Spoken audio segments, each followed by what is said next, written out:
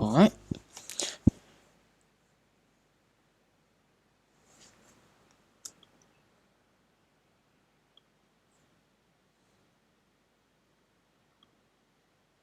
And let us go.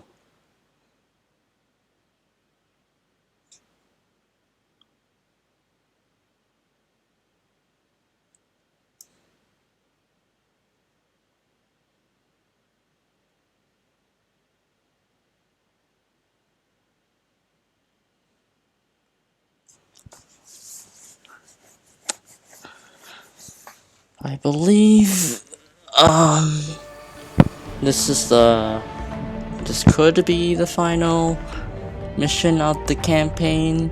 But obviously it won't, but obviously not the ending of the series itself, because I believe there is also a bonus section to the campaign that's only in the extended edition, so it won't truly be the end once we deal with this fortune engine in the city, in the world city. But yes, anyway, let's do some last preparations. Oh, did I read this already? No, I didn't. Alarms blare as you hustle Raymond from the Special Projects section of Prosperity Tower, but you encounter no resistance. Raymond unsteadily gropes his way through the corridors of the corporate headquarters, holding onto your elbow for support. Occasionally, the old man fingers the gauze dressed on his head with his free hand, wincing when he touches a tender patch. Tense minutes pass between the time you exit the building and enter the MTR station. The team remains on. Oh, okay then. Actually, wait, no, I think I already read it before. But anyway, just gonna run over to Spider Shen, wherever they may be. Oh yeah, should be there. Yep.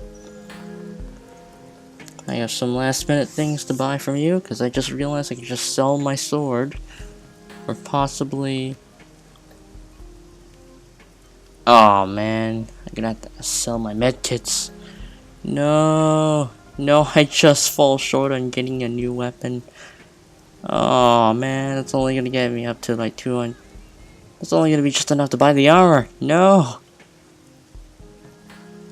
Unless I sell my medkits, but I don't know if I want to take that risk. I mean, then again, I have Gobet to heal me, and I also have Isobel's medkits, because I think Isobel's medkits are unlimited. Like every time we finish a run, she gets her medkits back. So I guess I shouldn't be too worried about it. Because that's the only way I can see this through. Because 75, that's 100, 125. No, that still won't be enough. No, 100. Yeah, that still won't be enough. I just fall short on that.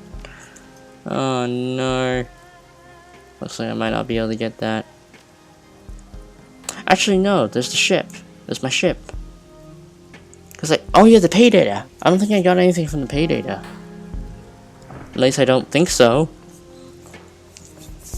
The pay data thing I got. I remember I posted it on the Shadowlands BBS. Did I get anything in return? Claim. Yes! Claim payment. Oh my god, I did! Woo! Okay, I have enough for the sword. Yes. I can actually buy it. Ooh, good thing I remembered. Otherwise, I would have ran into the... what could probably be the final mission of the base campaign. With, well, not at my full potential.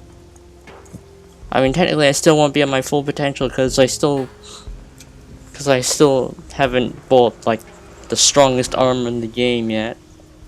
But I'm guessing I'll be able to do that maybe in the bonus campaign. If not, then oh well. And I won't be able to get all the cyberware I want, but oh well. Anywho, I will sell my sword to you.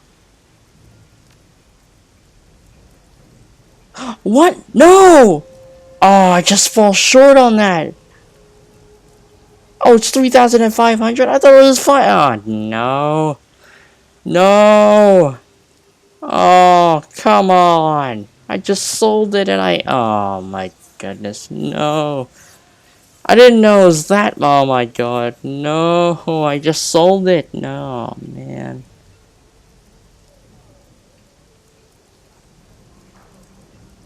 Oh man, I can only get the hand-forged katana. I can't get the Chinese war sword. No! Oh man. I was so close to getting that one. Oh man. I don't have anything else to sell. The best thing I can do is just buy the sword, buy the hand-forged katana, and just get another cyberware, which I suppose isn't that bad, but... Oh no, I wanted the Chinese war sword. No.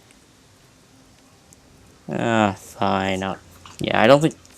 there's nothing else I could sell other than my medkits, but even then, it's not going to be enough to get the bloody Chinese war sword, because I wanted that!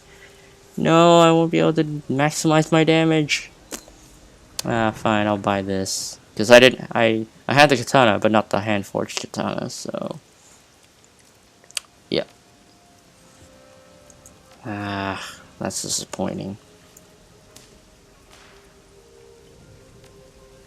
That is truly disappointing, I must say.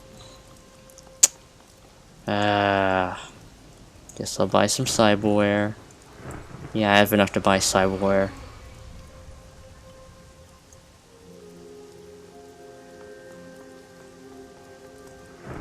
Oh, that's Raymond. No, I don't want to talk to him. I don't want to talk to him yet. I'm still trying to get ready for the end game of the base campaign. Oh wow, are people taking refuge in here? Who's this? Reliable Matthew. Matthew seems folded in on himself. He has a shell-shocked look. His head hangs forward, and he doesn't appear to see anyone, including you, despite the brilliant toothy smile plastered across his face. You doing okay there? Huh? What? Beautiful. Oh yeah, doing good. Great. Real good. Real. His voice trails off. He looks across the room at the two men leaned up against the wall, sharing a bottle of whiskey. I wonder if I can get some of that. Okay then. Well, I'm not gonna buy from you, because I'm not a raker. Chrome Alley is crowded with QA residents, crushed into the bunker-like space. People you know, clutching their heads, crying, some bloody. Steel Samurai can't talk. I've got a bunch of... Ambrose falls silent and stares at you. For hell, Steel Samurai, you look like you've been through a train wreck. I need some hardcore cyber right now. Are you out of your gourd right now? Ambrose's jaws drop, flabbergasted, and his brow wrinkles and his jaw tightens. You got that look in your eye? I don't know what the heck. I know that look. The heavy work look. Alright, I'll make time, but don't expect a soft wake up from the anesthetic or a fuzzy bedside manner. Get your ass on the table. I already got a jolt alert. She also Magnetar, noting that. No. Either the self-healing thing, or perhaps... No, I don't think I want that.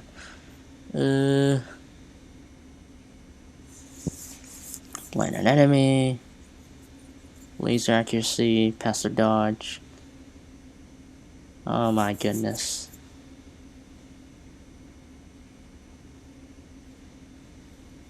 What can I afford? I already got 2 cybernetic arms, so I don't really... I could buy this.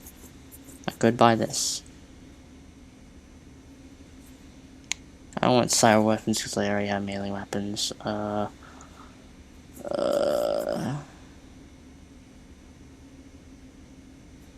That's another arm upgrade. I either get the passive +6 to hit with the eye, Or the shield wants the bone lacing Kevlar, or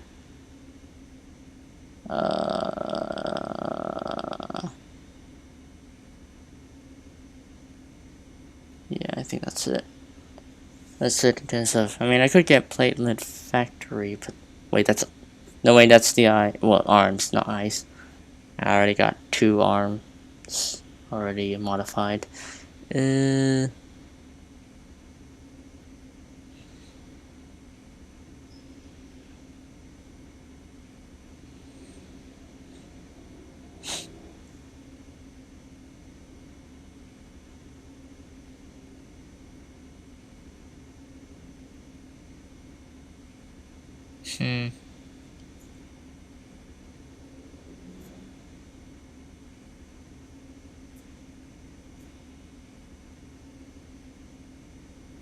Hmm.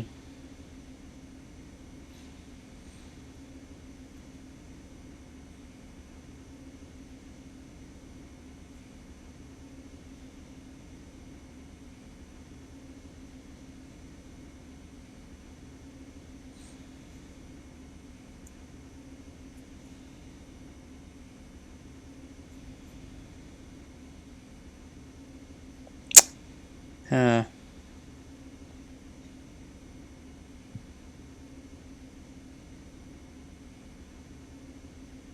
Hmm.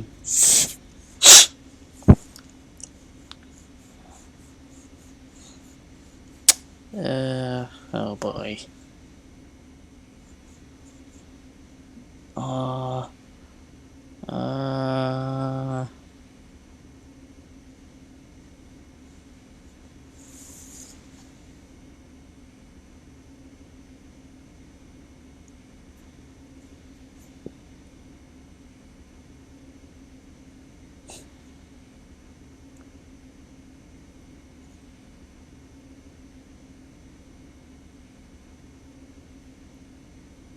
hmm.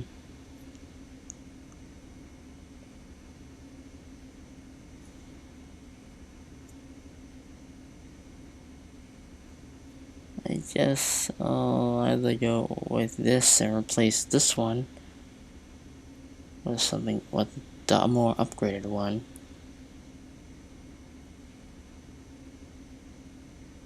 Or, okay, so these are the, okay then.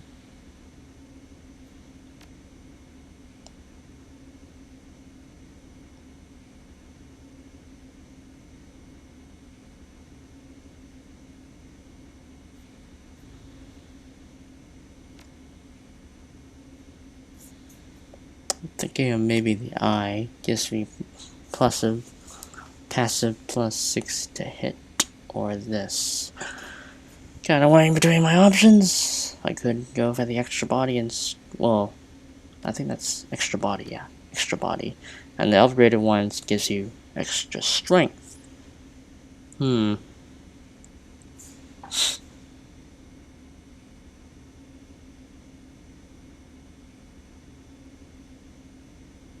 I think I go with the cybernetic eye. That gives me a passive +6 to hit. What do the other eyes do?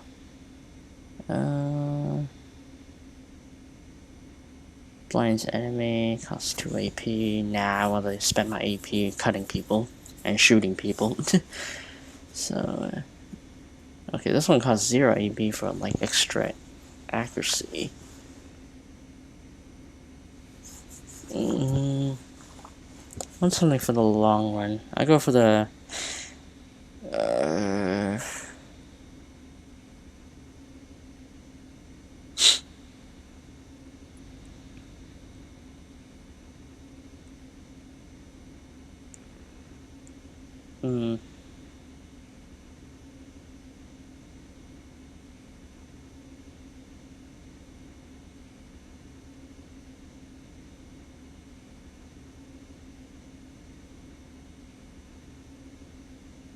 I think I'll go for the upgrade.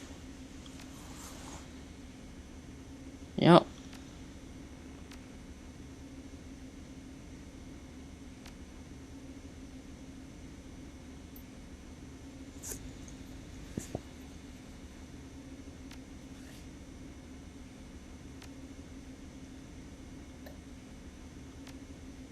Yep. I got the Kevlar. I got Kevlar bone lacing now. Alright. Save the game.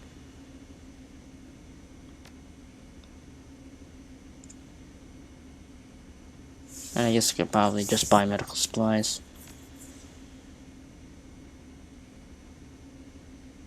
Oh, that's expensive.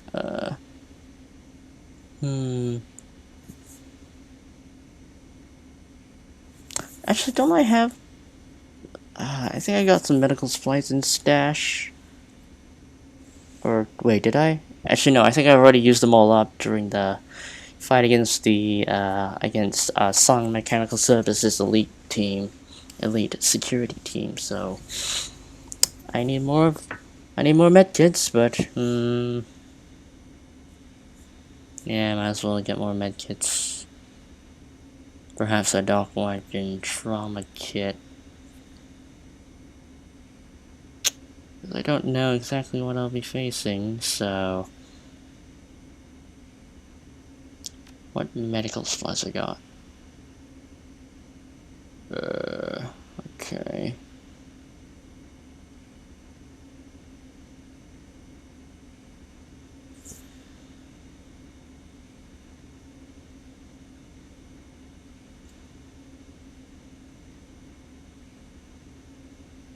How much does that heal? 30. Nah, I got these ones. Nope. Alright, gonna be going out. Godspeed, Steel Samurai. And if you can do something to stop my neighborhood going to hell, that'd be rock solid. That's the plan. And I thank you for the armor. Well, the new cyberware shit. Oh my gods. The whole neighborhood's gone to shit. Alright, Raymond, and it seems like my other team members are here. Raymond and Wu stand near each other, in the rain, staring at the walled city, not talking. The old man looks at you, weary but alert. You look like you have something on your mind, Mr. Chalkoff. Are you going to be okay, Raymond? I don't think so, no. I am the product of aborted brain surgery that combined with all that has happened, I doubt I would ever be okay. I have no idea when I will. He searches the ground for the word. Break. Raymond touches the bandage on his head.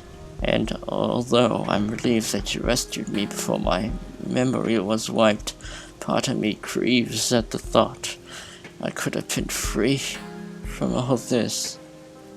I bet those people in the walled city wish they could be from all this too. Indeed, but they are proof people can adapt to harsh circumstances.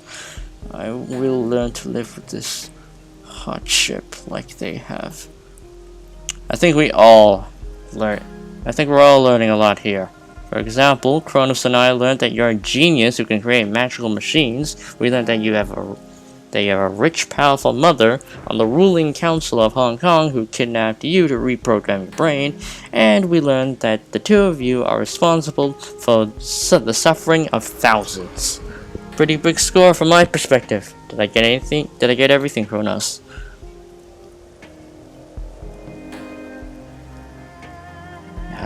Let him be, Duncan. Sure, I'll let him be. Right after we throw our lives away to try and undo whatever it was he did 20 years ago. He wheels on Raymond, closes the gap between them. You realize that you can't fix it, right, Edward? You can't erase 20 years of misery and suffering. The best you can hope for is to remove the unnatural part of it. Allow that horrible slum to be horrible without toxic chi or whatever you said. You're not gonna push the make it all better button. We can stop it from getting worse. We can stop her. Alright, let's not forget that at the end of the road, there's a demon goddess waiting for us. And I don't think she's going to be too sweet on the idea of us closing the door on her. No, but I'll tell you one thing. I'm not going to be like him. I'm not gonna run. Raymond cringes at all that. He screws his eyes shut, trying to ward it off. But then he's still for a moment, and his jaw sets. And when he opens them again, his eyes are defiant, authoritative. I did what I did to help people, Mr. Wu, and when I couldn't help them anymore, I left and I continued helping people in Seattle, in that teen center, in that slum I took you from. Or did you forget where you were from? Oh, I didn't forget, little man. How could I, with you reminding us of every chance you get? How you save a poor little Chinese boy? He lowers his head until it inches from the old man's. After you ran from thousands who looked just like him. My motivations were helping you aunt relative, Duncan. He points a bony finger at Wu, runs it up and down the orc towering above him. Look at you. The results are what counts. Wu doesn't pull back. He leaves his face a hair's breadth from his foster father. I know, Edward. Your motivations for building that machine aren't relevant here either. Wu cocks a thumb at the walled city, at the throngs running from it in terror. The results are what counts.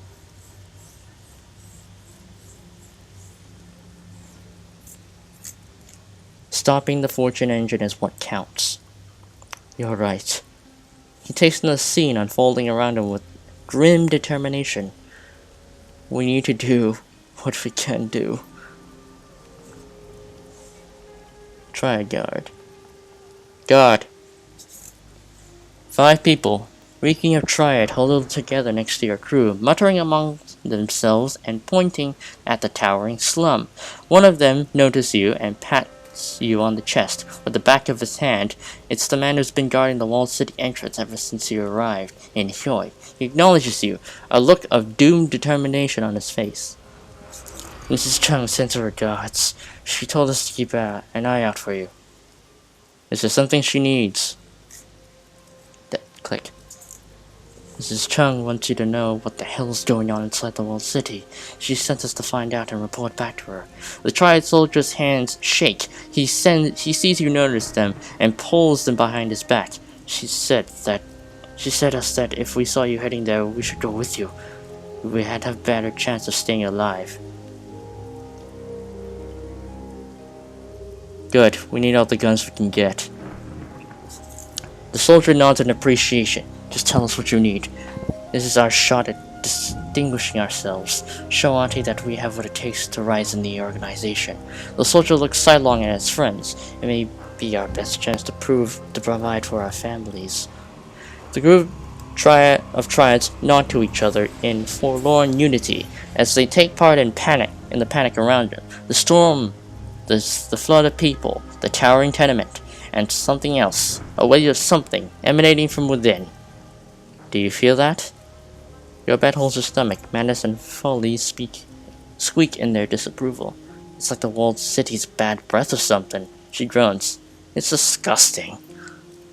I don't know. I'm clean. Just look at the place. Like life has no value or something. Like there's just no point to anything. That's the toxic chi. And it's exactly the point. We need to get rid of it. Fix it at the source, if I can. Raymond stares at the walled city, taking it in for the first time. The breath hitches in his chest, but the old man grits his teeth in grim determination. The fortune engine is located at the heart of the walled city. That's where I need to go. I'll drop a marker in the center of the walled city on everyone's PDA. See samurai. We should be able to weave our way through it to the machine. Raymond, what's the best route to take? The old man shakes his head painfully. The gauze bandage covering his new data jack catches a flash of lightning. 20 years since I stepped foot inside. Wasn't nearly the side then. No idea how to get there now. Only where we need to go. We can take advantage of the chaos. It may cover up our approach in case someone is trying to stop us. We should split up, keep Raymond back and out of harm's way. Look around and show. This whole place is in harm's way. It'll be safer if we split up. Steel Samurai leads some of us to clear the way to the machine. Auntie's men can follow with the rest of us, escorting Raymond once the way is secure.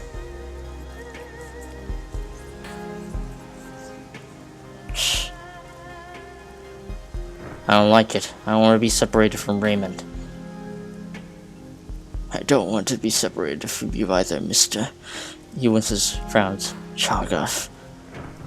But you are the right person to lead the first team.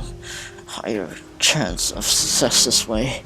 If we go in one group, one chance of success. But if this first team is lost, the second team can find another route. We still have a chance. Both teams, use your comm to stay in touch. We have no idea what we're gonna face in there. I'll be right behind you, Kronos. Take care of yourself.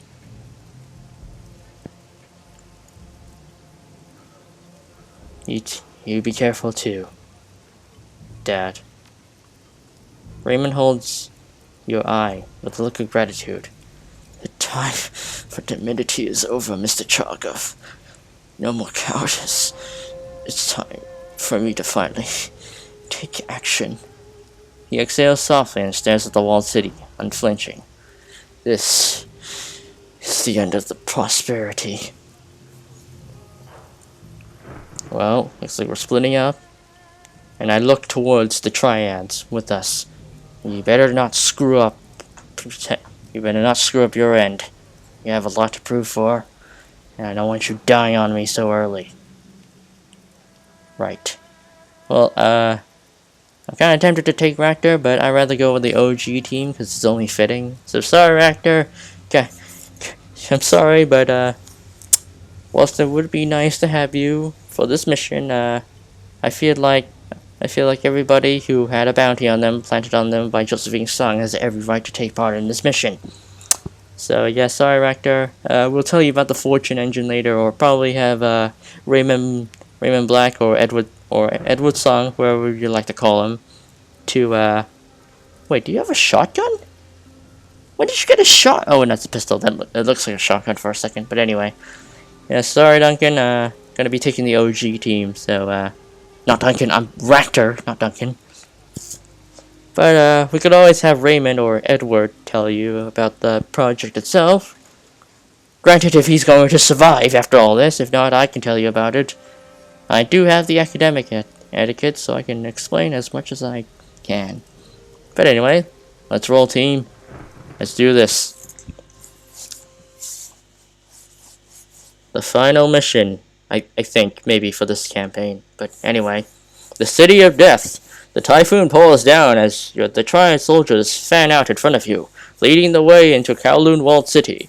Raymond shuffles along, alert and intent. Although exhausted by all that has gone on, he drives himself forward and will not accept help from anyone.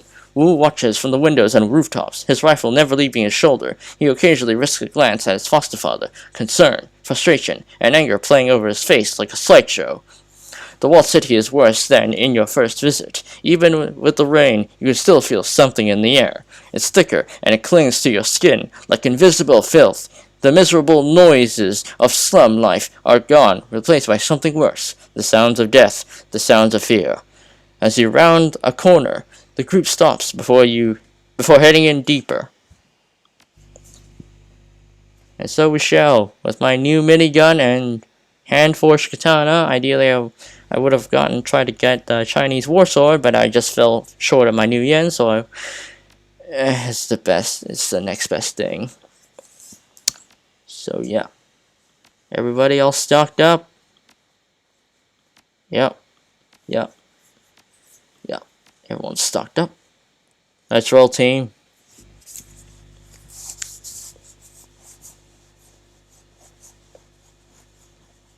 At least I have a minigun to mow down all the enemies. The inner walled city. What you've seen in your dreams feels tame by comparison. The atmosphere is humid, with oppressive weight of despair. You can feel it banging down on your shoulders, whispering for you to give it up. Lie down, await your miserable fate. Your skin feels oily and unclean. We're finally here. Finally past the trash heap that encrusts this place. He reaches out and touches a Duraplast wall. The paint has long since chipped away, but what remains is enough to tell you that what you're looking at that is the original exterior of the Kowloon walled city. It looks much sturdier than the ramshackle construction that has grown up around it. This is what Mother and I built. What was supposed to help people. All that we wanted was to help. Very poetic. Now let's move. I'm done with the talking. I don't want to spend a second longer in this place than I have to. The Yellow Lotus 49er scans the horizon, his head on a swivel. He's full of frantic energy that can only come from pure terror and combat stims. Raymond doesn't move. He stands there, staring at a painted section of the wall to his left. Tracing his gaze, you can see what he's looking at. It's faint, but it's there. A faded stamp of Sung Mechanical Services logo. Even this is a nightmare now. Decrepit and rotten and falling apart. He squeezes his eyes shut. It was supposed to be a good place. A safe place. And well, it isn't. And we all know whose fault that is, don't we? Her eyes flash daggers at your adopted father. She wears her hate like a mask. He looks down on her, expressionless. Yes, and that is why I have to fix it.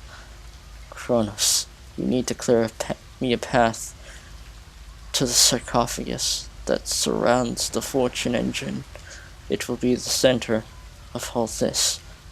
Please, please help me fix this. I can do it. I can't do it by myself.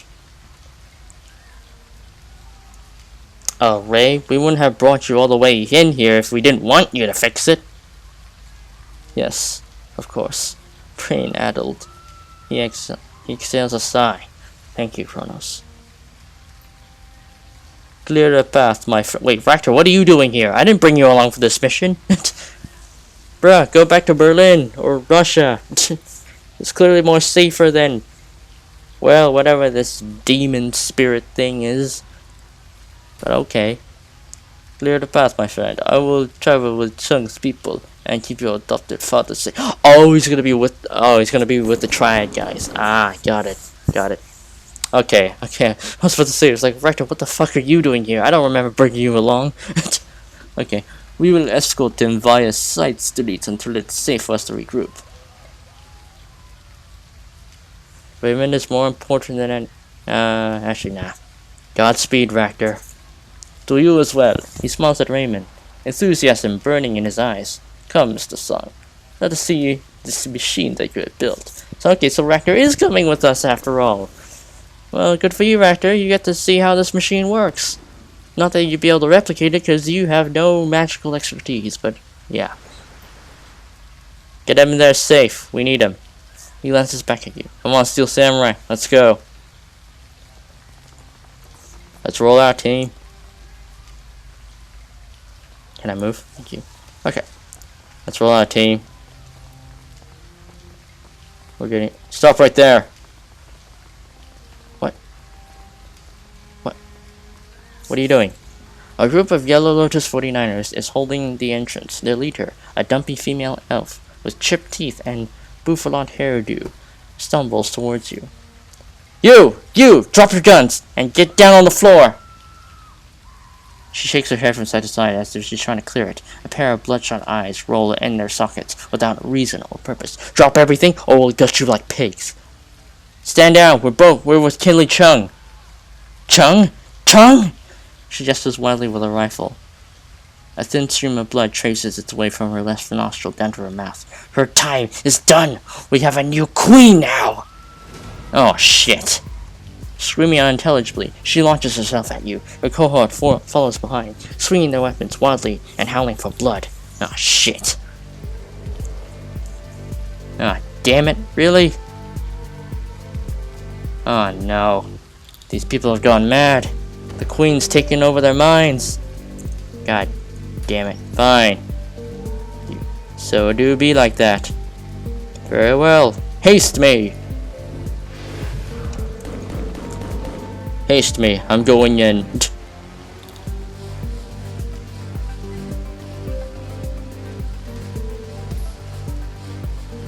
Kia! Kia! Kia! I missed. Kia!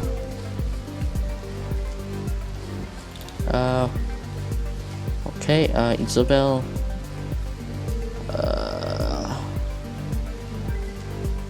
Is there extra room? No. Damn, they didn't really leave us with a lot of cover, huh? Okay, Duncan, I want you to move here then.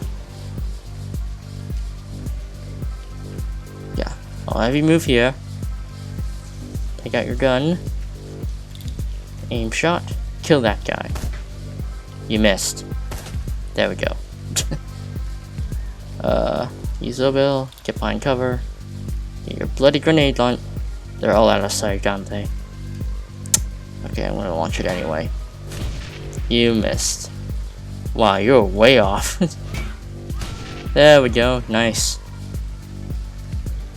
Alright. Ha! I like that's a mage. Or a shaman. God damn it. Ow!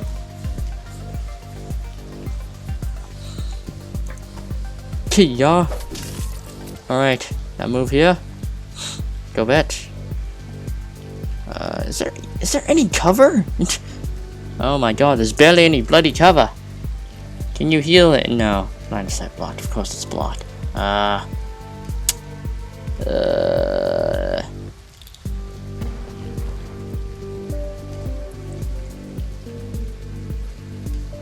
Okay. Well, I'm bringing out the minigun. Light him up. Hey. Holy shit, that did so much damage. Okay, beanbag shot. Fire. It missed. Great. Fire. Oh, I guess, nah, keep shooting that guy. There is no cover. What the hell? Where's all the cover? I don't want to summon my spirit too early. Thing is, I'll just shoot that guy.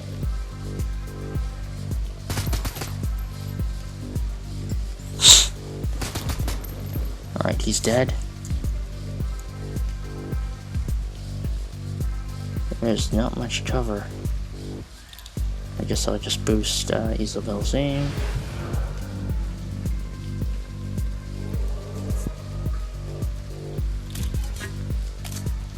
Alright. And fire!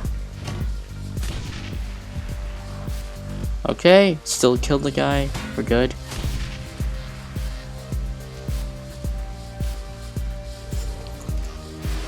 Oh, there's another guy here. I didn't know there was a guy over there. Alright, move up, team. We're killing him.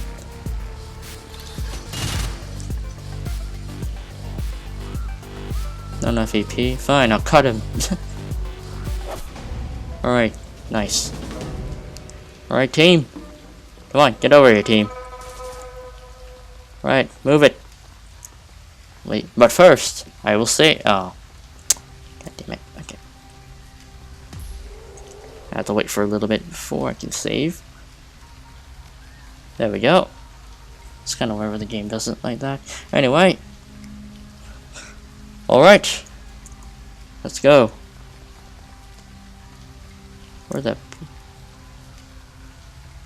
What's down here?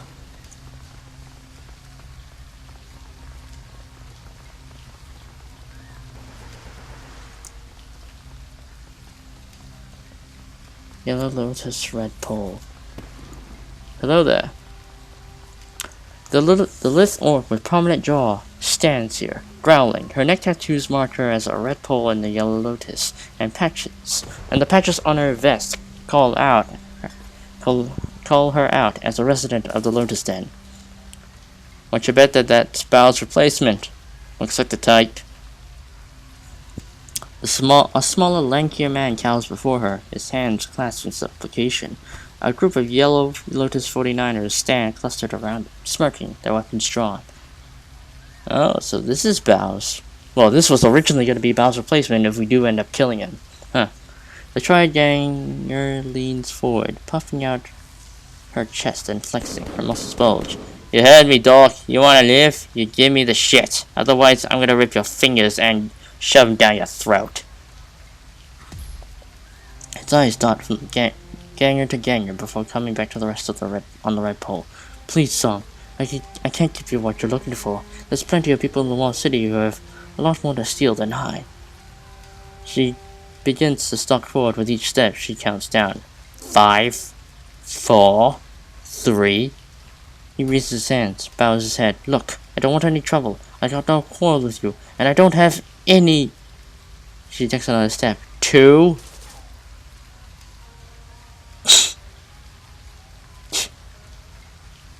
Yeah. Sorry, man. Can't stick out my neck for you. That's right. Run along now. Just talk. You can have it. Yeah, we got other pressing matters to do. I don't have enough time to deal with this. We literally have no time to be doing trivial shit like this. Because this is pretty much the apocalypse right now, and we're trying to end it. Accessing. Turret System Center, main menu. Isabel, you got anything to do with this? She lets out a chuckle. I made a habit of cracking song encryption. It's basically easy as flipping a switch at this point. So I flip the switch and the turrets go down. Simple. She manipulates the electrical panel in front of her and some lights flicker and fade from the display. Done. Alright, that's one obstacle out of the way, I suppose, and I'm just gonna plug in. Let me explore the rest of the map. Is there anything else I need to interact with? Okay, now that's where we came. Okay. We can move on now.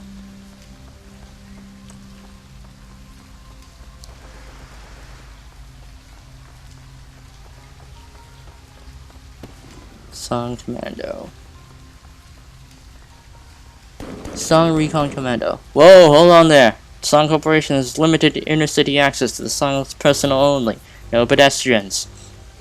If you don't take kindly to the idea of an early death, I suggest you hightail it out of here. No, nothing but hell at this point beyond this point anyway.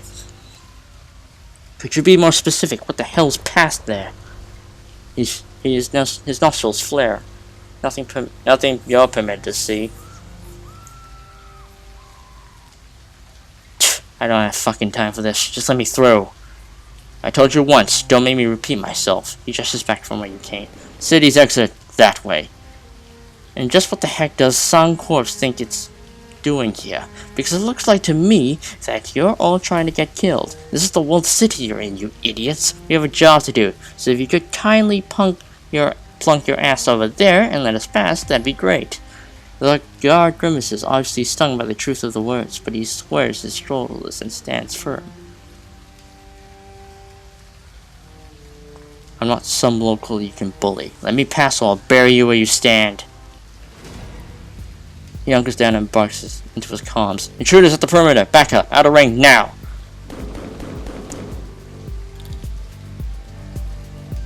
Yeah. Waited until they say that we disabled their turrets. Okay. Get back here and slice him up. Easy. And thrust. Kill him. He's dead. Oh my god, I do so much damage now. Yes, even though it wasn't the Chinese war sword that I got, the next best thing was the... Well... The next best thing was pretty much the hand-forged katana, which was better than the katana I originally had. And you missed. You missed again. There we go. Okay, go back, get behind cover. And haste me!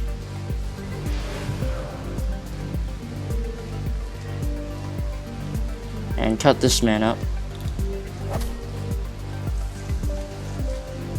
Isabel, you are not in cover at all. Fire!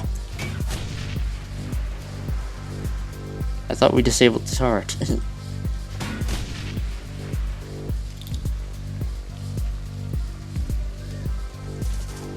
I think we did disable the turret, it's just it still takes damage, and wow, you're an idiot for bringing yourself out in the open like that. But then again, you barely have any cover.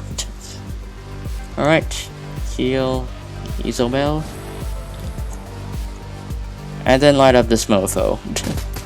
Yeah, that was really dumb. Kronos, stab this guy.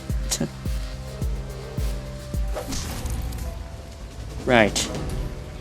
Easy. Yeah, we pretty much got the drop on them there. Let's get moving.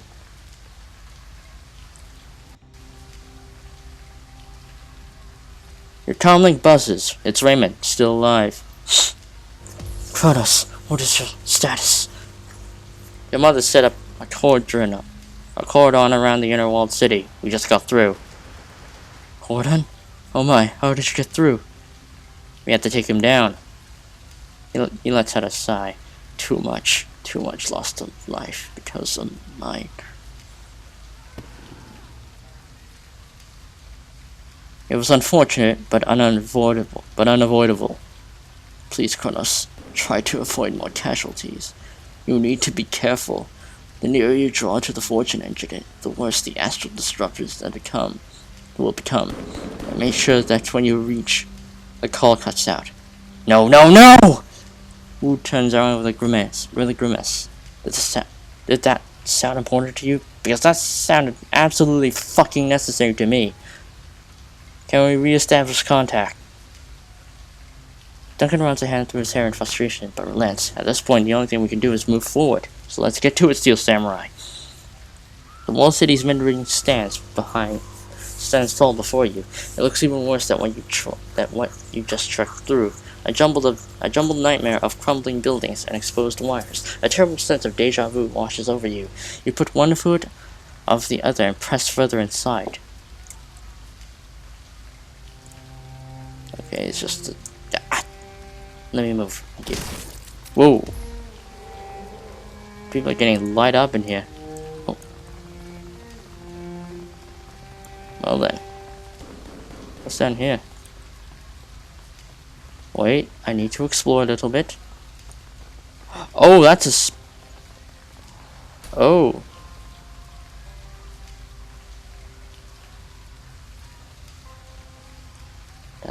A servitor. Is that a spirit? I think that might be a hostile spirit, but I don't want to get into unnecessary fights right now, especially when they don't give me karma or XP, because you only get that after the mission, or when you do like little bonus thingies that require skill checks. Anyway, the crowd is in a frenzy. They're shouting, screaming at the security officers who block their progress. A dead body lies in a rapidly expanding pool of blood at their feet. The gloves are off. They've already killed a man. This is gonna get ugly in a second. To hell with this. A burst of staccato gunfire cuts your sentence off. The gunfire rips through the crowd and tears up the ground at their feet. A warning shot. No bodies hit the floor, but the guard who fired the shot is red-faced and screaming, and his weapon is leveled directly at the crowd. Back away! Back the fuck away! The muzzle of his weapon dips and weaves as he barks out orders. Those in the front of the crowd try to backpedal, only to run against those surging forward from the back. I'm warning you, clear the area now. Please, this is our home. Our families are still inside. This is for your own good. We are here to protect you. He gesticulates widely, spittle flying from his mouth. You can't be here. Back away. This is your last warning.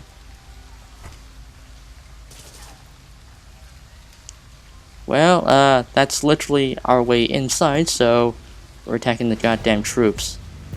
As you raise the weapon, you see them ready their own. Are these our guys, or they're not?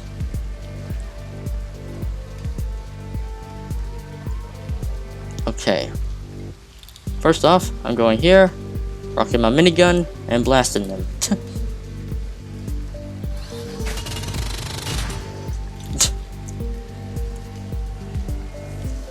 This is Duncan, okay.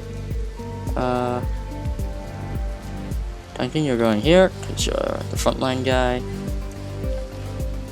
Shoot that guy. Go bet.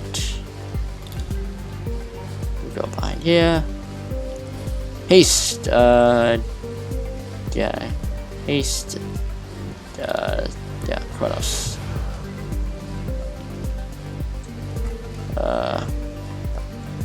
That's a bit of the downside, but I guess I don't really have anything to overwatch, so I guess I'll overwatch here, cut anything up before they get here. Am I behind cover? I can't tell if I'm behind cover. Man, I don't really have a lot of cover options, huh? There really isn't a lot of cover options. Okay. Alright. Fire! Nice. I thought Oh, it's our turn. Oh, we got a surprise round on them. Got it. Alright, light him up. He's dead. Man, that does so much damage. Light him up. Duncan. Fire. Fire again.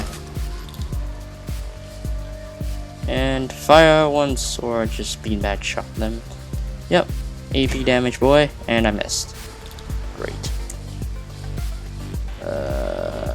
Yeah, I'll light. No! What are you doing? Oh my god, you idiot. Why would you move there? No!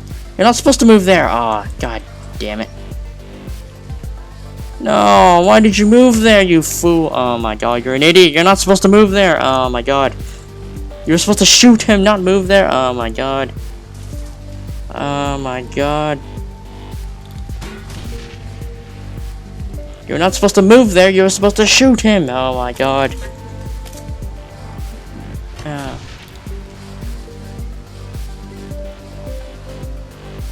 Oh my god, why did you move out of the cover like that? Oh, that's annoying as hell. There's all the civilians. Oh wait, he wasn't blocking the... Oh, was he blocking the... Yeah, he was blocking the entrance. I had to kill... Yeah. Good thing I clicked this aside enough for that surprise round we had. Anyway, light him up. Alright, we're good. Alright, everybody, run over here. Oh, what do you have? Detonator. And a detonator? What the... What is it? Company detonator for standard military explosive charges. They planted bombs here? They planted bombs? Well, they had bombs or something, I don't know. Is there anything in here? There doesn't... Oh god, where's this light? Okay. Alright, continue on from here. Open the door. They're banging in. Open the door. Open the door. Okay, there we go. Can I please move? Thank you. Ah, shit. What the... Oh, it just killed someone. Oh, boy. Oh, man. Oh, shit. Oh, that's not good. What's over here?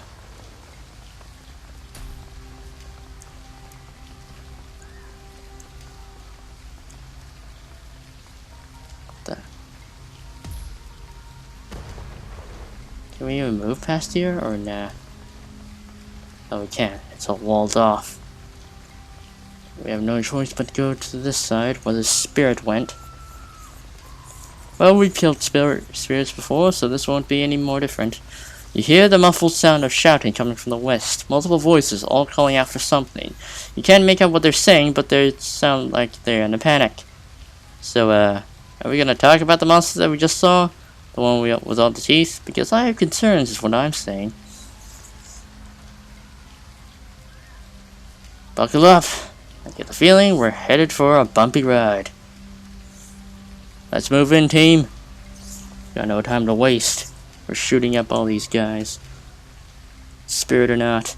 You've been walking for what feels like hours, picking your way through the claustrophobic alleys of the inner walled city. It feels like you're traversing a war zone. Dead bodies litter the gutters, and some have been guttered by gunfire. Others have suffered stranger and more terrible wounds. The rattle of distant automatic weapons fire rings in your ears, intermingling with the faint screams of agony and terror. It's better and better, doesn't it? Well,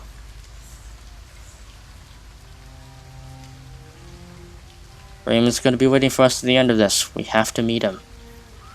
Right, we have to keep moving. After all, we can't keep the malevolent demon god waiting. Ahead, you can see the cluster of Song security personnel. They look to be embroiled in some sort of argument. If they notice you at all, they don't show it. Watch and wait. As you watch, one of the officers loses his cool and starts shouting. She's here for us. I've seen her in my dreams. What is here? I don't know what you're talking about, damn it. The security officer looks over towards his partner, his eyes bulging. His body language makes you think of a wounded animal, panicked, terrified, ready to lash out at anything within reach. He shakes his head like a wet dog and focuses on the woman beside him. I know how to keep us safe. I saw how to do it. He reaches for an object that is clipped to his belt. Open your mouth. You're crazy. Keep away from me. I mean it. She backpedals, reaching for her weapon, and shouts at the third guard. Get back up! Who has gone insane? Without a word, the third Song guard takes off running. As if on cue, the deranged security officer takes another step forward. This is for the best, young. Trust me. I'll do you first, and then I'll do me. The light shines on the black iron. He holds a multi-tool clutch in his hand. You see that he's configured it into a set of pliers. By the time I'm done, she won't be able to hurt us anymore. With a flurry of motion, the man with the pliers lunges at his companion. She drops into a fighting stance and meets him head on. Oh boy. They've gone crazy. They gone fucking crazy.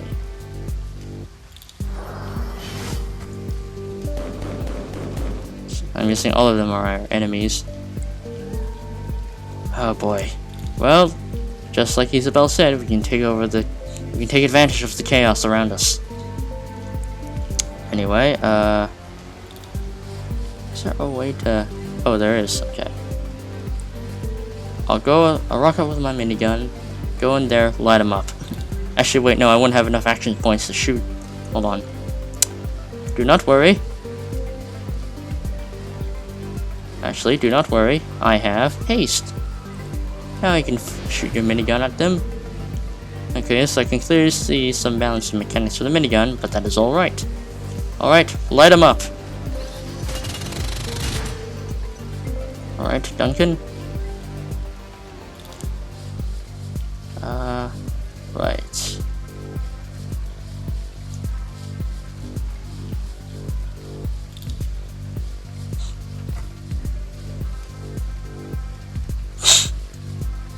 Isabel, take cover. He's behind you.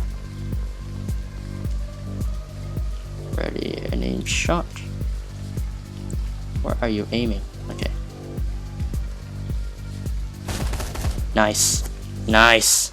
Good job, Duncan. Good shot.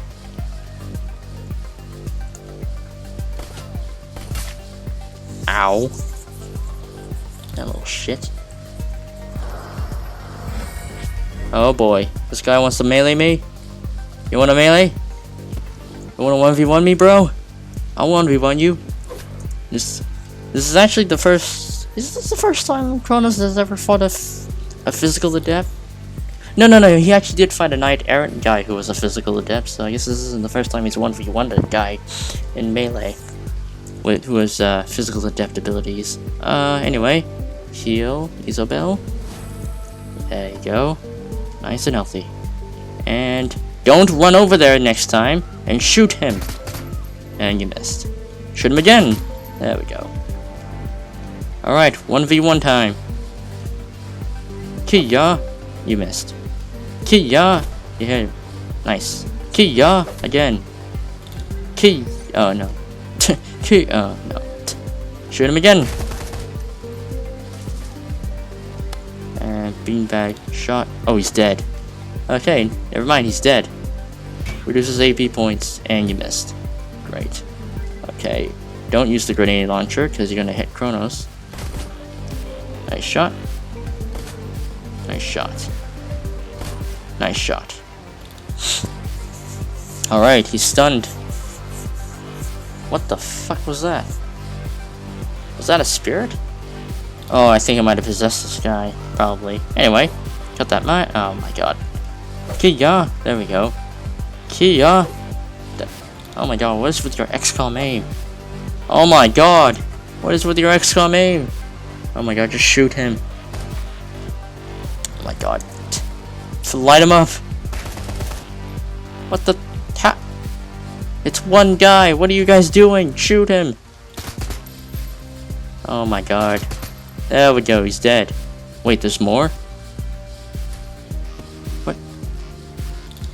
Where? Where? I don't see him. What the heck?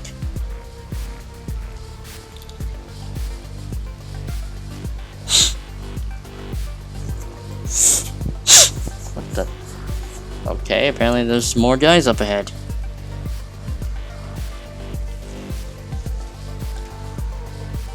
Okay, Kronos will take point. Get your minigun out.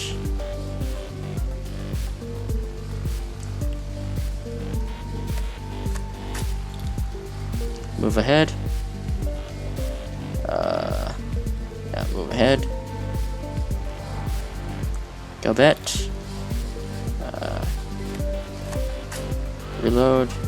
Then move ahead. Use a bell. Is it cover? Yeah, let's cover here.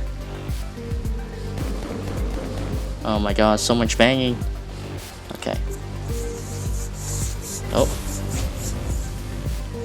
Wait, what are they fighting? Are they fighting a spirit?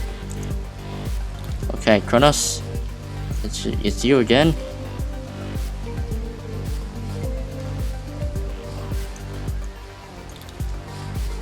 That's a mage. Nice. Duncan, you also run up ahead. Do some AP damage on this guy. You missed again. God damn it. Everyone's got XCOM aim. Okay. No wait, no, don't go behind that. There's no cover there. Isabel, is there any cover? Is there any cover? There's some cover. Okay, you go behind here then. And fire a grenade at that guy.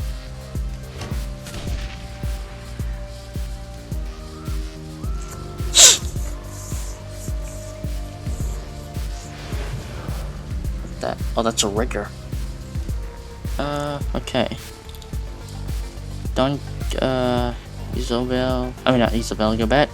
Haste Kronos. And shoot that guy. Oh. What the heck did he boost then? More song security up ahead.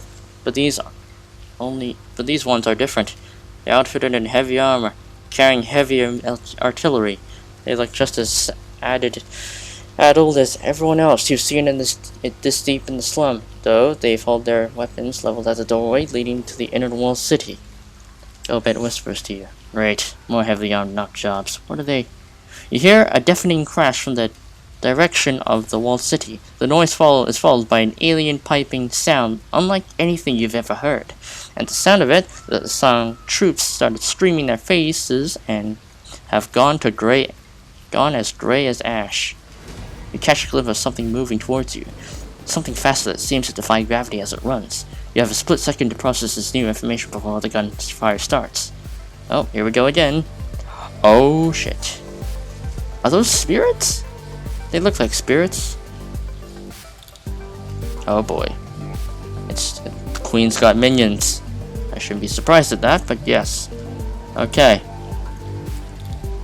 Oh my god, we have to fight both of them at once? Oh my god. Oh, that's what they were fighting. They were fighting these guys. Or not, maybe, who knows. Okay. What to do for positioning? Where's good cover?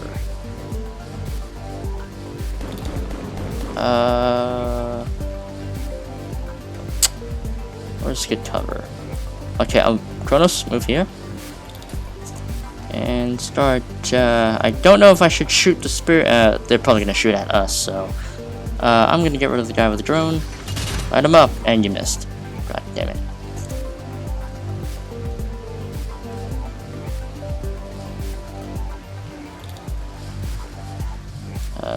Okay.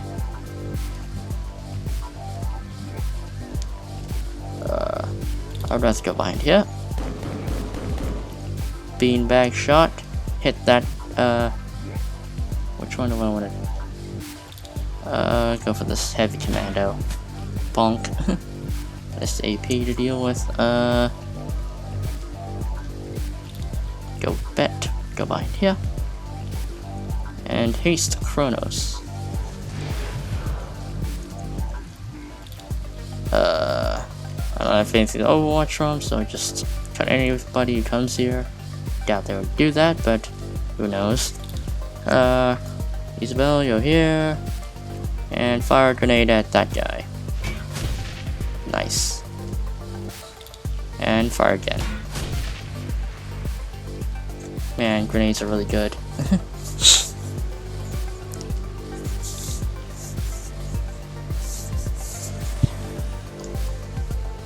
We'll deal with the spirits when they come, like, right towards us. Oh boy. They got monk skills. They got physical adept skills. Oh boy. Okay, well, first we deal with the bloody rangers, because they're most likely going to shoot us first, so, gonna go here. And shoot the commando. Oh, let's see, actually, would you mind giving me some aim? Thank you. And, shoot, this guy. Shoot the rigger. Aim shot. Fire. He's dead. Okay. Kronos. Light up, this guy. Light him up again. Yeah, hit or miss, whatever. Right. Isabel. Fire. Alright, nice.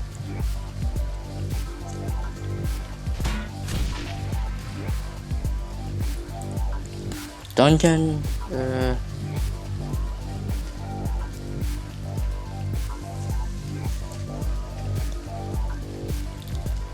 probably gonna aim at this guy here.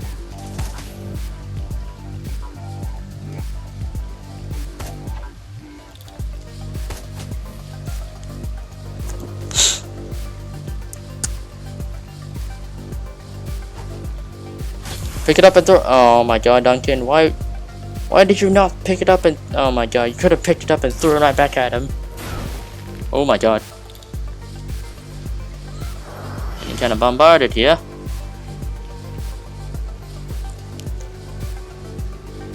Oh boy.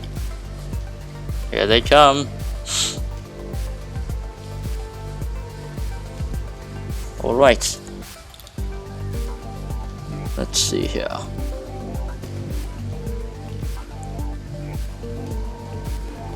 I'll give Kronos more aim. I think I've already given him it. Oh, well. Whatever. Shoot that guy. Oh, I should have cast the fog. Whatever.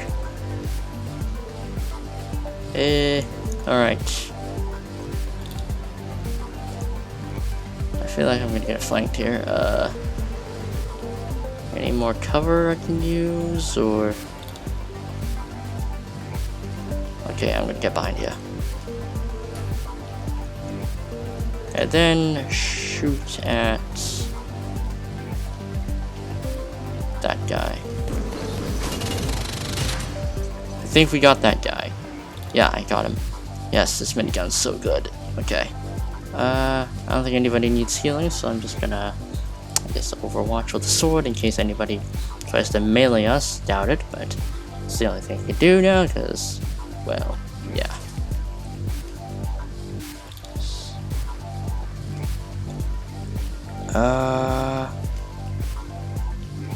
Isabel.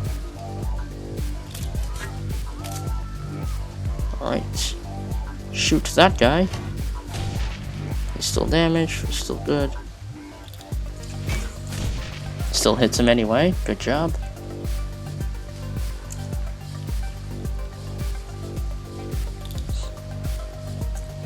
How far can I throw?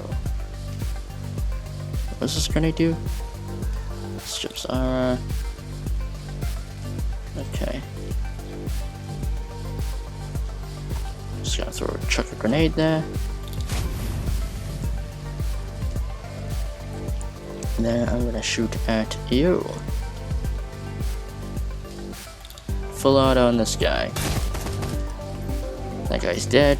Or not. He's still alive. It looked like he was dead. You're just gonna run in there and shoot up those spirits? Oh, you are a fool. Oh, that guy's dead.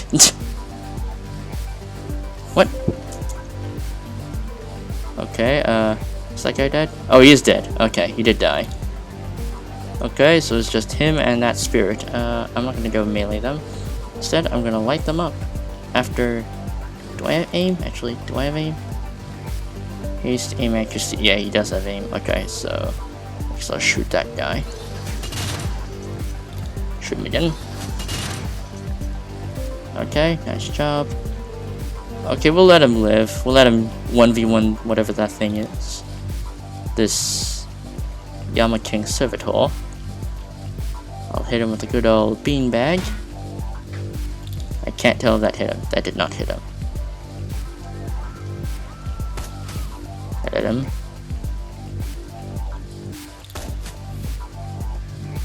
Go a bit.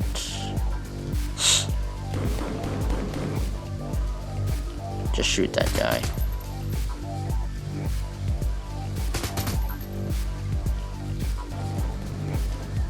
Reload.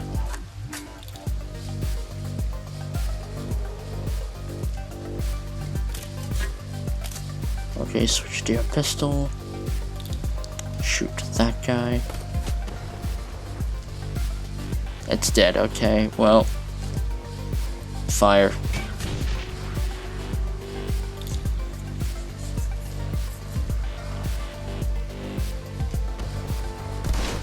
Ow. Alright, cut that guy up. He's the only guy left.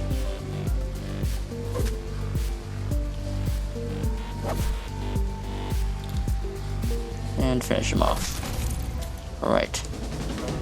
Alright, team. Let's ransack anything we could find in this place before we go. Doesn't seem like it, so we're good to go.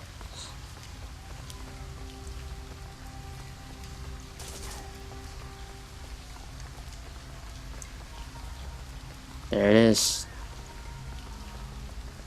The center of the walled city. Let's move in, team. Let's go. Time to go. Oh, I hear death. Gain access to the center of the walled city.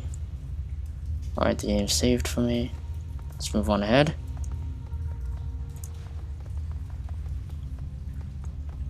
Where the hell are we? Oh.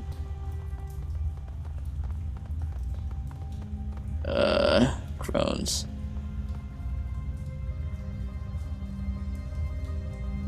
What did I do? Did I put him out of his misery or did I heal him? Kowloon local.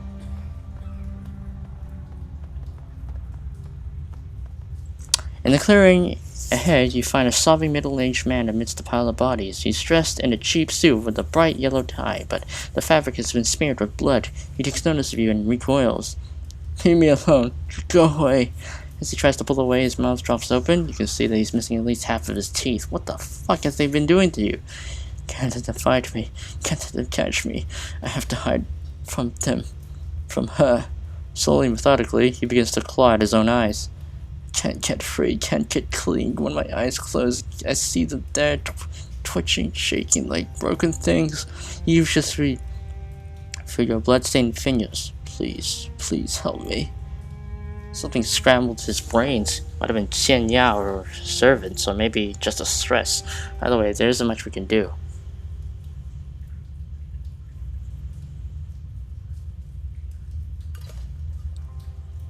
What happened to your mouth? We all did it to try to keep away, just like the stones. His eyes well with tears. It didn't work out. I didn't have the courage to cut out my tongue. I think that I've seen the things that you're talking about. The crescent-shaped heads, twitching movements. He nods, staring at you through red-streaked eyes, drooling. Fire and pissing blood. Bodies like gums of some sort of huge animal, teeth thrusting under pink flesh and the thorns on a rose, shaking, trembling, and their horrible smiles. His entire body begins to tremble. He doubles over, clutching his head and sobbing. The tears splatter down on the mangled corpse at his feet. We better get moving, Kronos. Gotta stop this before those things drive as crazy as he is. Yeah, well, the best thing we can do is help you stop all this. He stops uncomprehendedly. Well, let's get moving.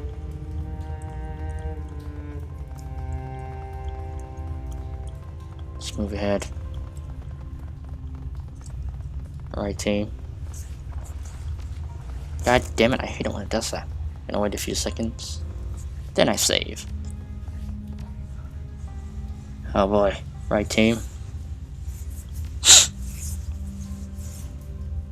What's my current stats? Actually, I'm kind of curious. Haha, 11 strength. Nice. Anyway, let's move. The sound of the typhoon hammering down the outside is nearly drowned out by the noises of evacuees fleeing their ordeal. The air smells of fear and bodily fluids, thrums with the brass note of expectation and doom. You pause for a moment in the eye of the hurricane. Ahead, the cancerous core of the walled city and its concrete-encased fortune engine await. No word yet from Mr. Sun. Think he ran again? I don't think so. Good. I'd rather not have a showdown with a demon goddess shutting down that machine. Sounds much easier. Let's continue clearing a path, make it easy for him to follow. Let's go, team. You're about to leave this location and move on to the heart of the walled city. Continue? Yes, I've already saved. Let's move in, team. Got no time to waste. We're on the breach of we're on the edge of an apocalypse here. We don't want some demon goddess to take over. The deafening rattle of machine gun fire fills the air behind you, and the metallic tang of blood cuts through the stench of garbage. You press forward, waddling through block after block of insanity, chaos, and death. All around you, the walled city is descending into a churning cauldron of depravity and violence. The comms of no use. You've tried several times, but there's still no word from the B team. No sign of Raymond or Killy-chung, triad soldiers. Finally, you reach the center of this hellhole, an industrial hatch with its door ajar. This is the place where Raymond Black built his infernal machine, the threshold which Qian Ya, the queen with 1,000 teeth, clawed her way into this world. And I'm gonna put several bullets in this goddess. Even though it may only be a part of her, it still will provide some karma. The walls here are thick, steel reinforced. Braids of thick cables run across the floor, and computer equipment, now hopelessly out of date, adorns every elevated surface. Something in the distance is calling to you. It's faint, but you can feel it, the bone-shaking thurn of an enormous machine. This is prosperity, just like in our dreams. He scans the room, scowling. The fortune engine has to be somewhere in this complex. Keep moving. The sooner we find this thing, the sooner we can get home. Let's get moving then. No time like the present. She tucks her rats into her hip pockets for safekeeping. And if your foster father doesn't get here soon, I'm gonna poison him. No joke. Right. But first, I have karma to spend. Whoopee. Guys, let's see here. Do I upgrade my quickness?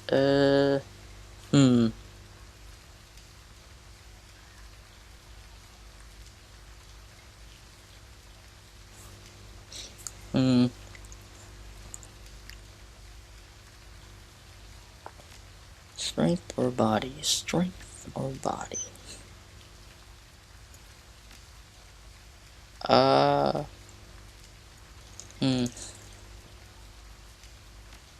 Cause, 9,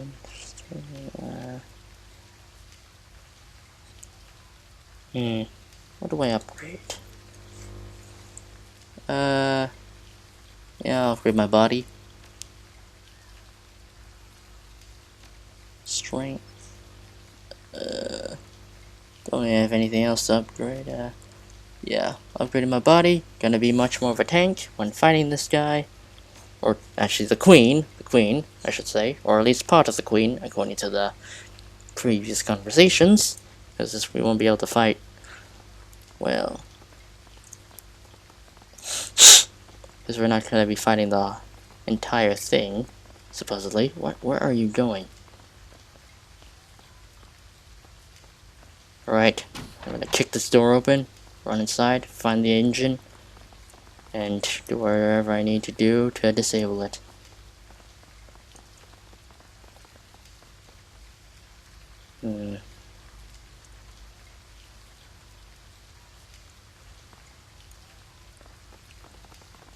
Inspect. The door has been sealed, looks like it's been shut for quite a while. Gotta be somewhere to get this door open. Anything of note down here? Let's see. Yep, medical supplies. We're gonna need them. Shamanistic salve, yoink. Alright. Let's search this area. Is that another? No. Hey. Ooh, something here. Terminal. The terminal winks to life as you approach. It's still drawing power. That's promising. Her gaze traces across the screen. The thing isn't even password locked. The display looks corrupted, though. Lots of garbled text and gibberish on that screen. As long as we can open the door with it, we're good. We don't need it for anything else. Well, don't look at it yet. We gotta explore the rest of this area. Anything of note?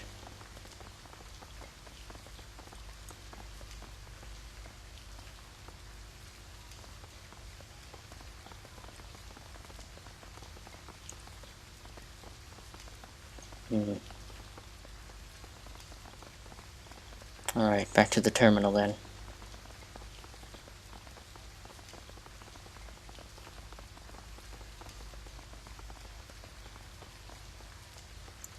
Prosperity Admin Terminal. Random garbled shit. Okay, attempt to open the door. Fortune Engine's testbed. Here goes nothing. You select the door controls from the computer's menu and command them to open. The screen flickers, then goes dark. Damn it, let me take a look. Suddenly out of nowhere, a wave of nausea grabs you by the guts and twists. It doubles over, then fades. Don't consist of face you once knew. What was...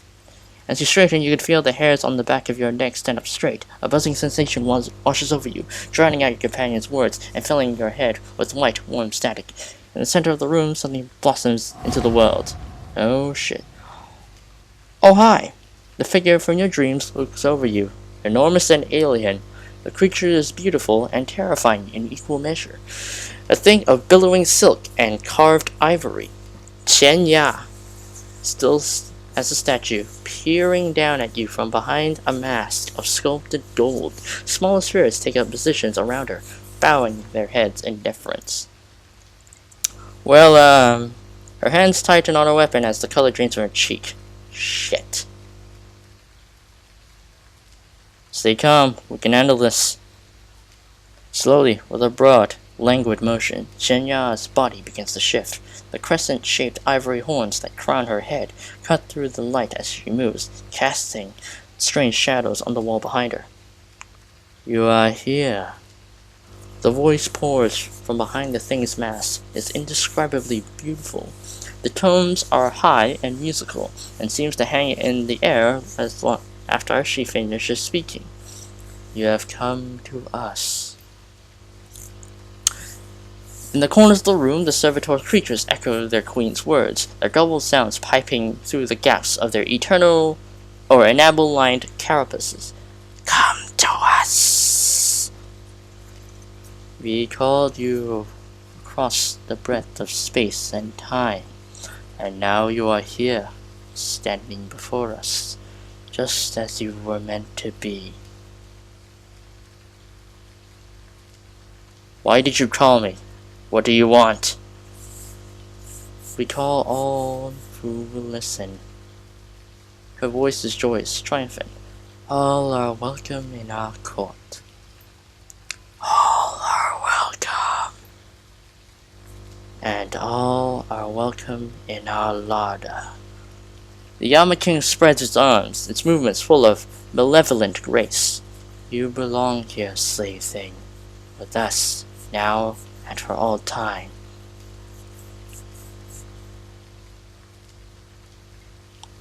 Okay.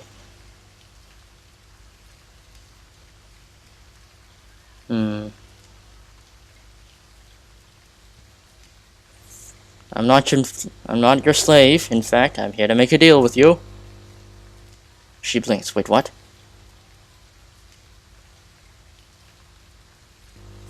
Wait, no. Okay, guys. I have a plan. Don't worry, guys. I have a plan. Hopefully. The queen with 1,000 teeth. Don't worry. I'm not trying to side with her. I'm trying to figure out if there's a way to... an easier method to defeating her. The queen with 1,000 teeth lowers her head contemplatively. Her incandescent veil ripples like silk as she moves. Such a thing could be arranged. Such a thing could be arranged, perhaps if you are worthy. And how would I prove myself worthy? Your part is simple. The musical tones of the Yama King's voice are high-pitched and giddy. You need only endure. It opens its arms to you, offering a view of chisel-like teeth that protrude from its flesh. Saliva glints on bone-white enamel. All around you, the gibbering of the queen's servitor grows to a fever pitch. Gobet stares up at the creature, her eyes darting across the shimmering expanse of its body. Well, it's official. I'm terrified. The queen with 1,000 teeth lowers her head, and unnaturally thick air turns rank and cold. Waves of nausea whack your stomach as a foul wind slides over you like mud. You will be tested meat.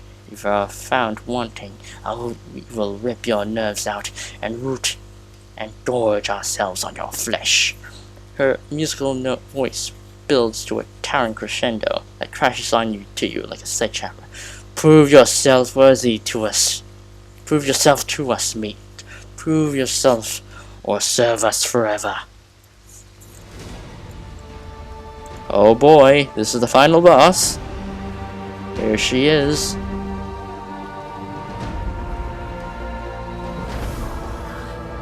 Oh boy.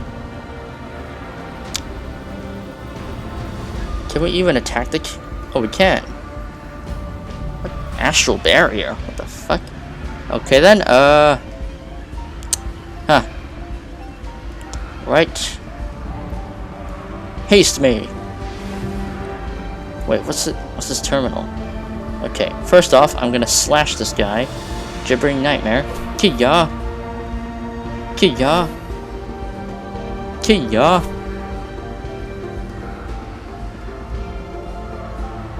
Duncan!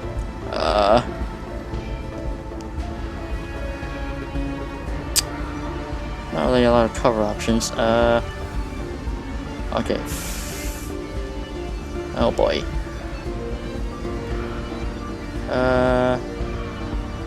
Isabel, you go here. And shoot a grenade at the queen. 69%. Nice. They're immune. It's the barrier. Okay, good to know.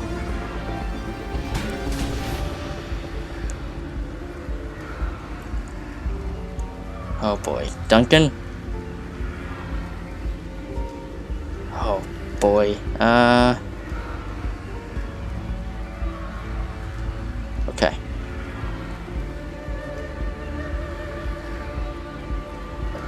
Shoot that guy. You missed. Shoot that guy again.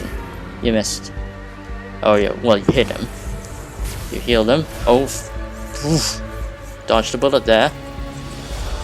Oh, I see. We're gonna... Oh, I see now. She's drawing her power from those machines. We're gonna have to disable them. I see it now. That's why the map is so big, because we have to run around the place and try to disable all of them. Okay. Isabel, snuff out that flame. Okay, reload. And get the fuck behind... get the fuck back to cover. Okay, Kronos, I see what we... Alright, I see what we have to do now. We have to snuff out all these flames. Okay. Okay, I don't want to split up, so we're gonna have to move as a group. We got this, team. We got this. Go bet. Oh boy. That thing is gonna hit us. Move here. Buff Kronos. And I guess shoot.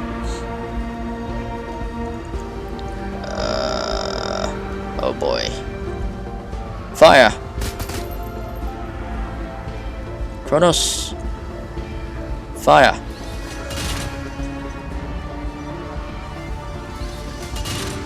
Alright, it's dead. Gotta move slowly.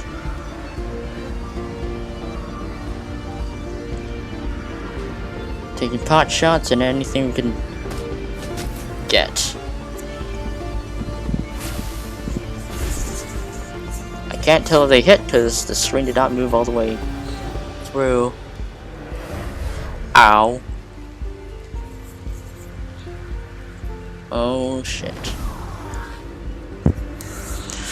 Oh boy, there's a lot of them. Okay. Well. Kronos, get behind cover. Light him up. If they get close. Duncan. Need you to move back here. Pot shot this guy. Take an aim shot. Shoot that guy. Go bet. Oh boy. Oh shit. Okay. Okay, this fog is nowhere near enough.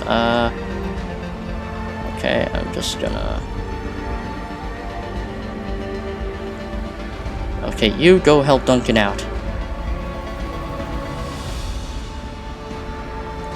Shoot that guy. You missed. Great. Go bet.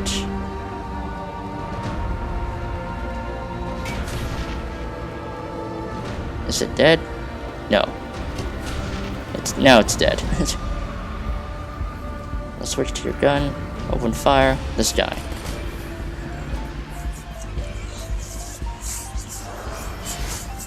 Oh boy. Here we go.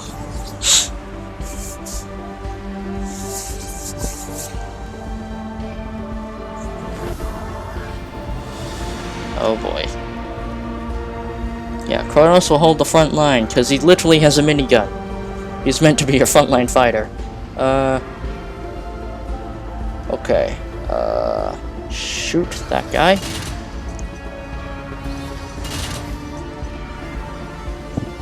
Isabel.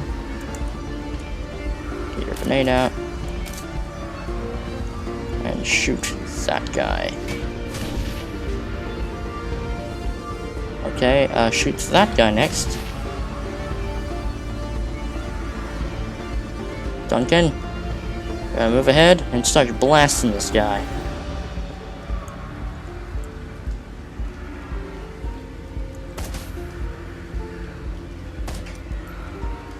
Go bet. Should I summon my spirit? Not yet. No, not yet. Just shoot this guy. Okay. Oh boy. I'm gonna be fighting a lot of guys. Ow! Wow, that did critical damage right there. Ow! Oh my god, what is with these crits? I mean, good thing Kronos is a tank, but holy shit! Okay, well, Isobel, patch up Kronos, please. Reload your grenade launcher, and fire!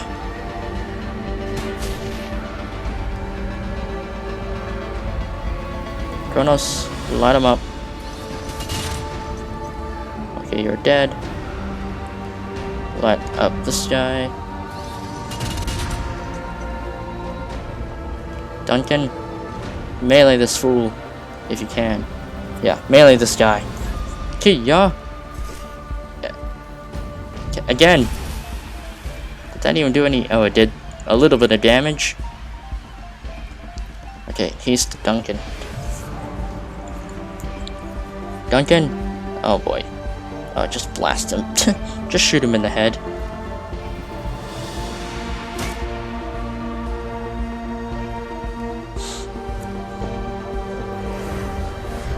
Ow.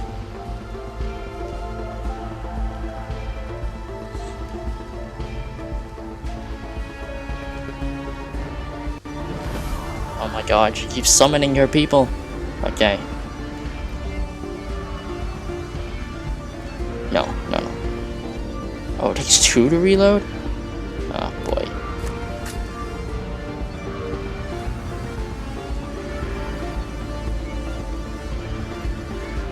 I'll heal myself then.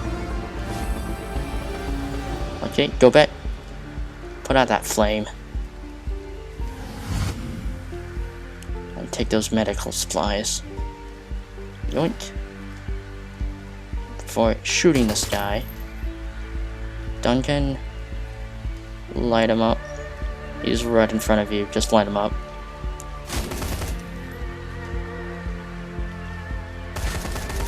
It's dead. Alright, good. Isobel, get your grenade launcher out and fire!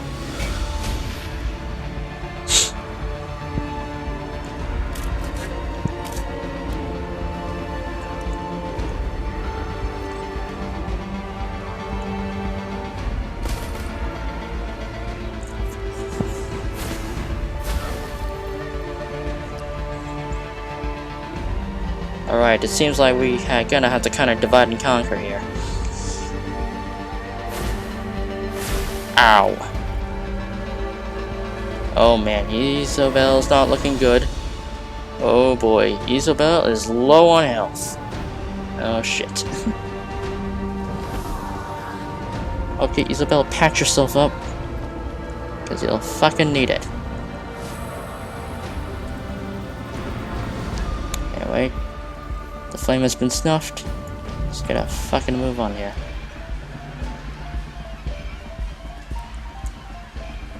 Okay, now's a good time to summon your spirit.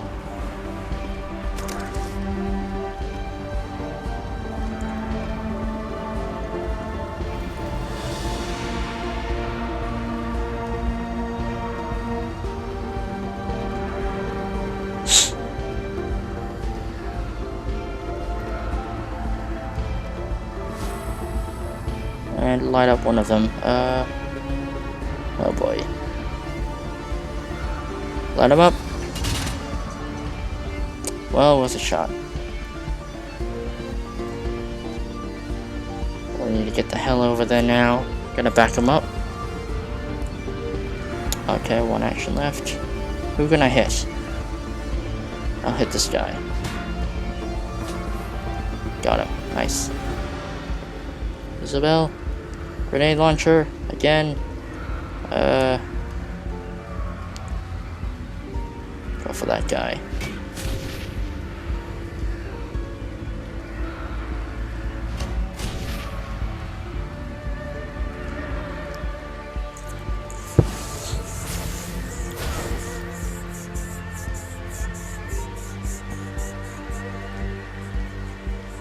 We need to get rid of those flames so we can actually start killing this.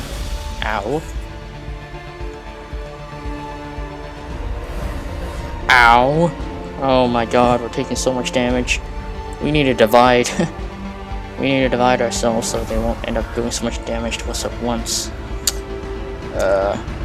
Help. Okay, little rat. Do your thing and start attacking. Yeah, just run in there and start attacking. That is the best we can do right now.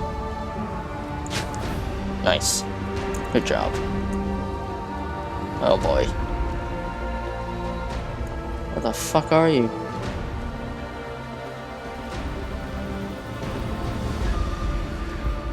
Oh shit. Isabel, you need to separate yourself.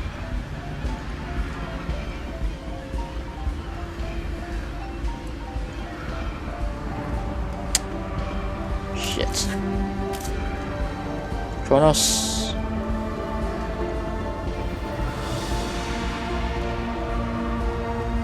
Oh boy. Patch yourself up again. Oh boy, we're taking heavy fire here. Duncan. Oh boy. Get together with Kronos, start firing. Oh boy.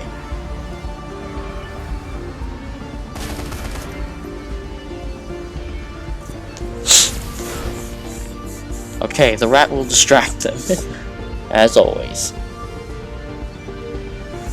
We got 2 spirits at our disposal to distract them, so we'll be good. Hopefully. Anyway. Ow. Oh my god. Ow. Oh my god, we're taking so much damage. This is not good.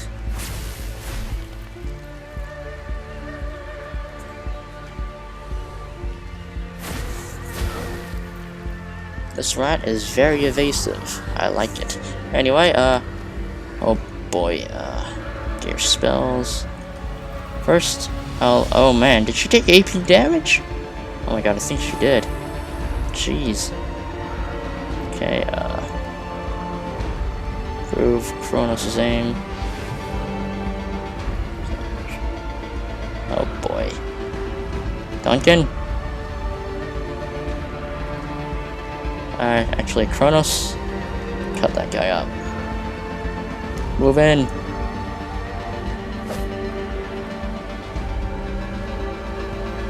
Now snuff that flame out. And, patch yourself up with the healing salve. Duncan, weapon out. We need to get to the other side.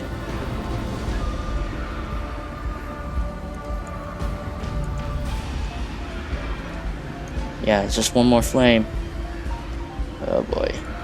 Actually, Isabel, could you run over there? Yeah, I think it's better if you do run over there. Get away from all the chaos. Duncan and I will cover.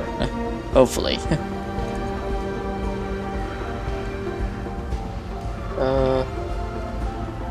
Yeah. Frag out. Actually, no. I'll hit the rat. Straight back here. Light him up. Beanbag shot. Worth a shot. Save your chance. Hit him up. Get that rat to kill them all. Venom splash.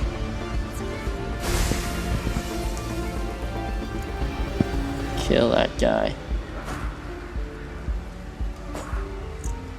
Oh my god. There we go. Did he just absorb his health? Well, I mean, it's already at full. I can't tell if that hit. Just the camera angles. Okay, no, it did hit him. Okay, hopefully the rat's been an excellent distraction so far. Ow. Oh my god, so much damage. He just hit his own queen. What an idiot. Okay, okay, Isabel, I want you to snuff out that flame. And run back to cover it. Okay, boom. Alright, nice. Alright. Venom Splash again. You missed. Great. God, what is with your XCOM aim? Oh my god. There we go. You and your XCOM aim. Okay. Let's see. Alright, we can hit the queen now. Light him up. Alright, we have a chance. Patch myself up. Oof. Okay, we can take out the queen now. Light him up. And I guess sword grenade while we're at it. If I can throw it in their range. Wait, I'm throwing it at the rat. Oh well. Sacrifices need to be made. Fucking hell.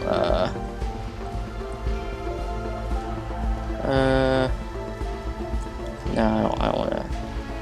I'll give Kronos that. And I guess I'll give improved aim over to Kronos as well.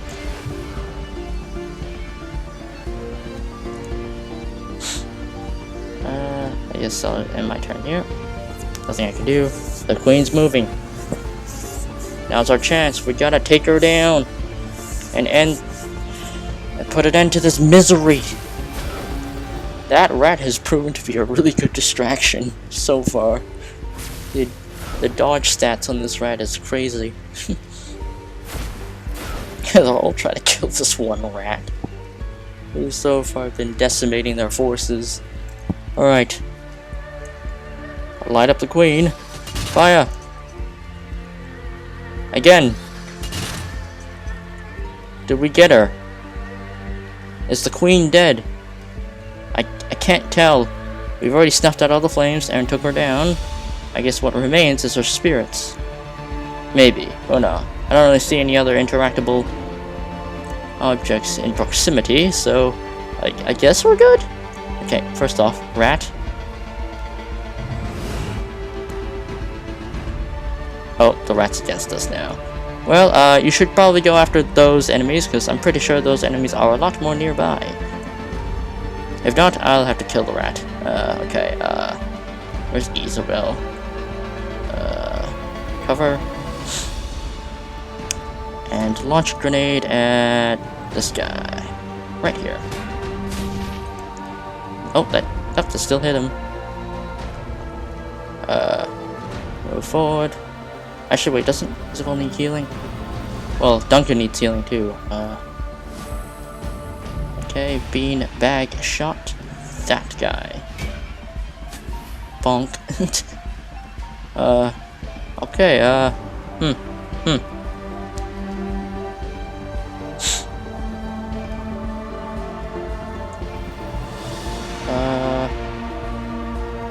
do I have here? I could summon another spirit. I'll hold off on that for now. Okay, I guess what remains is to kill all the other spirits. Man, they do a lot of damage. Good job.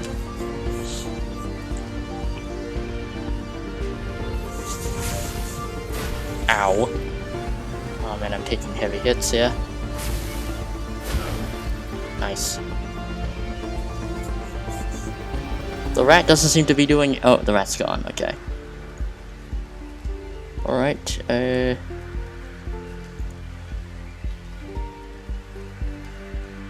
Alright, I'll move a bit closer then, and light him up. Alright, it's dead. Good job. Isabel, where's your grenade launcher? There it is. Alright. Fire. Nice. Did that kill it? Nope. Oh, I'm out of ammo. Reload. And shoot him again. Still hit someone, that's good. Duncan. Open fire. I'll stick the aim shot actually. Shoot that guy. Shoot him again. Once more, with feeling. And you missed all of them. Great. Who do I heal? You're blocking my line of sight. Great. I'll heal Kronos in that case. And I will... And I guess the AO... Is the AoE good here?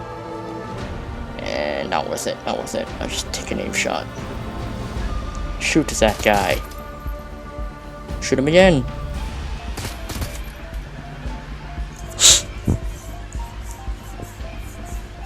Oh, this guy flanking us.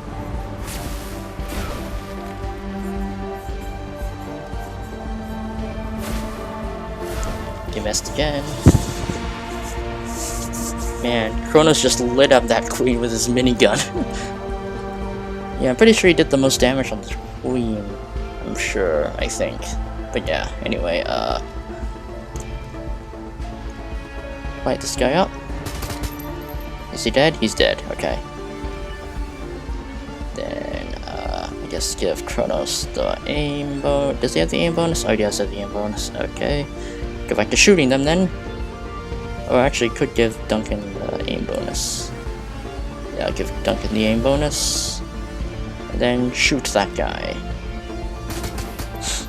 Alright. Kronos, light this guy up.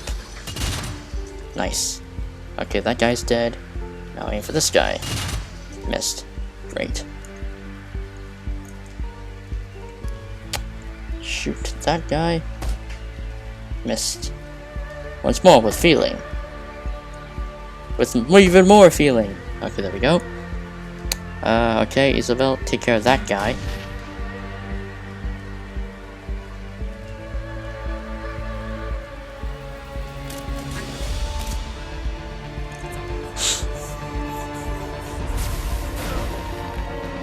Wow.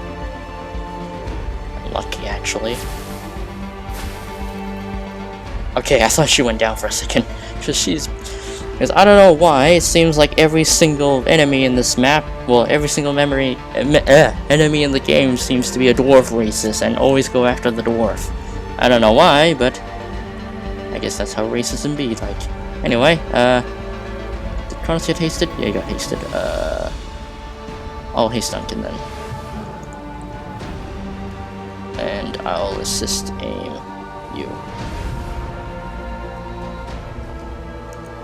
Alright, Kronos, Duncan, you'll handle that guy with your auto fire. It's dead, good job. Now, oh, you're out of ammo. Then beanbag shot that guy. You missed, great. Alright, light him up. Oh, we did it. As you watch, Chen Ya's blast marked and broken body begins to reform. Her gown knits itself back together, black blood wicking onto the floor. Slowly, terribly, she begins to laugh.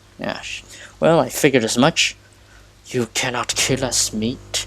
You have not even seen us. Her voice fills with mockery. This form is but a shadow, a droplet of divine essence filtered through a keyhole. Gobet scans the room, her eyes glinting. I think that it's telling the truth. That thing over there isn't Chen Ya. It's just a fragment of an enormous astral entity. The little ones, the servitors, are all parts of her too. The glow in her eyes fades. She bites her lip. We're so fucked. Chen Ya begins to cackle. The Rat Seven sees the truth of it, glimpses us as we really are. Were you hold to behold our full magnificence, your mind would wring itself into a pulp. The crumpled form of Chenya rights itself begins to rise. You will see, slave thing. We will show you a world not meant for mortal lies. You will see. Oh shit. Oh boy.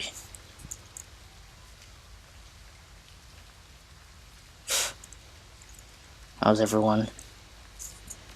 Oh boy, we're all pretty banged up right now. Well, specifically Isabel's all banged up. Oh shit.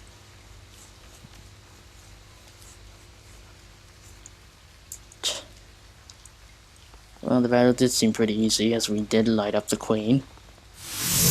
Oh boy. Oh, that's your true form. Hi. Fanged Behemoth. Oh yeah, that's the thing we saw in the lab. In not the Ares lab. No, it was Prosperity Tower.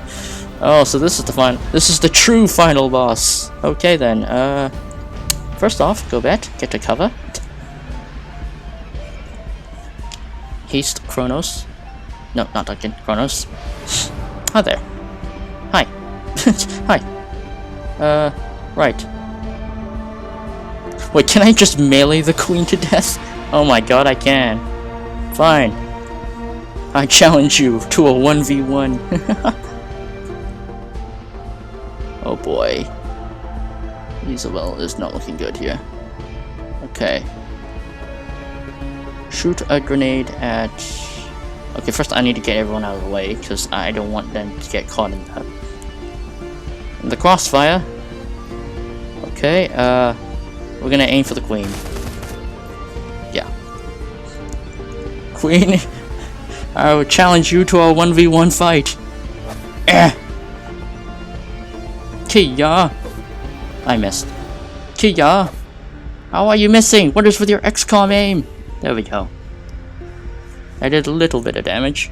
Go for the Fang Behemoth. Oh boy, there's more of them. Healed by servitors, what? Ow!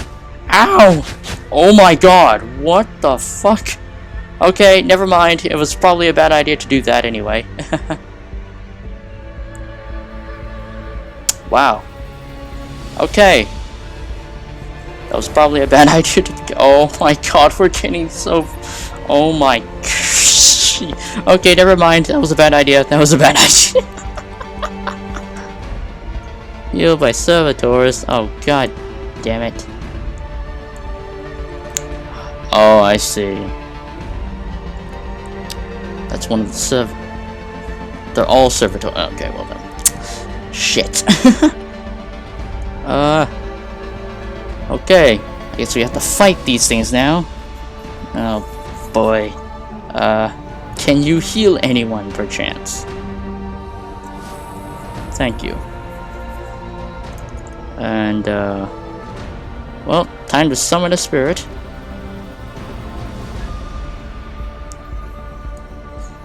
Well, now's a good time to summon that spirit.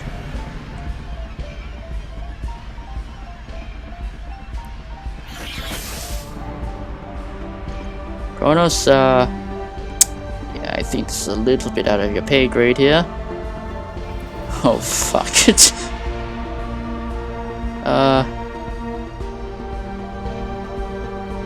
Okay, get to cover. And I just light them up.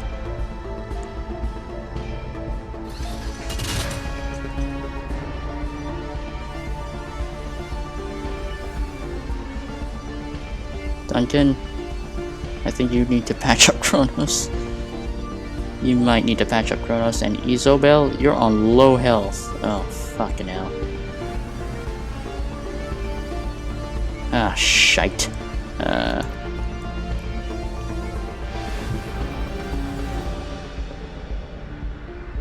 Duncan,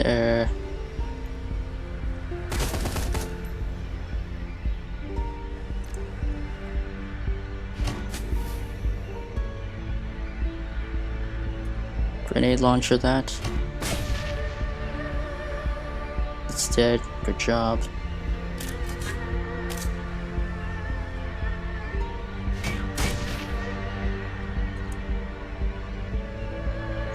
Yeah, you know what? It's kind of a bad idea to melee the queen. Now that I think about it. Oh boy.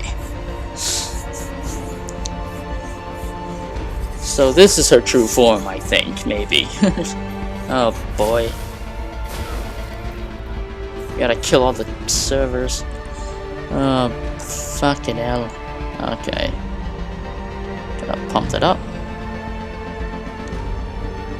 You go after that guy. What other attacks do you have? Pacify, ignores all enemies. Start chance to hit. Man arch. Sure.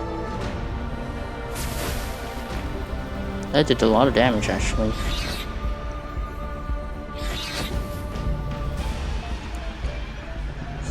Okay, ready to light them up.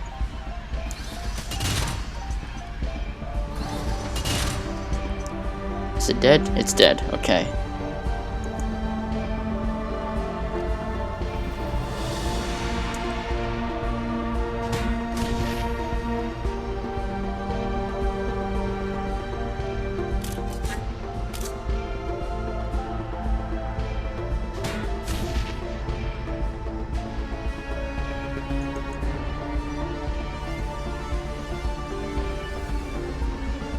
Aim shot. Fire. Fire again. Fire again. Okay.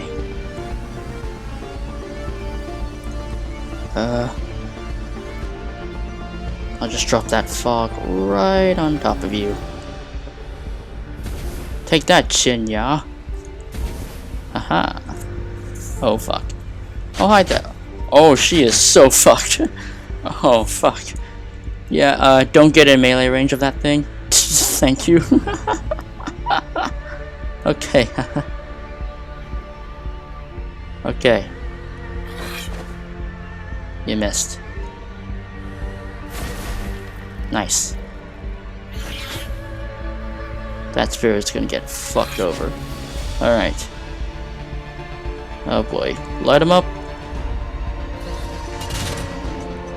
You hit the spirit, not... Oh my god. Oh, you idiot, you hit the spirit, not... Oh my god, that spirit was our distraction, you fool. God damn it. Okay. Alright, light her up.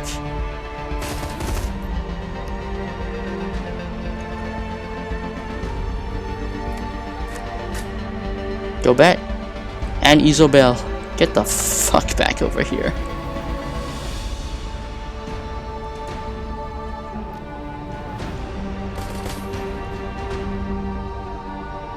Oh boy, she's gonna...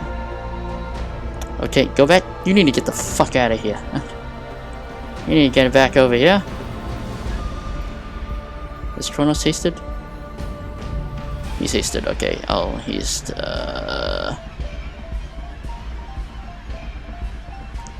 I'll haste Duncan. Okay, can I still hit her from here? Light him up. Okay, I think that hit her. Yeah, it hit her. Duncan. Or Isobel.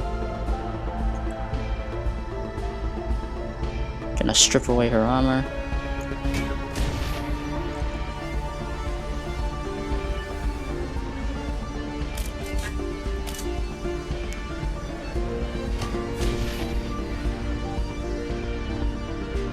Duncan.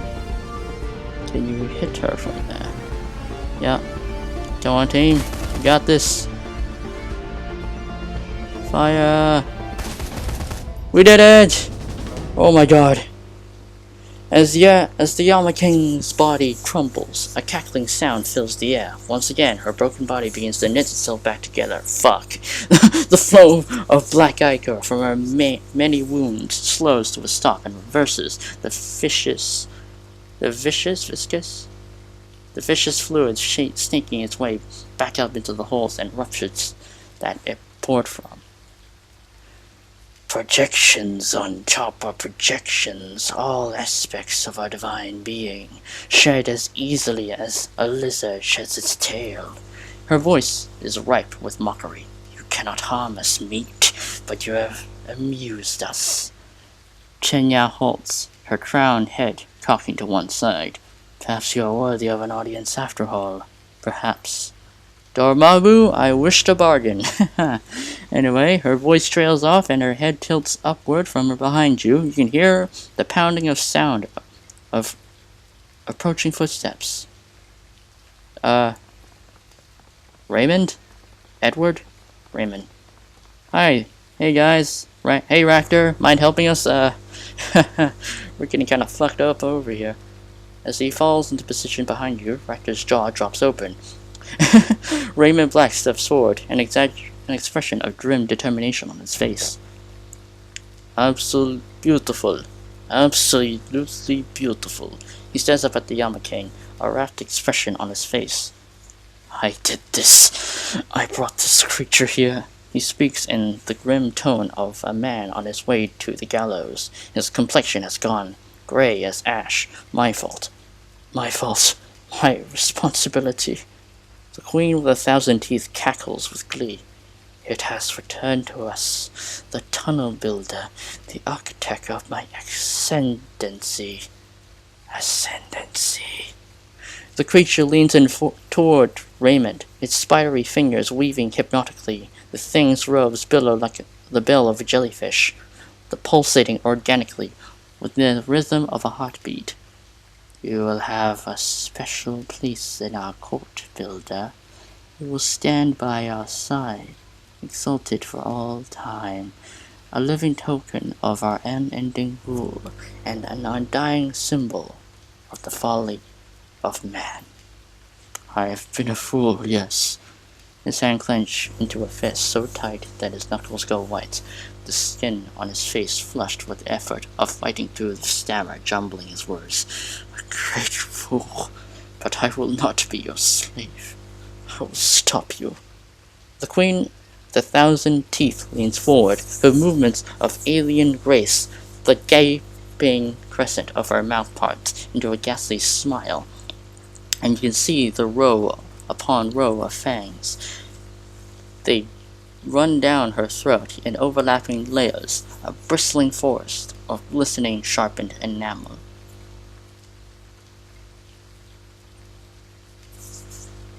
Leave him alone. You were talking to me, remember? She steeples her fingers. Their hardened lips click against one another with the sound of grinding teeth. You are bold, meat, but you are also correct. You do not break our promises, and you have earned some modicum of respect. Chenya turns her full attention back to you, and the smile widens. You can feel it. Deeply in your gut, it tunnels into you like a lamprey, leaves you feeling empty and cold. In truth, you amuse us. Your persistence in the face of the inevitable is a pleasure to behold. And so, we have decided to grant you a rare honor. We offer you a deal.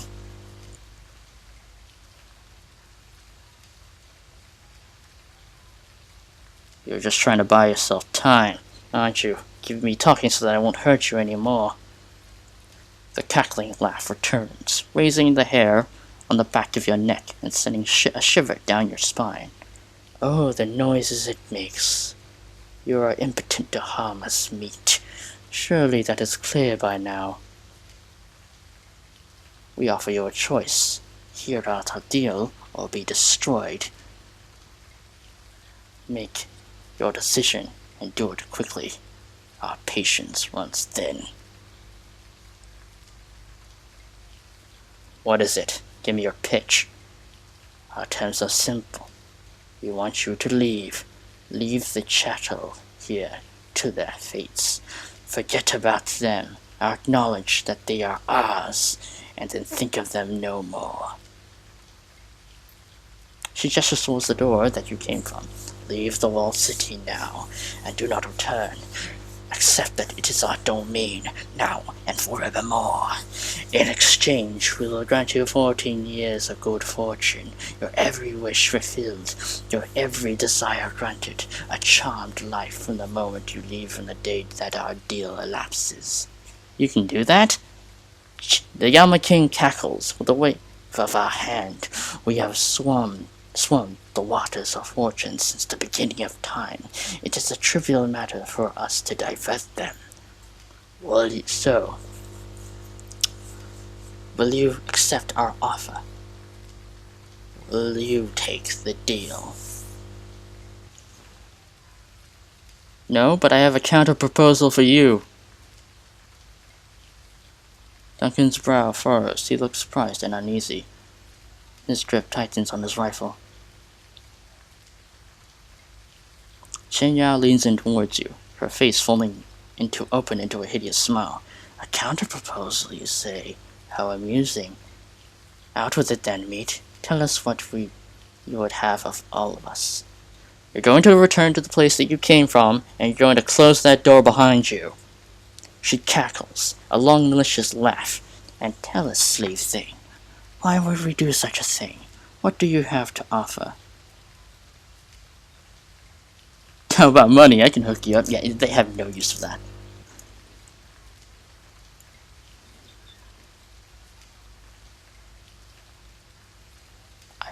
Do I want to lie to her? Oh boy. Well, I won't kill you for one. That sounds like a fair enough offer to you. The meat threatens us. We are not impressed or amused. It is time that you learn a lesson, slave thing. We will teach you the price of impertinence. Her robes shimmer again and the claws come out once again. Her voice grows to a deafening roar. We will suckle your sorrow until the sun turns to dust. Oh boy, we're all... Ractor, help!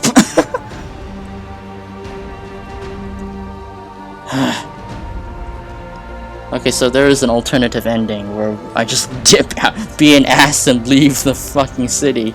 Yeah, nah, that is not in Kronos' nature to do that at all. He would never want to do that. Okay, go back. Move back here. Grant haste to Kronos. Okay, I learned my lesson from last time. Sword does not work again. Meleeing Xianya is not a good idea. Oh, fucking hell. Just gonna pass this on to Kronos. Wait, did I heal myself or did I heal Kronos? I can't. Okay, whatever. Duncan. Just gonna... No. Aim shot. Shoot her. Okay, I learned my lesson. I'm not gonna go and melee her to death, because that is literally suicide, because Kronos almost died. Well, shit. Isabel, just gonna run over here and shoot a grenade.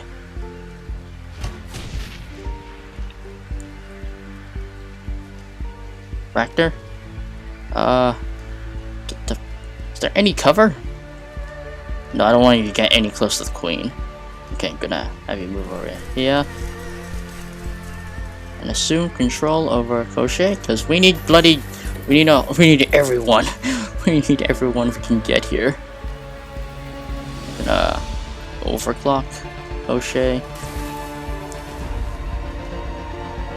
Crochet. I want you to...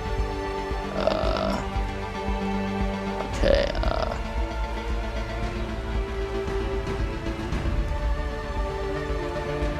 Okay, I want everybody separated, because she has attacks that can AoE everyone.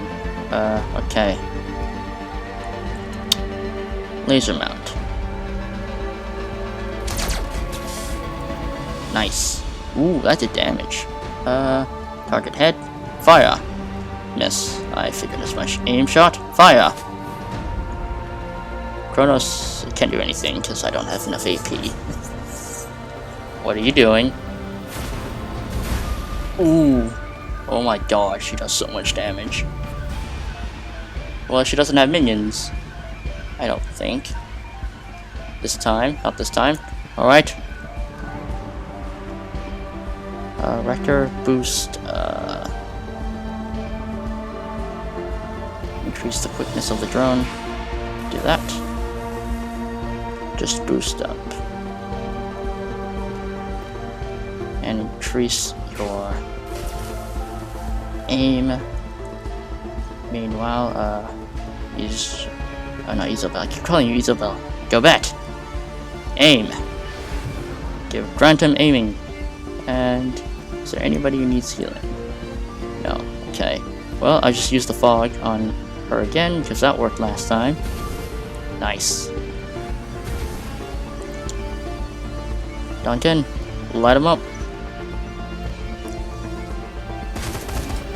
Nice.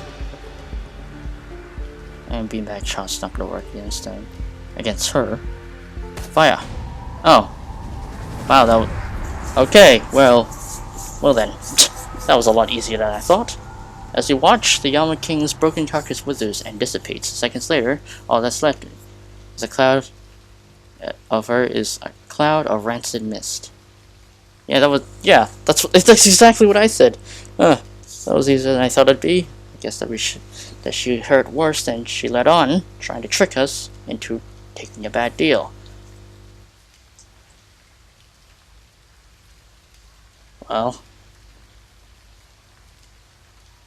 Well, that wasn't really... Well, to be fair, that wasn't really her. That was just a projection. It won't be long before she finishes licking her wounds and sends another. I believe that you are correct. He points at the dingy terminal just in front of the towering machine. The control console is just over there. We must move quickly. Let's get a bloody move on, shall we? We gotta turn this shit off. We've already killed her projections like 3 times. And she's still up for more.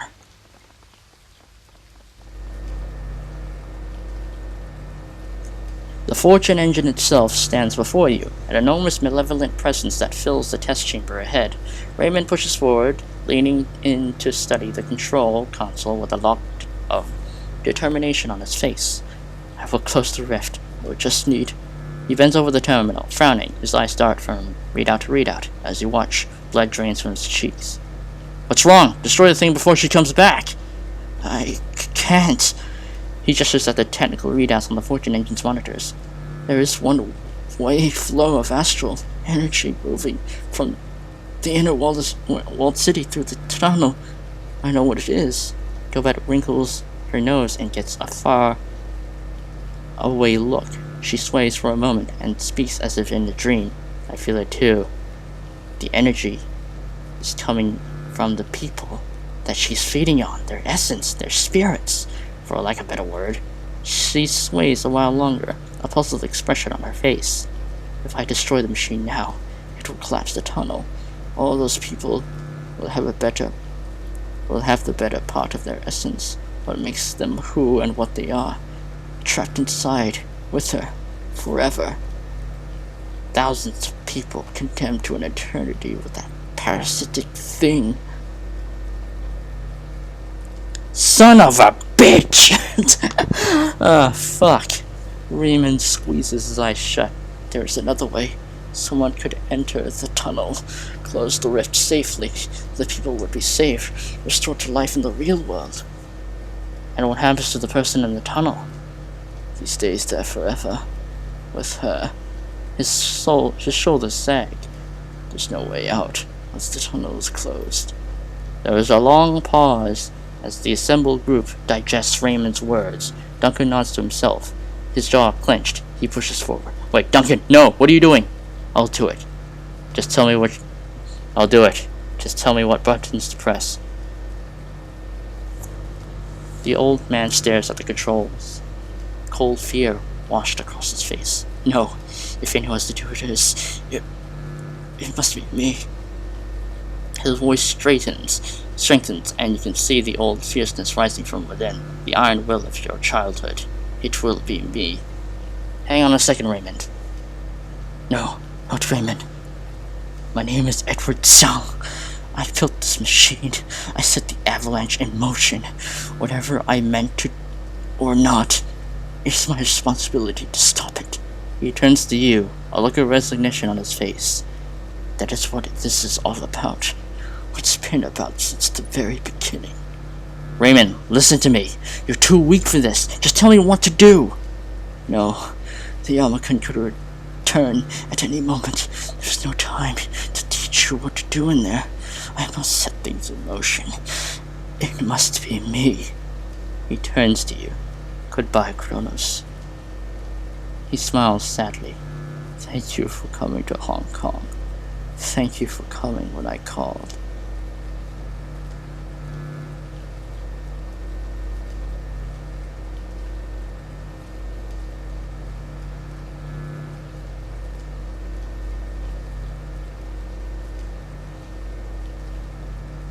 For what it's worth, I'm glad I did. The old man flips the lever and steps into the machine.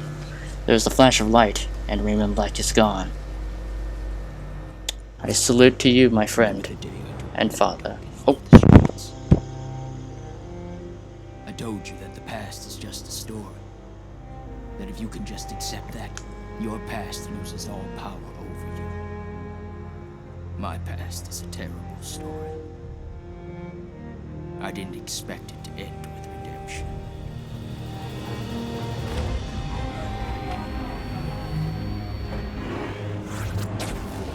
I salute to you, Father Raymond Black, Edward Song, whoever you may want to be. Sometimes the debts of the past can't be repaid. But we do what we can.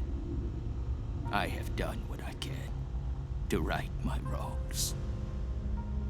And I accept the consequences.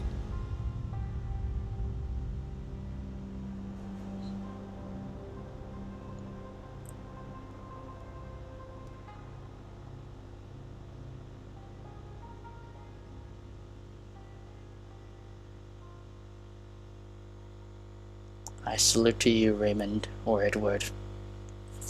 I salute to you.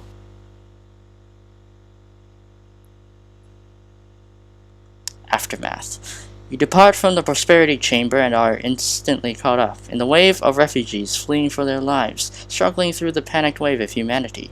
You are able to retrace your steps and eventually reach Joy. Although the typhoon has passed, the scene is wet and chaotic. The nearly homeless crowd the streets, dazedly wandering, searching for missing loved ones and nursing injuries. Relief workers are already on the scene, providing blankets and medical aid. Rescue personnel carry the stunned and wounded to safety.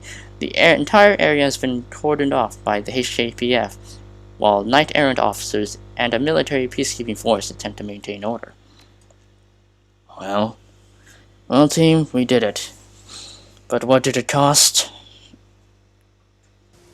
Our in-character father. Well, specifically Kronos and Duncan's father. But yes. But what did it cost? A dad who has PhDs in magical and technological engineering.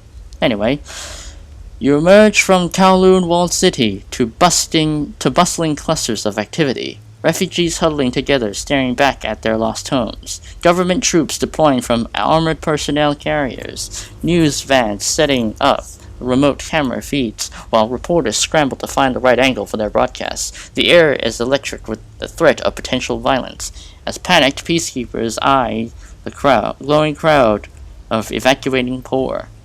Gobette's eyes dart furtively as she turtles her head between her shoulders. This place is hot. The cops are swarming the place and the AVP is still out on us. Just take it easy. Try and blend into the crowd. I want to have a look around. Not the best time for sightseeing, Steel Samurai. The place is crawling with badges. Isabel lifts her nose towards a reporter interviewing someone from inside the walled city. Looks like we get to see a show, though. That reporter already has his hooks in someone, hoping for a sound bite. The reporter wears a look of earnest concern, like a coat of cheap deodorant. And is that what when you first started running? Yeah, it was bad in there. Shooting, screaming, I was terrified. And what caused this, sir? Why are people flooding out of the walled city, injured and disoriented? The man stares at the scene around him, bewildered. It's like everyone else is saying some sort of chemical leak. A drug lab exploded or something, caused mass hallucinations. The reporter turns to the camera and pretends to check his notes. There you have it, Sonny. Our third report on mass hallucinations and violence caused by an explosion in an illegal drug lab. And while reports remain sketchy, it appears that street crime is again on the rise. He half turns and sweeps his arm over the scene. As you can see, it's still turmoil and confusion here as police and executive council peacekeepers respond to the emergency situation, attempting to maintain order, but on all this chaos in the maze of poverty that is Kowloon's walled city, we may never know what really happened in there. Back to you in the studio, Sonny. The light on the news camera goes off, and the reporter drops his facade. He ignores the bedraggled man beside him, and begins to packing up his equipment. After a moment, he sees you looking at him and turns to you with a scowl. What are you looking at?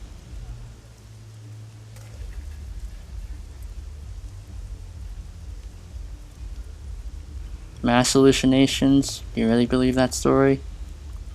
No, I don't believe that story. He laughs sardonically and continues packing.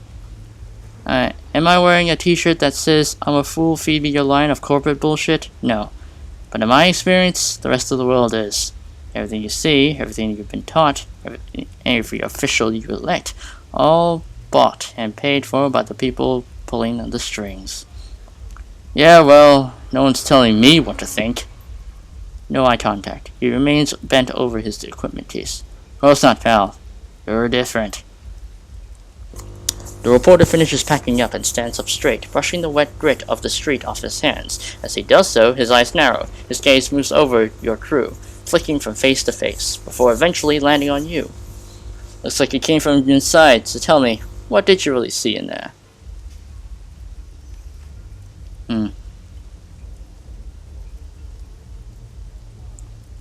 A mess that Josephine Chang never cleaned up. He chuckles. Why am I not surprised?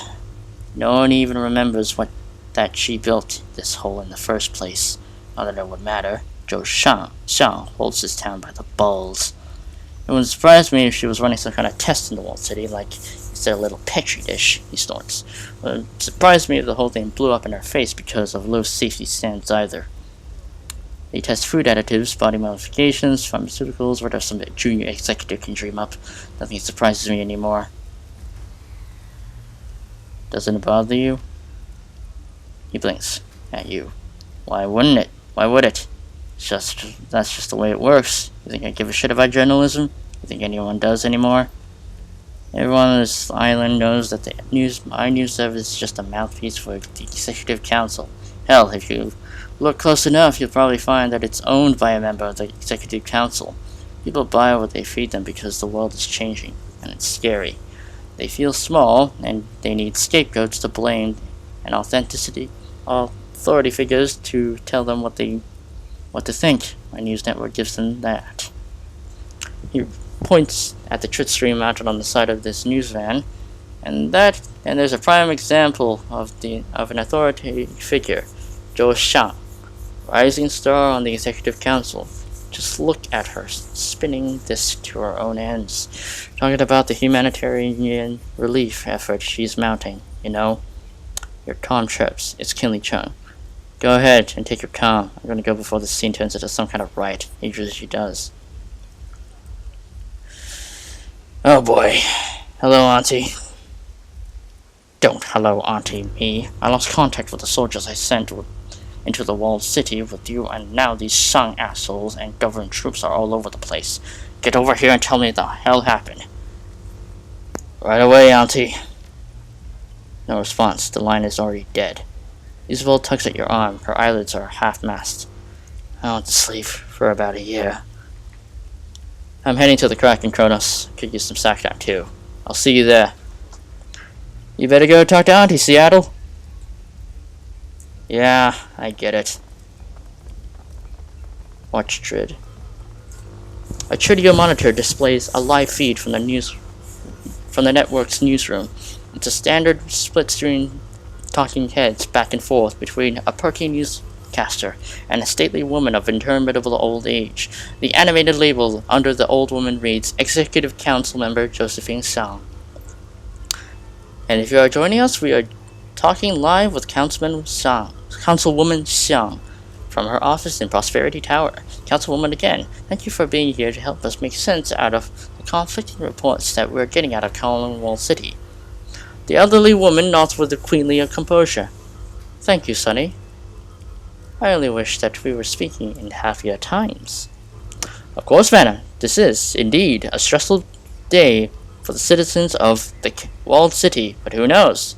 The newscaster brightens, flashing the best smile money can buy.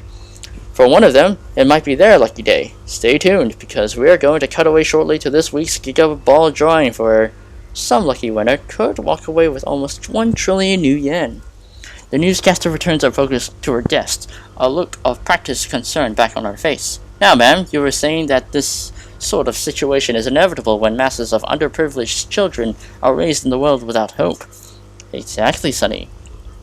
Josephine Xiang leans forward towards the camera. Without hope, these children are left to create their own opportunities the only way they would know how, by turning to crime. They're often brought up in a single-parent households without strong guidance to put them on the right path. They are surrounded by thugs and criminals, eager to put them to work in all manner of unsavory activities. And it's events such as this that call our attention to the plight of these poor children. That is why today, I call on my Executive Council colleagues to join with me in supporting a new project, Operation Hope. Under the auspices of this program, we will pull these children out of poverty and place them in loving, stable homes where their parents are rehabilitated, re-educated, and reinvigorated with this new sense of purpose. That sounds like a tremendous... It is, Sonny.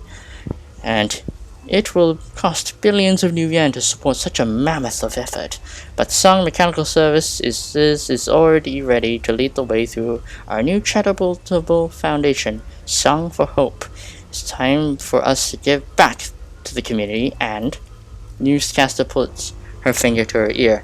Madam Councilwoman, I'm afraid I need to cut you off there. As always, you are doing amazing work for the people of Hong Kong, but her dazzling smile returns. It's time for the Giga Ball! The older woman smiles contentedly. Of course. Again, thank you so much for joining us and offering your perspective. The newscaster checks for the notes in front of her. You have been speaking with Josephine Xiang, entrepreneur, philanthropist, and front-runner to be the next chair of the Executive Committee. Corporate bullshit. Basic emergency supplies. Oh, look, Club 80. Can I not go around there? Oh, I can. Club 88.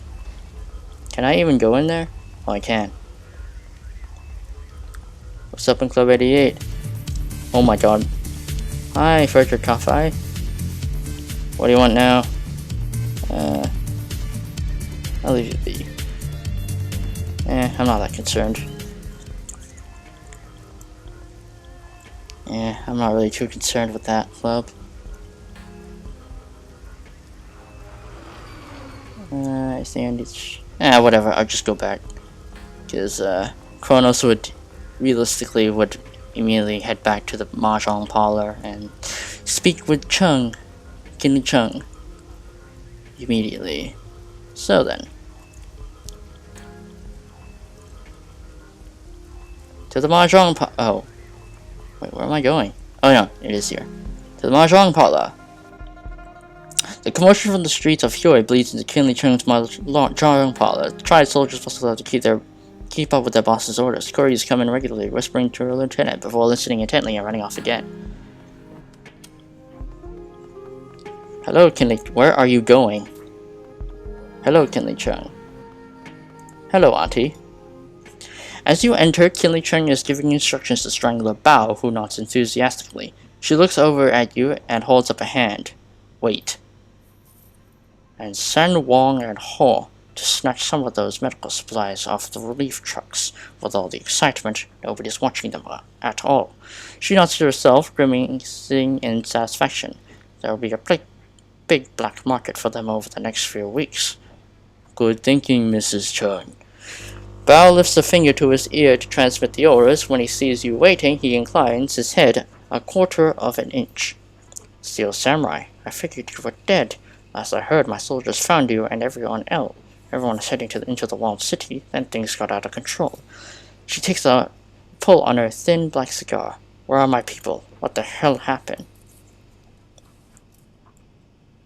We got separated in the walled city. Found out later that they were killed. Her eyes are hard little black buttons. Is that how you treat my resources?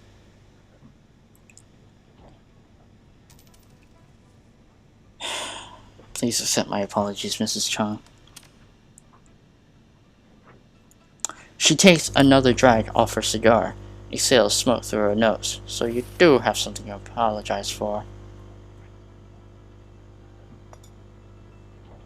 I'm just trying to be respectful of your loss. She taps her ash on the floor. Well, they knew the risk. They had a shot at moving up and they missed. Forget them. I got bigger problems like customers and tenants streaming out of the walled city, screaming for their lives, like the HAPF and those Song security shit heels swarming the place. She drops the stub of her cigar in the ashtray. Now tell me what happened in the walled city, or do I have to get the acetyl torch and ask nicely? Well, a new tenant tried to move in, the big, bad, and terrifying kind from another dimension. Kinley Chung's eyes get big at that. What kind? A Yamaking, Chen Ya, the queen with 1,000 teeth. Never heard of her. She picks up her bottle of foul spirits and studies the label. Her rusty, mean voice drops low. But I know the Yamakings. My grandmother used to try and scare me with stories about them. Guess that she thought she was teaching me something by scaring the shit out of me. She chuckles softly. I remember one Yama specifically, Fu Mang, the serpent of setting sun. Oh yes, Fu Mang promised wealth and influence to those willing to do what was necessary to take it. Her voice turns wistful. The story of Fu Mang spoke to me. All he asked in return were 44 hearts, pulled from the chests of those closest to you, while they were still alive. Hearts from random victims wouldn't do, so others who took Fu Mang's bargain would befriend others before taking their hearts, turning their entire network into a list of victims. Yes, Fu Mang spoke to me, but I didn't listen. Strangler Bao leans in, his finger to his ear. My apologies, Mrs.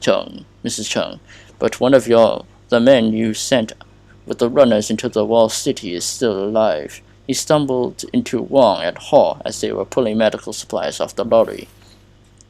Cheng turns to you with an edge in her voice. At least one came back alive. Strangler Bao lowers his head, listens to his earpiece again. Our man says that Wang Lun Fat is dead. He got shot up by the HKPF inside the walled city. Bao lifts his head and makes eye contact with the Triad boss. He's almost salivating with avarice.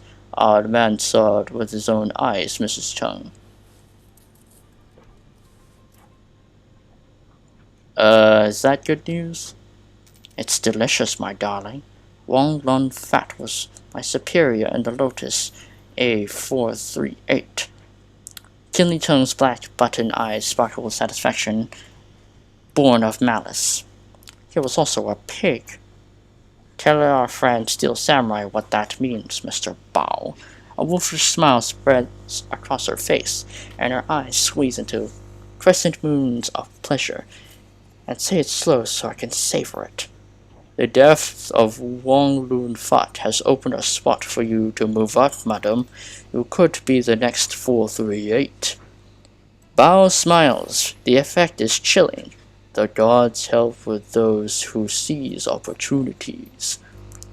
Mr. Bao, put every man we have on this. Spread the word. Kinley Chung says all debts to the Yellow Lotus are suspended for citizens of the walled city until order is restored, and no interest will compound either. Tell them that I have medical supplies too, and there will be no charge for them until the crisis is over. Well, you're a pillar of the community. Don't be snide, Steel Samurai. You don't want to blow my good mood. She raises her voice so the triads in the room can hear. The citizens of the walled city need clarity and reassurance. The Yellow Lotus will provide that for them. I may not have brought Josephine Sung down, but I've got my career going again. She grabs her bottle and unscrews the cap with her thumb. Your career too, Mr. Bao. You will be my new straw sandal. Good partners support one another. Bao lowers his head in respect. You have proven that, Mrs. Chung. This calls for a drink. The soon-to-be 438 pours 2 shots, and the stink of kerosene stabs your nose like a switchblade. She hands a glass to Bao. She touches it with her own and holds it there. Your loyalty and clear-headedness have proven immensely valuable, Mr. Bao. You are an effective ally, and I wish you great wealth and good fortune. They down the foul substance in one gulp. Well, looks like you two are moving up in the world. Yes, and it appears fortune is changing too. Your fortune is changing too, Steel Samurai. She pours herself another drink and leaves it sitting on the table. Remember, you have a mysterious benefactor, one who lifted the APB on you. Any idea who that might be? I don't have a clue, and I must admit, that bothers me. It must be someone powerful. I can't imagine it was Josephine Sung, after all. What would her motivation be? It's got to be someone else. One of Josephine's enemies on the Executive Council, maybe? I'll tap my own network. Find out if I can. Kinley pulls out another thin black cigar. But that's for later. I'm missing an entire piece of your story, my darling. What happened at Prosperity Tower? Did you rescue Raymond Black? Did his mother wipe his memory? Wait, did we not report that to you? Oh my god, some communication we got. Anyway. It was a hell of a fight, but we beat Sung's security, got Raymond before she could finish. Impressive. You've been quite a Shadowrunner, Steel Samurai. Yeah, but unfortunately, due to the Matrix minigame gatekeeping, I couldn't get any evidence to pin on Josephine Sung, but oh well. She lights the cigar, a gleam of hunger in her shiny black eyes. While you were in Prosperity Tower, did you find any incriminating data on Josephine Sung? Dirt. Something I can use? Sorry, Auntie. Prosperity Tower is just too hot. All this bullshit and I don't get anything? She grabs a handful of mahjong tiles and drops them to the table one by one. Fine. No sense in crying over that. I have business to do. I need to focus on bringing order back to the walled city and prestige to the Yellow Lotus. That will cement me my new position. Well, to be fair, even if you did have evidence on Josephine Xiang, she's most likely going to be replaced by another executive corp who can just be as worse. Or even more worse than the last one, so you never know. Now before I get back to business, I must really know, how did you go from rescuing Raymond Black to the Wolf City's vomiting people? Oh boy, you wouldn't believe me if I told you, Joseph. No, I almost called you Josephine Xiang for a second. Which option would be a Kronos thing to say?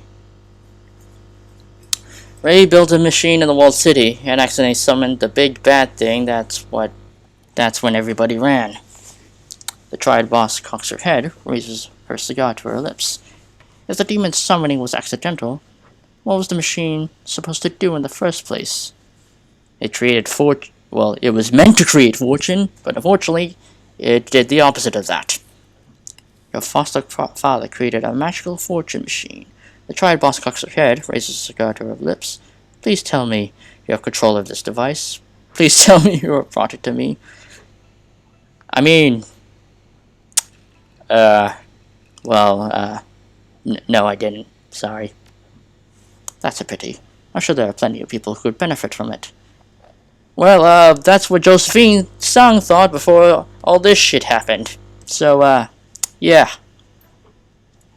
Well, this business has certainly proved lucrative to me. Keely Chung studies the glowing tip of her black cigar.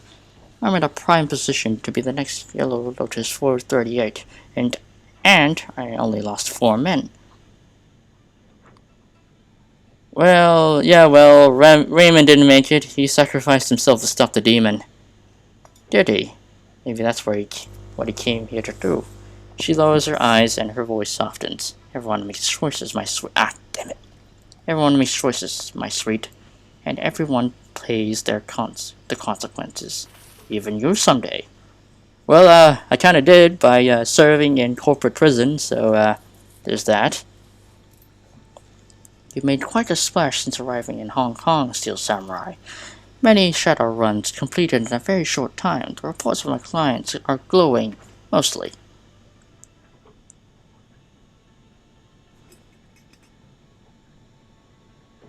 Don't forget what we did in the World City.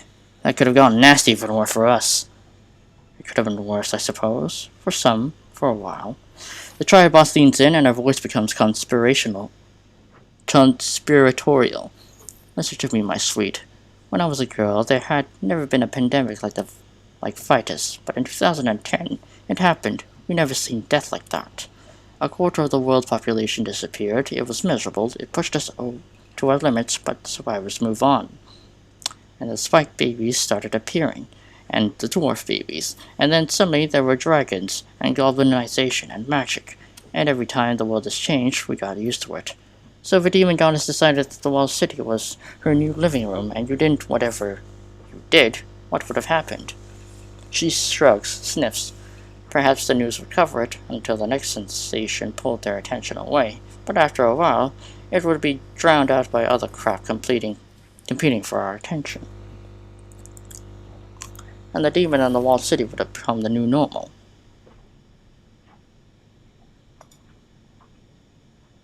Well, the new normal is that the walled city isn't under magical influence anymore. Congratulations, the poor can return to their misery with no interference from magical machines or big bad things because of you. Now let me give you a piece of advice for the future, my sweet. Something Mr. Chung used to tell me. Respect ghosts and gods, but keep away from them. It sounds like you almost lost your ass on the walled city, and I think you best listen to that. True. I tried to sword fight the queen of 1,000 teeth. I almost died from that. And so I had to switch to the minigun. So there is a Mr. Chung. Kinley smiles mischievously. There have been many Mr. Chungs, my darling. None have lasted long. She stubs out her cigar, screws the top back on her bottle. Now get some sleep, Steel Samurai. You look like shit. Tomorrow we'll talk about the future.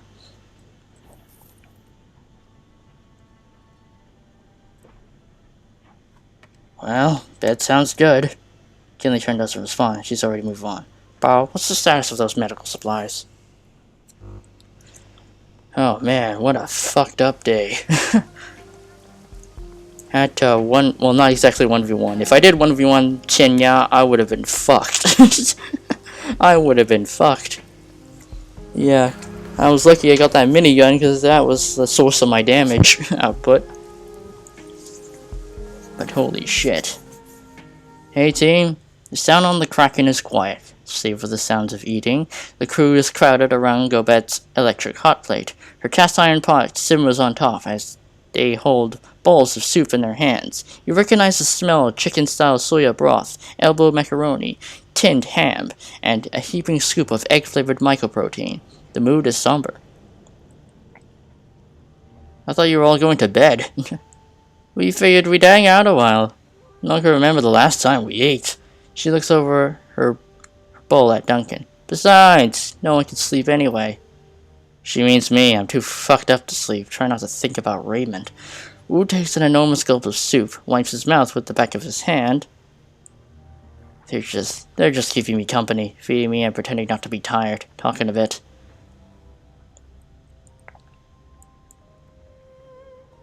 Yeah, I'm still jacked up, but I can wait. Isabel fishes a chunk of something out of her soup with her fingers, flicks it to the floor. You've been debriefing a bit. Yeah, talking about all that's gone on, everything we've been through together. She shuffles her feet a bit. Sorry about Raymond, Seattle. You too, Duncan. He was too good. He was trying to do good with that machine. You two need to remember that. Wu drops his head. His words came out slowly, as if they were being forcibly extracted. I can't believe he did that. Give himself to that demon.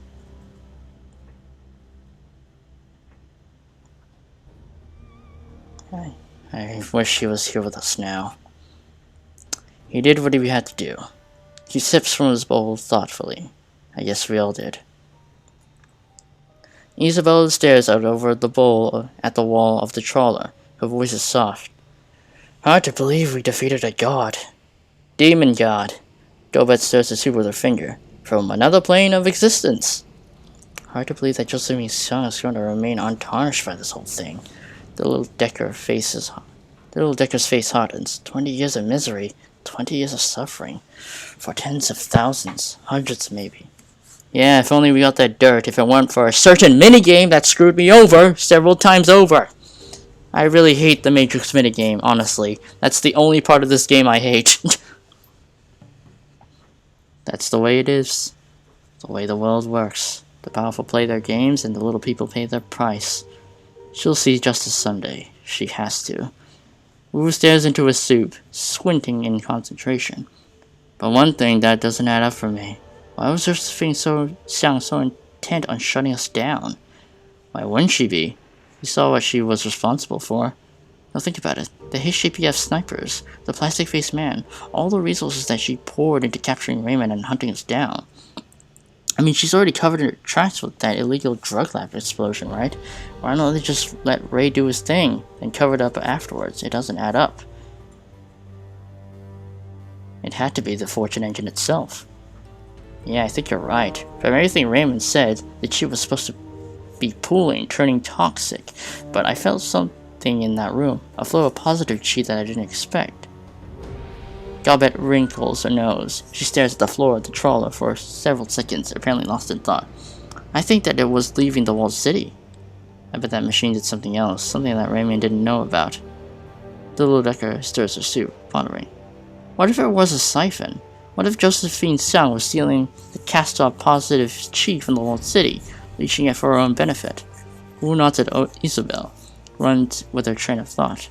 She sealed up the Fortune engine, leached the good chi for herself, and took some mechanical service from the minor company Ray's father built, from the ballbuster it is today, Star Titans. That's how she got herself onto the Executive Council of Hong Kong. Of course, but this is all speculation. Can't prove any of it, but if Josephine was using positive chi that the Fortune engine was casting off, she isn't getting it anymore. Your foster father saw to that. Gabet taps her spoon against the rim of her bowl. I wonder what'll happen to her. Guess we'll have to wait and see. Gabet finishes her soup, lets out a belch, and pats her stomach, satisfied. She tosses the bowl in the corner for Madison Folly. So, Seattle, what now? Now, bed. Good plan for everybody, but especially you, Kronos. He winks at you. Winks at you. You look like shit. Yeah, I know. I almost got killed. You literally almost got you almost got like 3 comboed by a god. Just after trying to cut up a god with a sword. Note to self: don't try to sword fight with a god, or else they could easily combo you with a set of, well, whatever they got in their hands. Oh man. So I've heard. Optional, catch up with Rector, catch up with Duncan, catch up with Gobet. Oh boy. It's been a long fucking day. No new messages, walk away.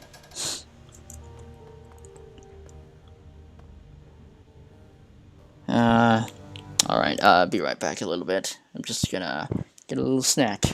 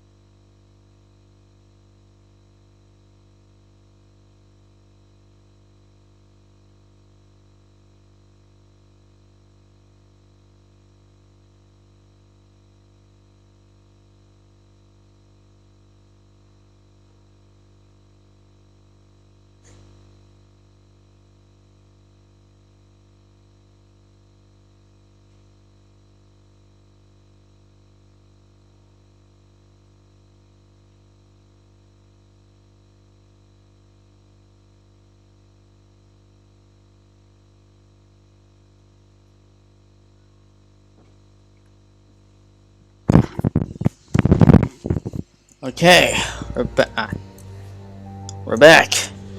Whew. Just killed the demon god. Feeling good. Well, technically we didn't kill it. We only killed a part of it. But yes. Anyway, let's get on with it. With the epilogue.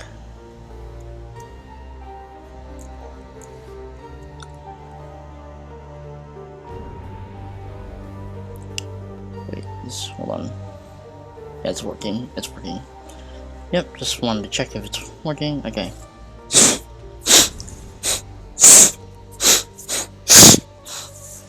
Sorry about that. Right. Rector eyes you impassively. He wears an easy smile, but his eyes are cold and unfeeling as Koshei's sensors. Well, my friend, that was quite an evening. We fought and treated with extra-dimensional being, prevented her from nesting in the walled city, and shut down a machine that was twisting fate itself. A rather impressive list of accomplishments, wouldn't you say? Yeah, I'll take it. His teeth gleam white. Yes, my friend. Of course you will. So, what's next for you, Rector? Why, I'll remain here in Toy, of course. This place is perfect for my needs. I can easily acquire any materials that I might need, and with your help, I might acquire a certain level of proficiency at evading the police. This would be the test bed for future of our species, the birthplace of a new form of life, and I will help to usher it into the world. I might just help you out with that if I'm still around. I would enjoy that, my friend. The smile widens. And what do you think the likelihood of that is? Do you intend to stand back beside me when the time comes? Might be. Never know. None of us truly know anything. I haven't frightened you off yet, and I take that as a good sign. He nods, his pearl-white smile glinting in the dim light. Be well, my friend, and rest while you can. There's more looming on the horizon than you could possibly dream of. Post-human, baby. I'll save Duncan for last. So it's fitting. Isabel? Isabel looks up at you, a troubled expression on her face. If she's found any peace from your victory in the walled city, she isn't showing yet. Well, we did it. Chinya is gone, and we never have set foot in the walled city again. She tries on with a smile. It falls away a moment later. Guess I don't need these memories anymore. Don't you?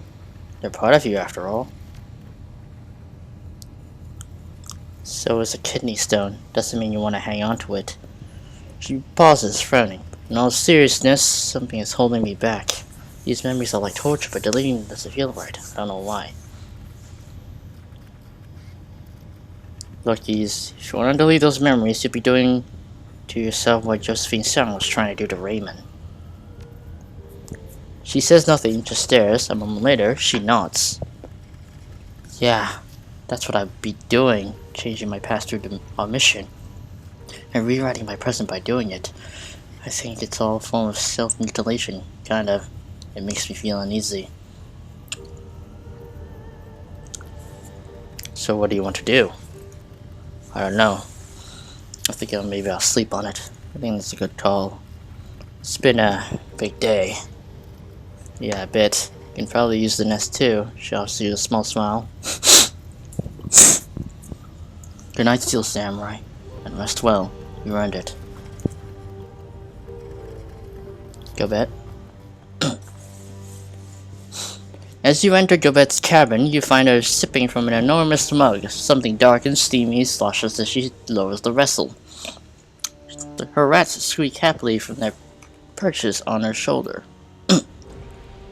That was one hell of a thing, wasn't it? We fought a Yama King and we won.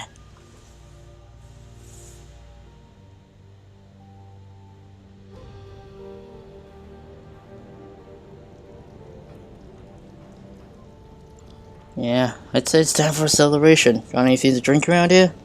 Sure do, but if you think I'm breaking it out tonight, you're crazy. I'm exhausted, Seattle. I don't think I can keep my eyes open for much longer. If we're going to celebrate our victory in style, I don't want to pass out at the 10-minute mark. I'm honestly tired too, to be frank. I don't even know how you're still standing. Endurance is just one of my many virtues. She smirks at you. Yeah, sure it is. Go endure it in your cabin.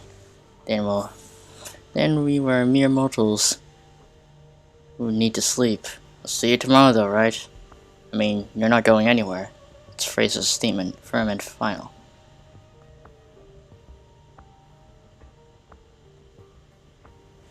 Yeah, go bet. I'll see you then. Yeah, right, good. See you there then.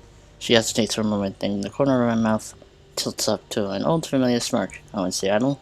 Yeah. Sweet dreams. Yeah. Well, now that the Yama King's gone, hopefully those nightmares are over.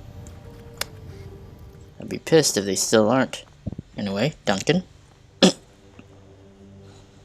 You enter Wu's cabin to the sound of his neck cracking out at a horrifying volume. You catch his eyes and he nods. He begins his standard stretching regimen. I wish there was a stuffer shack in this damn country. I need some nerves or bromo fizz or something. He rubs his stomach and lets out a burp. That gobbet stew is heinous.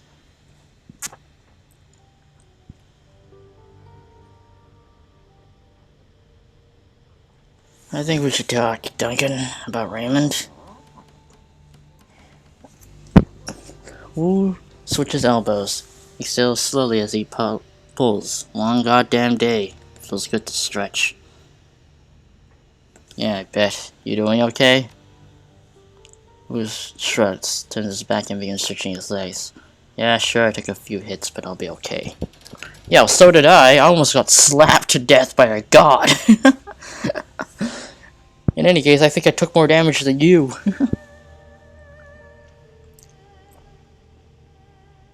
Well, that's it. We just saw Raymond sacrifice himself to a demon queen. Ooh, spins his torso around, glares at you red-eyed. What do you want me to say, Kronos? That he was noble? That he was brave? Fuck that. He's gone. He's left us. He's lied to us. He hurt people and then he left us. Now he's gonna be tortured for 1,000 years or some shit.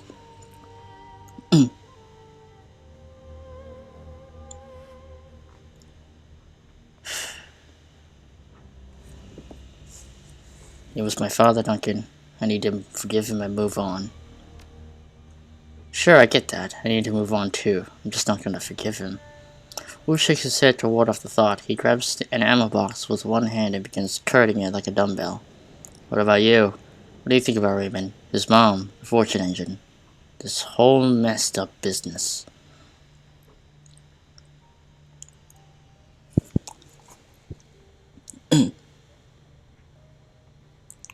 Well, we beat the queen with 1,000 teeth. Can't imagine anyone else in the Barrens could claim that. Everyone else in the Barrens that I knew is dead. Wu drops the ammo box on the floor with a crash. Time for bed, Mr. Chargoff. I think we all deserve a good night's sleep. Get out of here. I'll see you in the morning. Yep. Time to hit the sack. To bed I go. Your bunk on the trawler lies waiting, patient and seductive. It beckons with promise of escape. Go sleep and end the campaign. You drop your head onto the pillow and haul through the naval basket over you. The kraken rocks like a cradle, and moments later you are wrapped in the comforting arms of sleep. There are no nightmares, only shadows.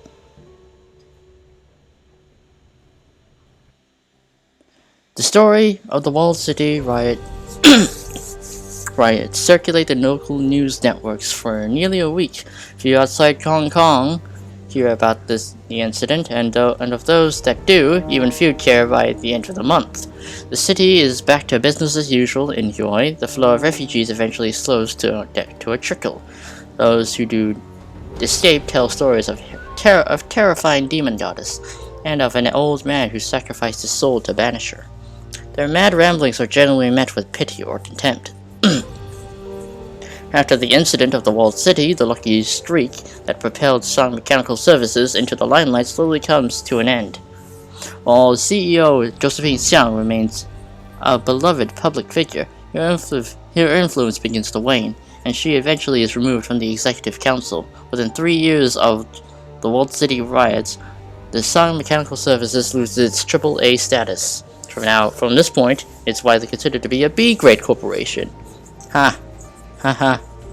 That's something, I guess. Yori remains a safe port for call for smugglers, gangsters, and Shadowrunners alike. You are no exception. The shadows here welcome you, in a way that Seattle never did.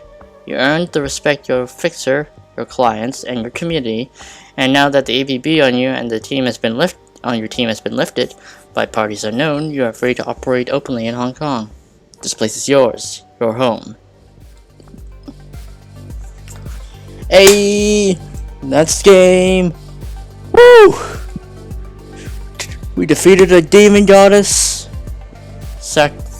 Went through so much bullshit Matrix minigames, and now we're here.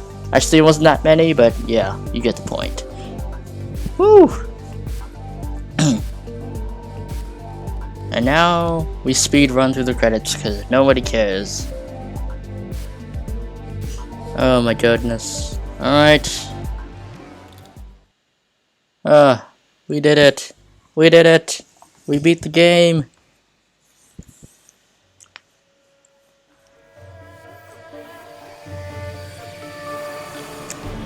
And now I guess, yeah, this.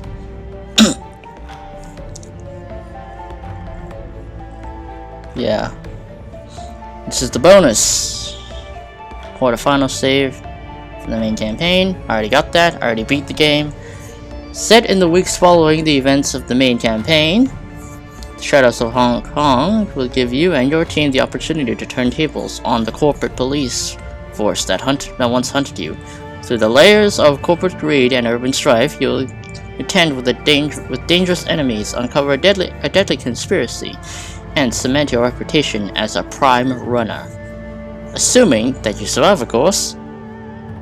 Well, I guess might as well dive into this.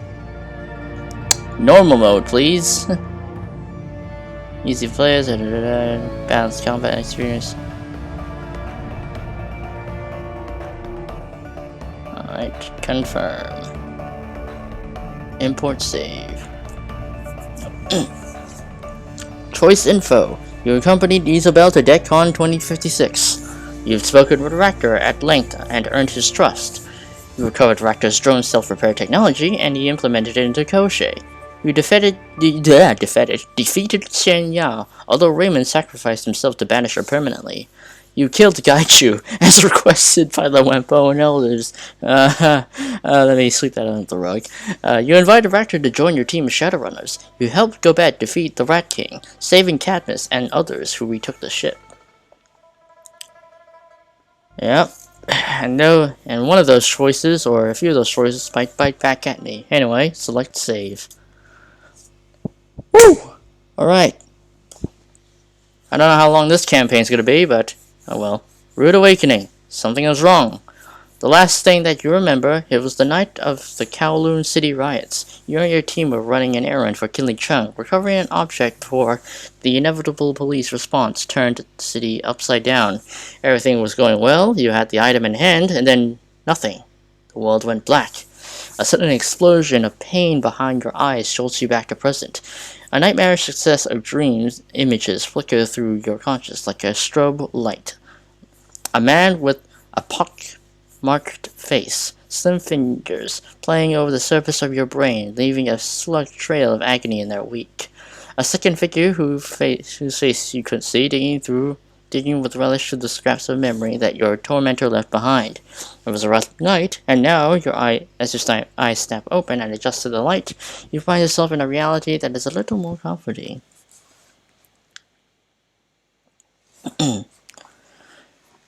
Alright. A single bulb hangs from a corrugated steel roof. The dim light that it casts is barely enough for you to illuminate the table in front of you.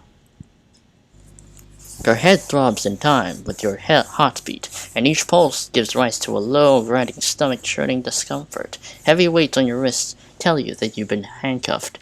Try to clear your head. You squeeze your eyes shut and count to 10. The pain in your head slowly dissipates, and your vision gradually swims back into focus. There's a rag on your lap, an old dishcloth, matted with congealed blood. The dull ache that radiates from the bridge of your nose into your sinuses tells you where it came from. Try to remember how I got here. Slowly, delicately, you begin to search your memories, picking at the soft spots in your consciousness like old day stabs. You get another burst of tooth-grinding agony for your troubles.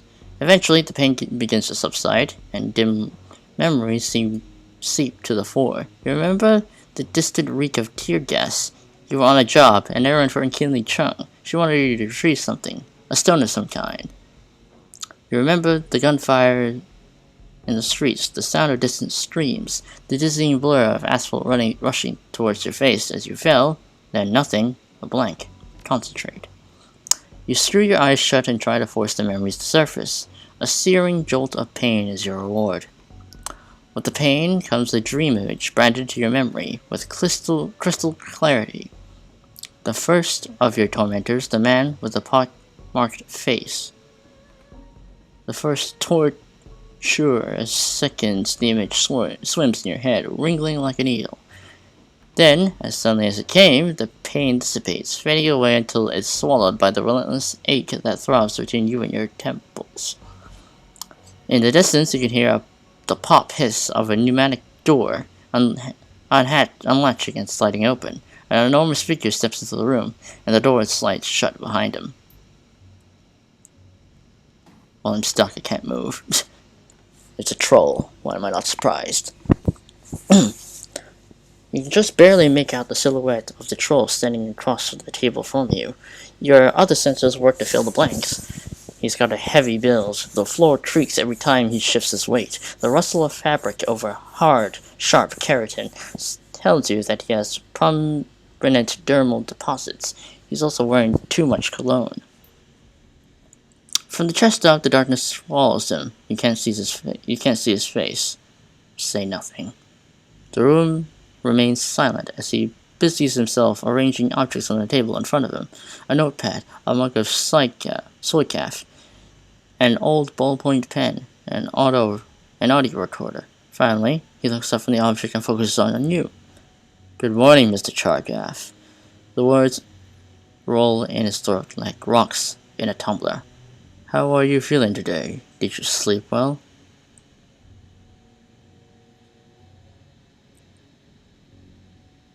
Aside from the fact that I spent the night bleeding into a dirty towel, I'm great. Oh, poor baby. And I thought you Shadowrunners was supposed to be tough. If it's any consolation, the nosebleed was expected. It's a common side effect of magical interrogation. Oh well, I'm gonna do poorly at that, because my willpower is shit. I'm not a physical adept. I'm a street samurai. Anyway. Magical interrogation? What did you do to me? Me? Nothing. Our mage probed your mind as you slept. He lifts the mug out of the light and towards his lips. You hear a long, loud slurp as he sucks the steaming fluid down. Don't know the man myself, but I'm giving to understand that he is good. Uses a light touch.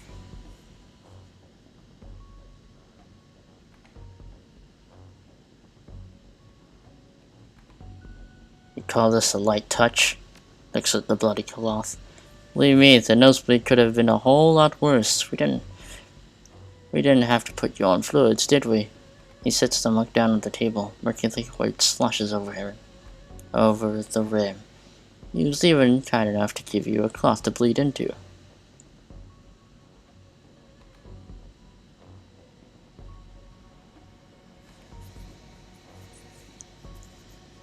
I'm sure that he's a real prince, but your other mage sure as hell isn't. His brow furrows. What other mage? I don't know what you're talking about. Your pal with a skin condition didn't mess up my nose. It was the other one, the second mage. I couldn't see a face. He shrugs. Must be a figment of your imagination. It happens sometimes. The brain invents details to try and make sense of what is happening. Give it a few days, and the confusion should fade away. You'll see. Yeah, somehow I don't find that argument very convincing. We don't even have 2 mages on site, Steel Samurai. There's no way you got scanned twice. He shrugs his broad shoulders, but hey, believe what you want. Don't let it distract you, though. We got work to do.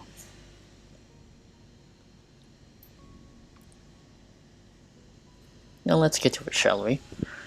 He shuffles his papers, flips over the notebook on the table with the tip of his pen. Run me through what happened last night.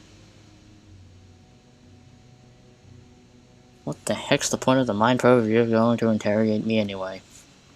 Mad shoots straight for pulling facts from a person's memories. It isn't so good at contextualizing them. What we got for you was a jumble of disorganized information. It took a lot of guesswork on our part to piece those facts together in a coherent narrative. You cooperate with us, tell us the story as you remember it, and you can spare us some of that work.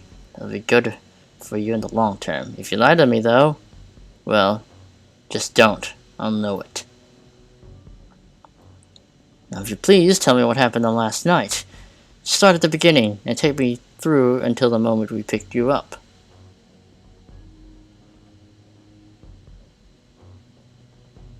Hang on, I'm not saying anything that you tell me who you represent. Sorry. You get nothing until we're sure about you. Of course, the best way to ensure that happens is to cooperate with me. Now tell me what I want to hear, and I'll pass the word on to other people in charge.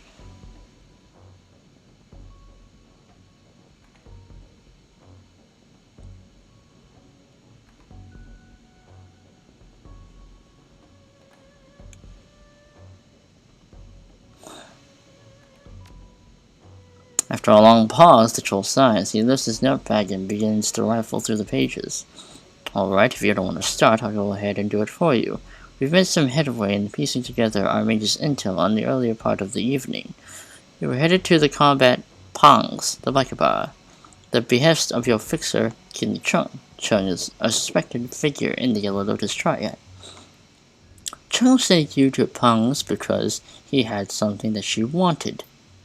He lowers his head, the nosepad, and focuses on you. You see, talking to us isn't squealing. We already have some of the intel we need. We already have all of the intel we need, but it'd be much more efficient if you would fill in the blanks. All that you're doing is climbing up is wasted time. Well, you're doing just great on your own. Yeah, that's how to have you sigh. I did tell you we picked up your friends too, right? They're safe and sound in our hands, for now at least. If you refuse to help us, I can promise that they'll stay that way.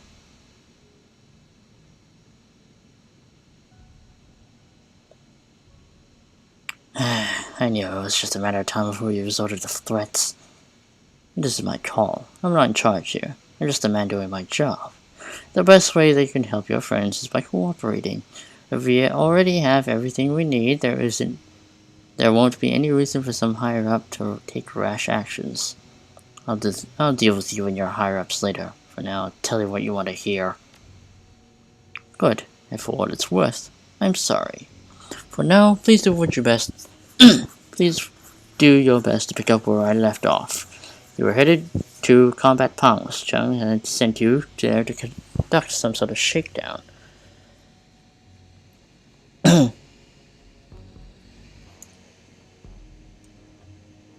The owner of the bar had something that didn't belong to him. Auntie Chung sent us to get it back. Right, the artifact. He glances at the notebook on the table. It says here that this was a jade Kong. from the Yangzhou period, dated back to 3000 BC or thereabouts. Sounds about right, and again, we wouldn't have been there if Pang hadn't stole it. He nods. Not the smartest moves on Pang's part. There aren't a lot of fences who can move a thing like that. We've got it locked up for safekeeping, by the way. It's in good hands with us. Now, you said we earlier. That was you and...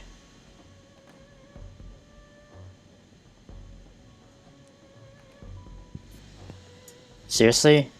How can you not know that already? Just answer the questions, please. Ractor. His drone's one hell of a deterrent.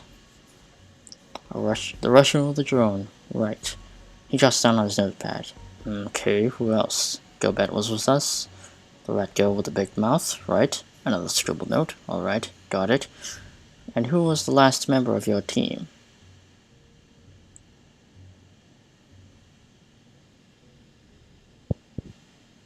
Oh, this is the side of the team. Oh, I did not actually realize that. Ah, shit. Can I go back? Oh, come on, man. You already know this. Don't you have others? The others holding you? In holding somewhere? Let's ask the question.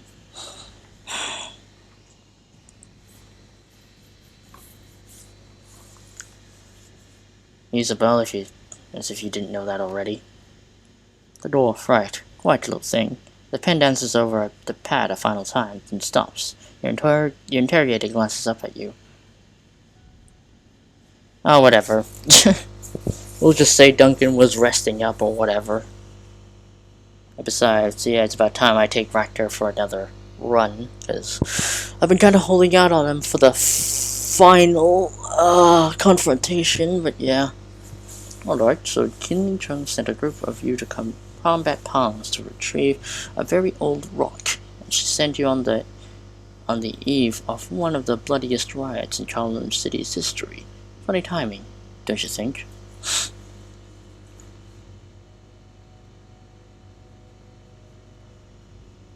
Well, not at all. We used the riot for cover. With all the civil unrest in the streets, the cops were bound to be busy.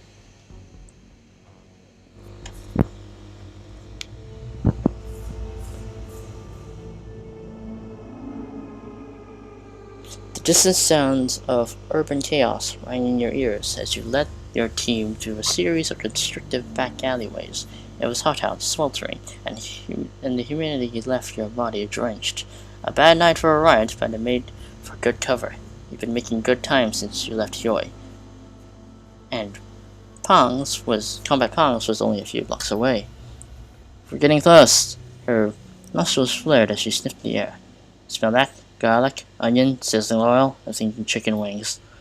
Pub food notwithstanding, we should go in this run prepared for violence. Eddie Pong has a bad reputation. He and his gangers like to let their knives do the talking.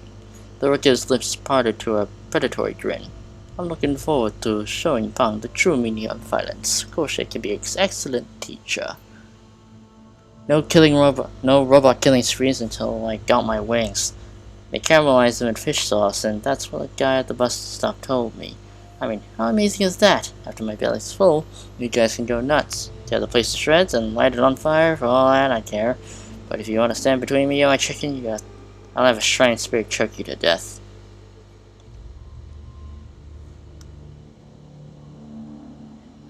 Okay.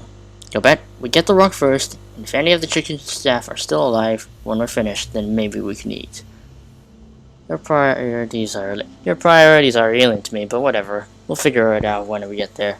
Deal. Let's get moving. She nods. Go ahead. Lead the way. Well, let's go, team. Come on, man. Hurry up. What the fuck? Two figures in dirty riding leather stood facing the shop window. The patches sewn to the backs of their jackets called them out as members of Black Sun Boys, a small real-time outfit, one of a dozen in the neighborhood, and that all operated under the supervision of Eddie Combat Pong. The window was unbroken, but not from their lack of trying. You could see half a dozen indentations in the transplant, as many spent shell casings on the ground. The troll was working on an access panel, trying to brute force his way through the shop's security system. His human companion rocked on heels, practically salivating over whatever was locked inside. This must be the last intact storefront on this block. Quite a prize for a looter with ambition. Of course, the owner of this shop had gone to the express expense of installing transplant windows. There are probably other security precautions in place. A private security contract, for example.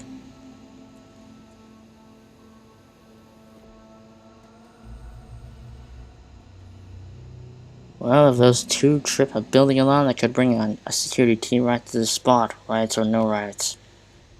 That is a distinct possibility, yes. He examined them, frowning. They look like they've been out here for a while. They might be able to tell us about the police presence up ahead, if you get to talk to us. Otherwise, I suggest leaving them be. Either way, it is your call. I will abide by whatever you choose to do.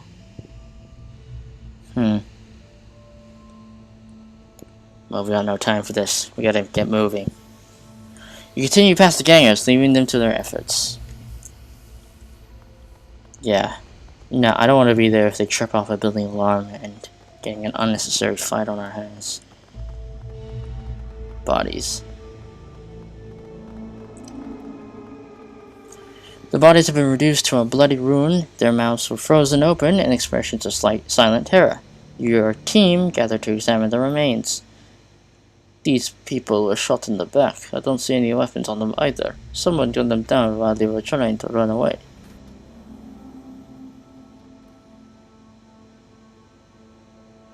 Bad night to go wandering. Speaking of which... Right, let's get to Pong's. We do not want to stay out here any longer than we have to.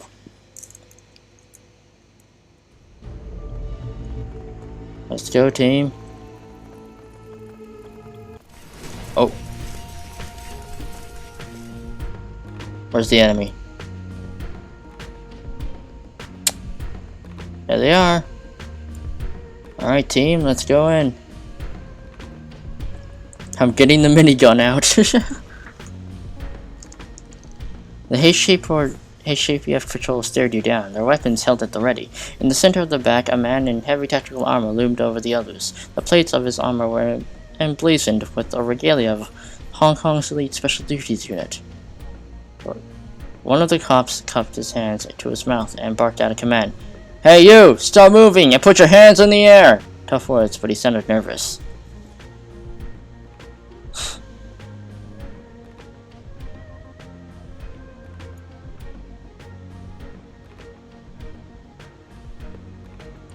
There are a couple of gangsters trying to break into a store just around the corner. If you hurry, you can still catch them.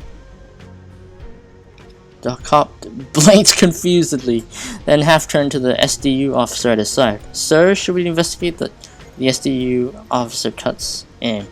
His speech was slow and languid. He sounded vaguely bold. Later, constable. We have to catch the looters when we're done here. But look at this man's clothes, his gear. These people are armed criminals. They're trying to break curfew. You have your orders. I promise you, you do not want this. The big man growled into his third mic, his amplified voice reverberated through his claustrophobic confines of the alleyway. Open fire! Well, here we go again. Okay, what we got here? Wow. Okay.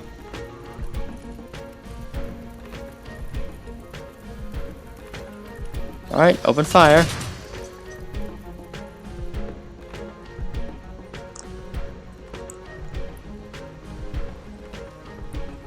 Alright, Wrecker.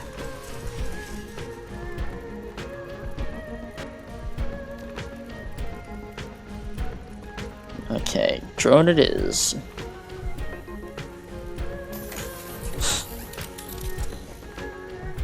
Time to overclock.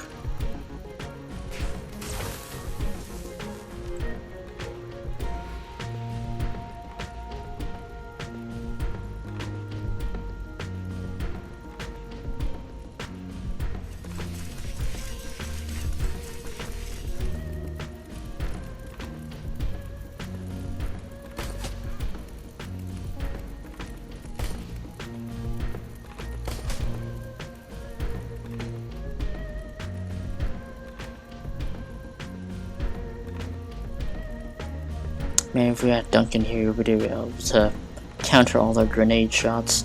Double tap. Oh, new skills. Total chance increase. Oh, neat. But now would be appropriate for a grenade launcher.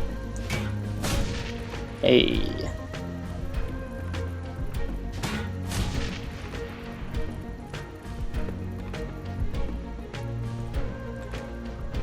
Alright, keep ourselves separated. Channel haste. And enemy turn. Ow. Oh, that's. Oh no, that's crochet. That's fine.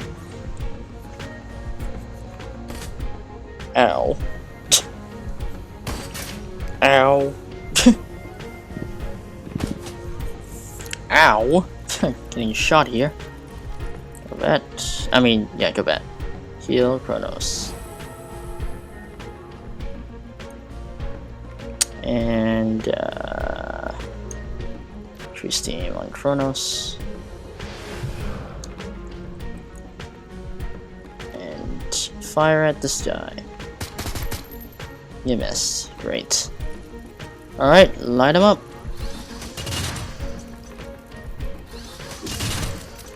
He's dead. He got gunned the fuck down.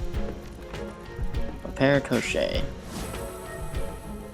And increase the accuracy. Alright. And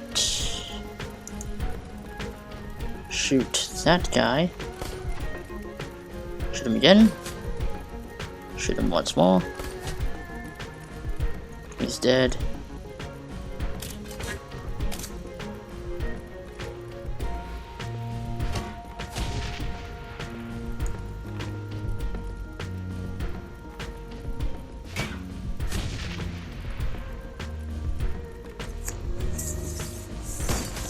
Ow. Oh my god, their snipers do so much damage. Ow. Go bad. Isabel. Would you mind running over here and patch Minnie up? Thank you. Kronos. Rector. Give that to Crochet.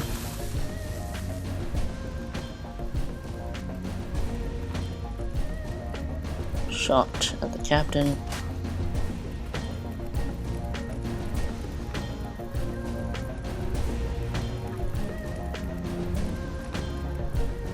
Light him up.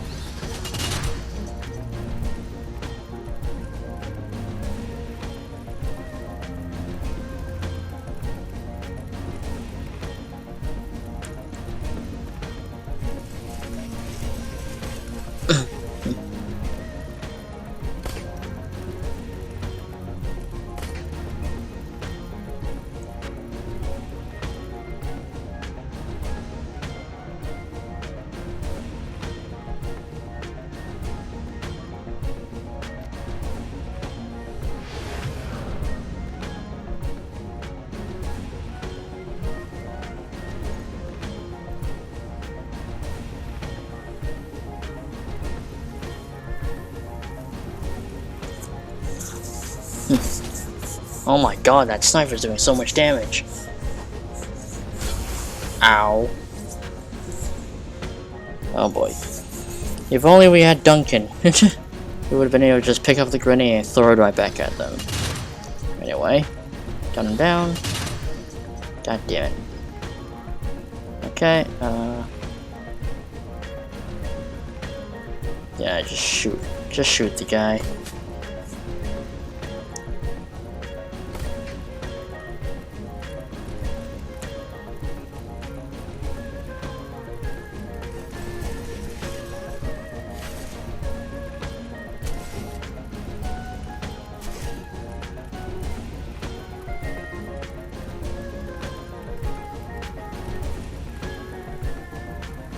Just gonna quickly run over there.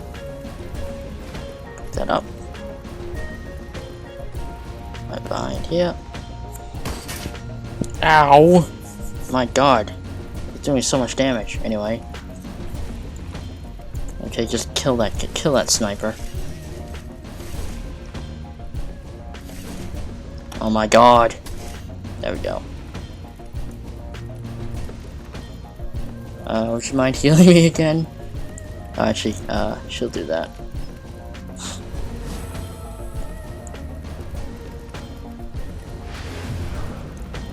Oh, it does stack. Oh, neat. Alright, light him up. Oh, sorry, Toshe, did not mean to hit you. Without warning, the cracked and bloody comlink that you pulled off the body of the SDU soldier cracked to life. A second later, a cold voice poured through the device's speaker. Constables, this is Crate. It's her, the cop on all the newscasts when the AVP went live. Nigel's dead because of her. I want all units to move into position and sound off. You will then hold action until I say otherwise. We will put this riot down and restore the city to order. This riot is a response to the police brutality in Kowloon City. Steel Samurai. Something tells me that Crate's plan is to restore order isn't going to be gentle. We don't want to be out there when that call comes in. Let's keep moving then. We'll try to keep distractions to a minimum. Good call. Even if we could handle whatever Crate is planning, Gillian isn't paying us to kill the cops. I mean, it's your call, but Pa's right around the corner. I suggest we beeline it there. Agree.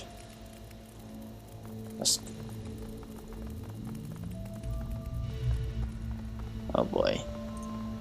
Where the fuck is the bar?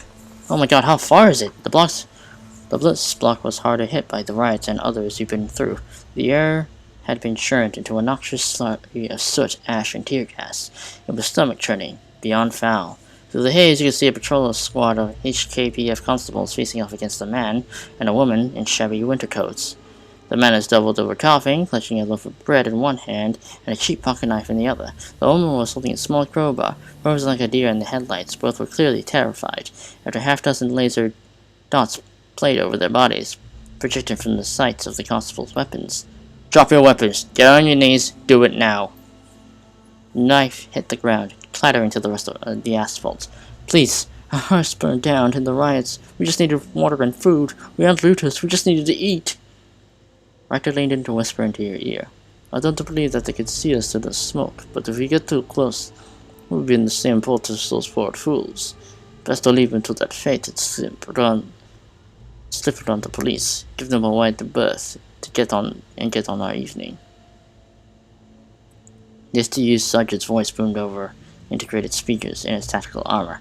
On your knees, this is your last warning. Oh, wait. Please, you're not listening. We had no choice. His voice trembled, and he held the loaf of bread out for the constable to see. The flimsy plastic that wraps it shimmers in the lamplight. I dropped the knife. I don't have any guns. This is just a loaf of bread. The SDU mage's amplified voice rolled lazily out of his speakers. He's got a weapon. Kill him, man. Kill them both. The constable's weapon sounded out with a deafening roar. Let's try to find another way around these assholes, huh? She nodded towards the fresh corpses of the locals that patrolled that just gunned down. If we get too much closer, they'll probably fire in on us, just like what they did to those poor idiots. We'll look for another way around.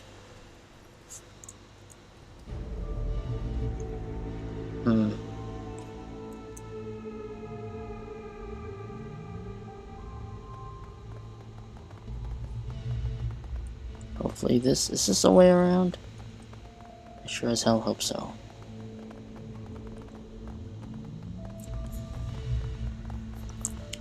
Out of the canister. Flashbang grenade. How far away is this bar? Oh my god, it is really far. Oh boy.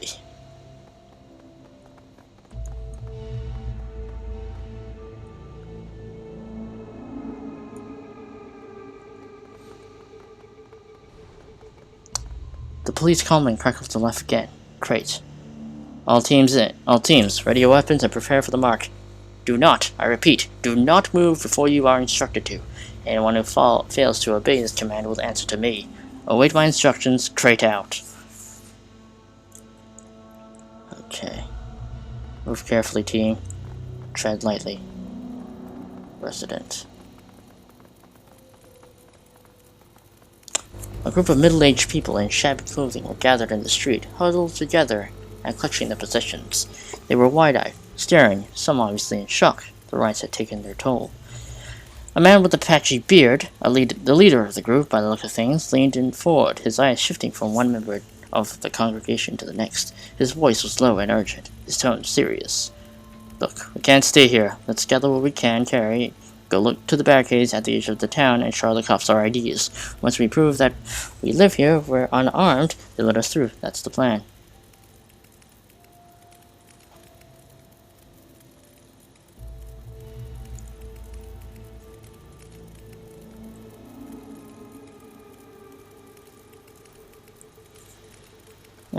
Well, if you want to leave town, I'd advise you sneak out. Stick to the back alleys, and whatever you do, don't approach the cops.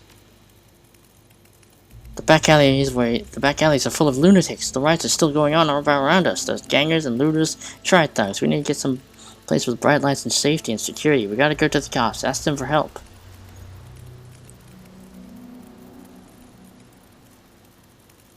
You can't exactly trust the police. If you go to them, you're going to regret it. They're cops. I like our odds better with them than I do with the people out here on the streets. You turn his head towards the others. If you need anything from your homes, clothes, heirlooms, valuables, go get them, and be quick about it. We'll meet up back in 10 minutes, and then we're heading to the barricade. We're getting out of this death trap.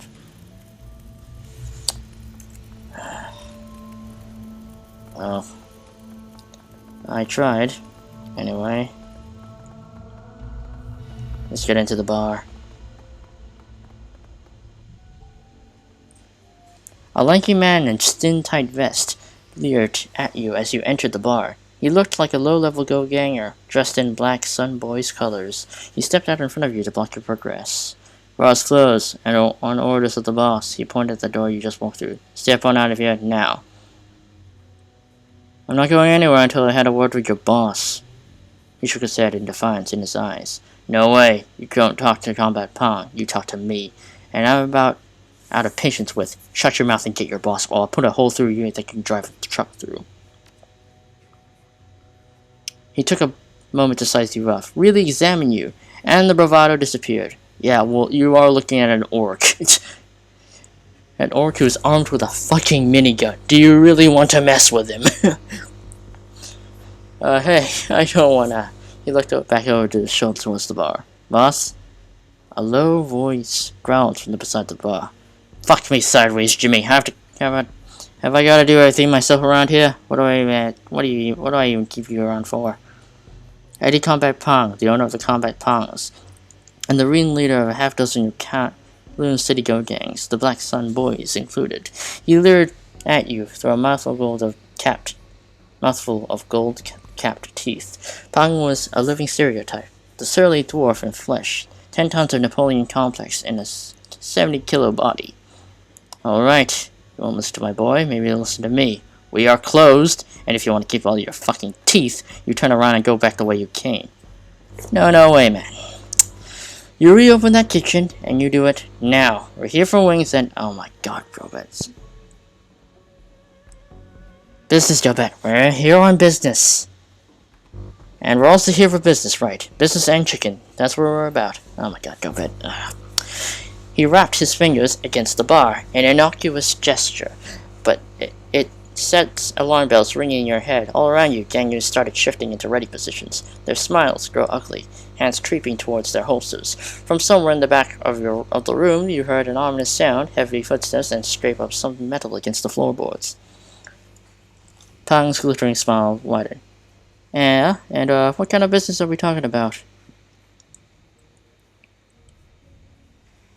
Well, you first. Tell me about what you're doing. Tell me about the song you lifted. What's a man like you want with a nihilistic artifact anyway? What business is it of you? of yours. His mouth dips into a frown. He holds an expression for a few minutes, then shakes his head. You know what? I'm just gonna go and answer that for you. None of your fucking business. The rock belongs to me now. End of the story. You want to bet? The stone is kindly chunks, and you've stolen it, and I'm here to get it back. He begins to chuckle, an ugly sound thick with malice. I don't think so, errand boy.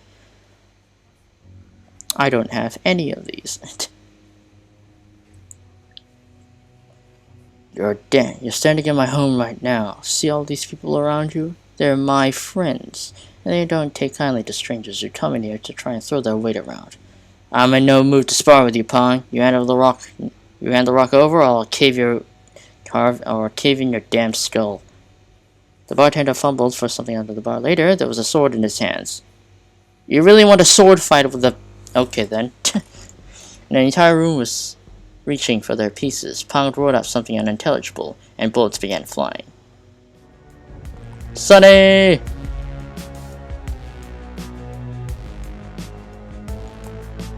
Is he really gonna try and 1v1 him in a sword fight? Yes, I'll do it. I will 1v1 him in a sword fight.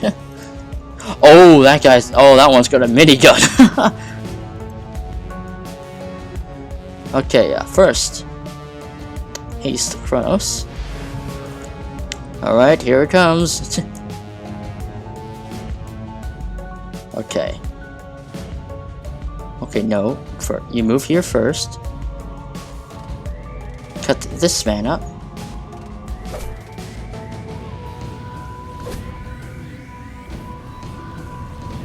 Okay, Raptor,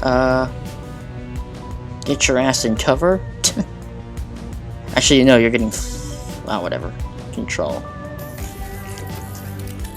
Go back to Raptor. Overclock. Alright, melee this guy to death, would you?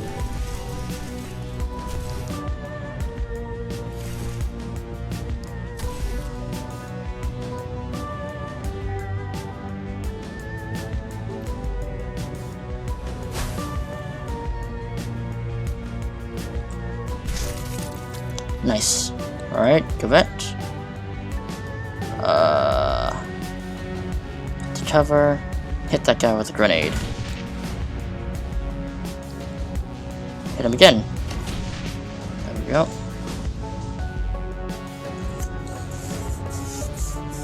Oh boy, here they come. Oh, that guy's a physical adept. Ooh, nice dodge.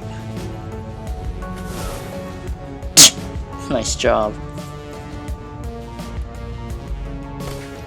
You missed. Oh my god. And you hit your own guy. Oh boy.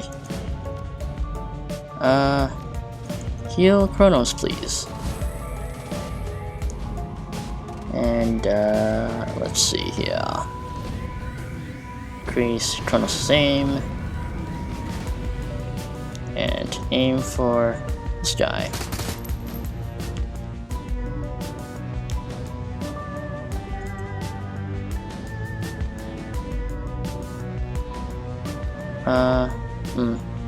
Director? I would like you to move. Can I? No. Okay. Director, get the cover. Increase the accuracy of your drone. Isabel? Get your rocket launcher out. Fire. Right here.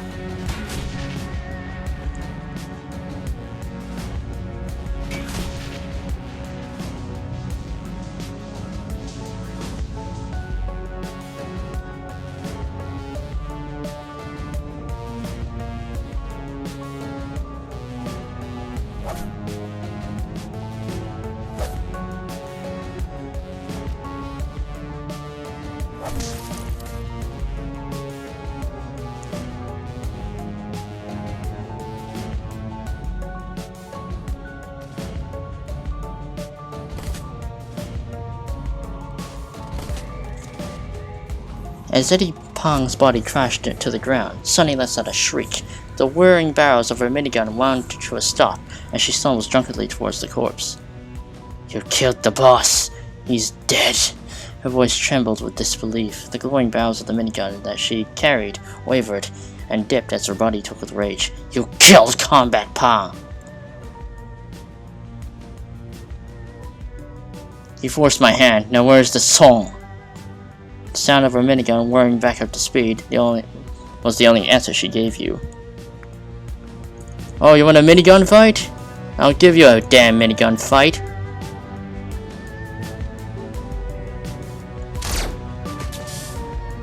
Nice. That's your lower AP and ow! Youch. Ah, wow. Rector just ate all of that.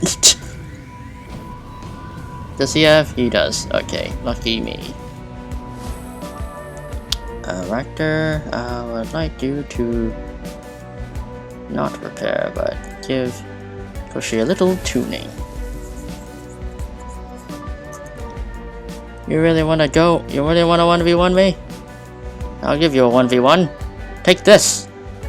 Kiya! Kiya!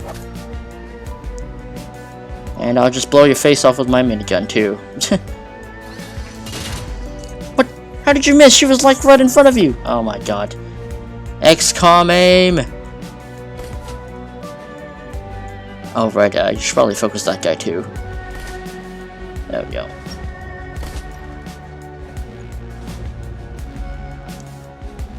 Okay, first off, reload. I feel like you deal with this guy now, so.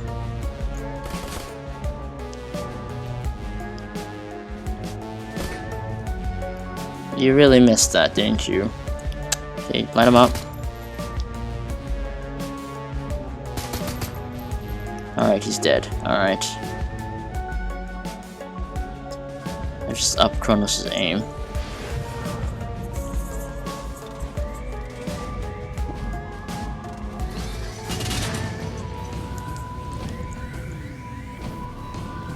Alright, I'm just gonna walk up to you and blow your face off. But first, heal you. And Gobet, can you heal yourself? No. Okay, Gobet. Actually, you'll be fine. Yeah, blow her head off. Yeah, right. Time to get the artifact. Is there anything else to take from this bar? Now that we brutally murdered the owner. Right. That's everything. Alright, team, let's get out of here.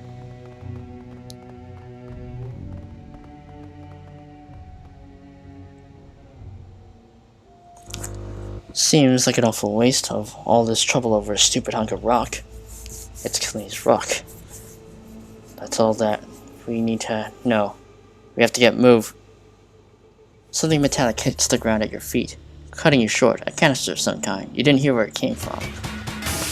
Ugh! By the time you could process what was happening, it was too late. The metal tube erupted, spraying out hissing stream of concentrated vapor.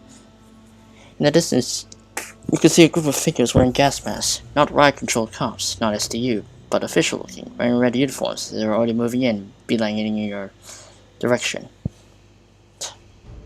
Go for your weapon. You made a grab for your weapon, but your moves were sluggish, and your vision started to swim. You tried to call out to your companions, but all that came out was a grunt. An overpowering chemical tang flings through your nostrils. You feel like you were falling, and the world turned black. And that's how we got captured.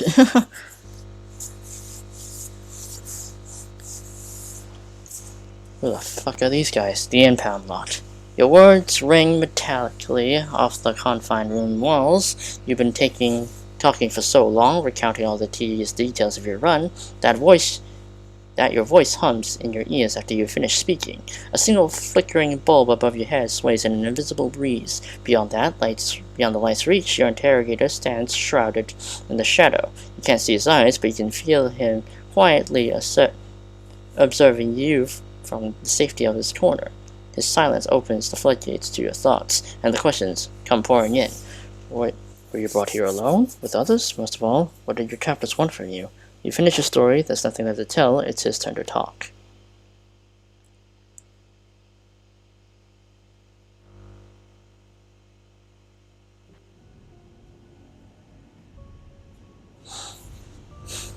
The troll lifts his audio recorder from the table and clicks it off.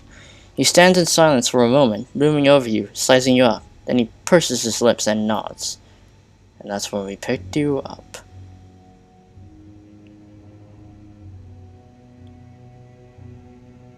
Well, the story ended up... Yes, and that's right. When I came to, I was already handcuffed and sitting in this chair. Very good. Thank you for recapping all of that for me, Mr. Chargaff. Your testimony was extremely helpful. And now that you helped us, it's only fair that you learn something in return. And what would that be? The troll pulls an object out of a police evidence bag marked with the HJPF logo. A PDA with a cracked case, stipped with day-old blood. It covers us at the scene. Take a look and see what we saved you and your team from.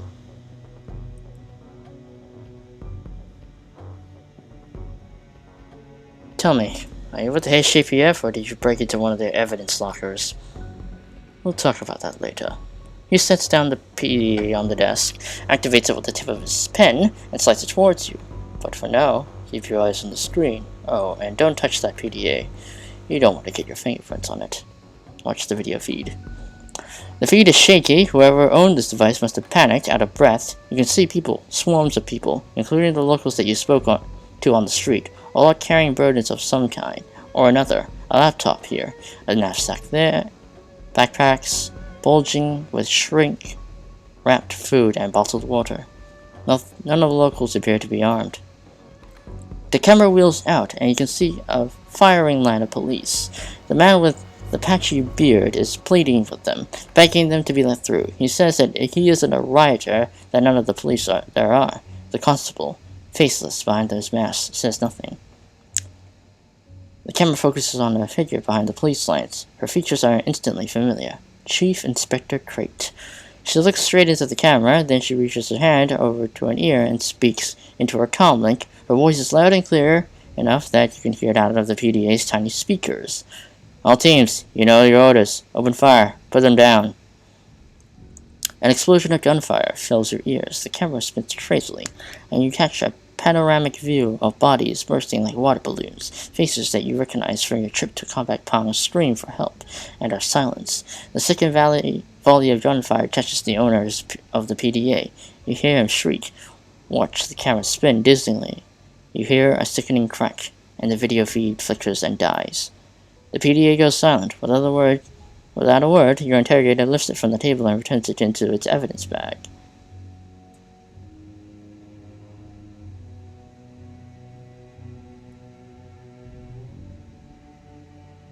You think any of this comes as a surprise? The SDU has a reputation. Yes, they do. And not a crate. They've earned it. Officially, the Special Duties Unit suppressed the riot, just like they were supposed to. That's a story that all of the news outlets are running with unofficially. Unofficially, it was a massacre, and if we hadn't pulled you out of there, you'd have been gunned down with the rest. Why did you show me this? Good question. Let's say that the people at the top had their eyes on you for a while now. You'll get the answers you need soon enough. The troll stretches, slips his pen back into his breast pocket, and flips his notepad shut. And then he taps a series of key sticks into his PDA, and the cuffs around your wrists go slack. The lights in the room come up, and for the first time, you can see his face, and the badge on his hip. HJPF, standard issue. A laminated card clipped to his breast pocket states the name Inspector David Young. Okay, I think we are done here.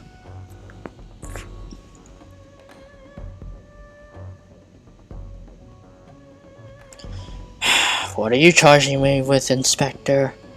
Nothing. You aren't under arrest. You and your team are are here as guests of the HJPF, and you're going to remain the way until we tell you differently.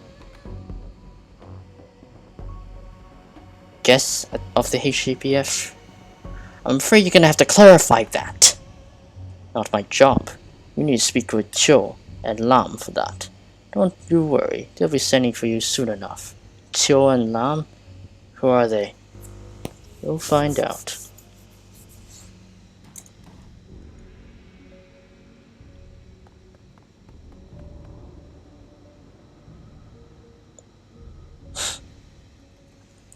The door looks solid. You can't see any visible doorknob or latching mechanism from where you're standing. Most likely it's barred from the other side. Examine the door more closely. The door is made of heavy steel. It appears to be mounted on a set of tracks at the top of the bottom of the door frame, designed to slide rather than to swing open. When closed, it sits flush within the wall. Your best guess that the room you're in was built in one piece, and the door was later cut from it. Wait for the door to open. You calm yourself and settle back to wait for the door to open. And an intermittent amount of time later, you hear the sound of muffled voices, followed by a dull thunk. The scrape of metal dragged over metal fills your ears. The door pops open, but only a crack. A sliver of daylight streams through from the other side.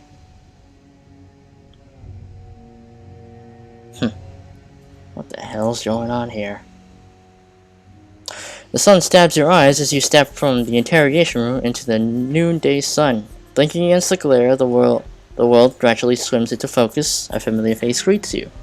Kronos, you're out. Thank God. They've had you locked away in there since we got here.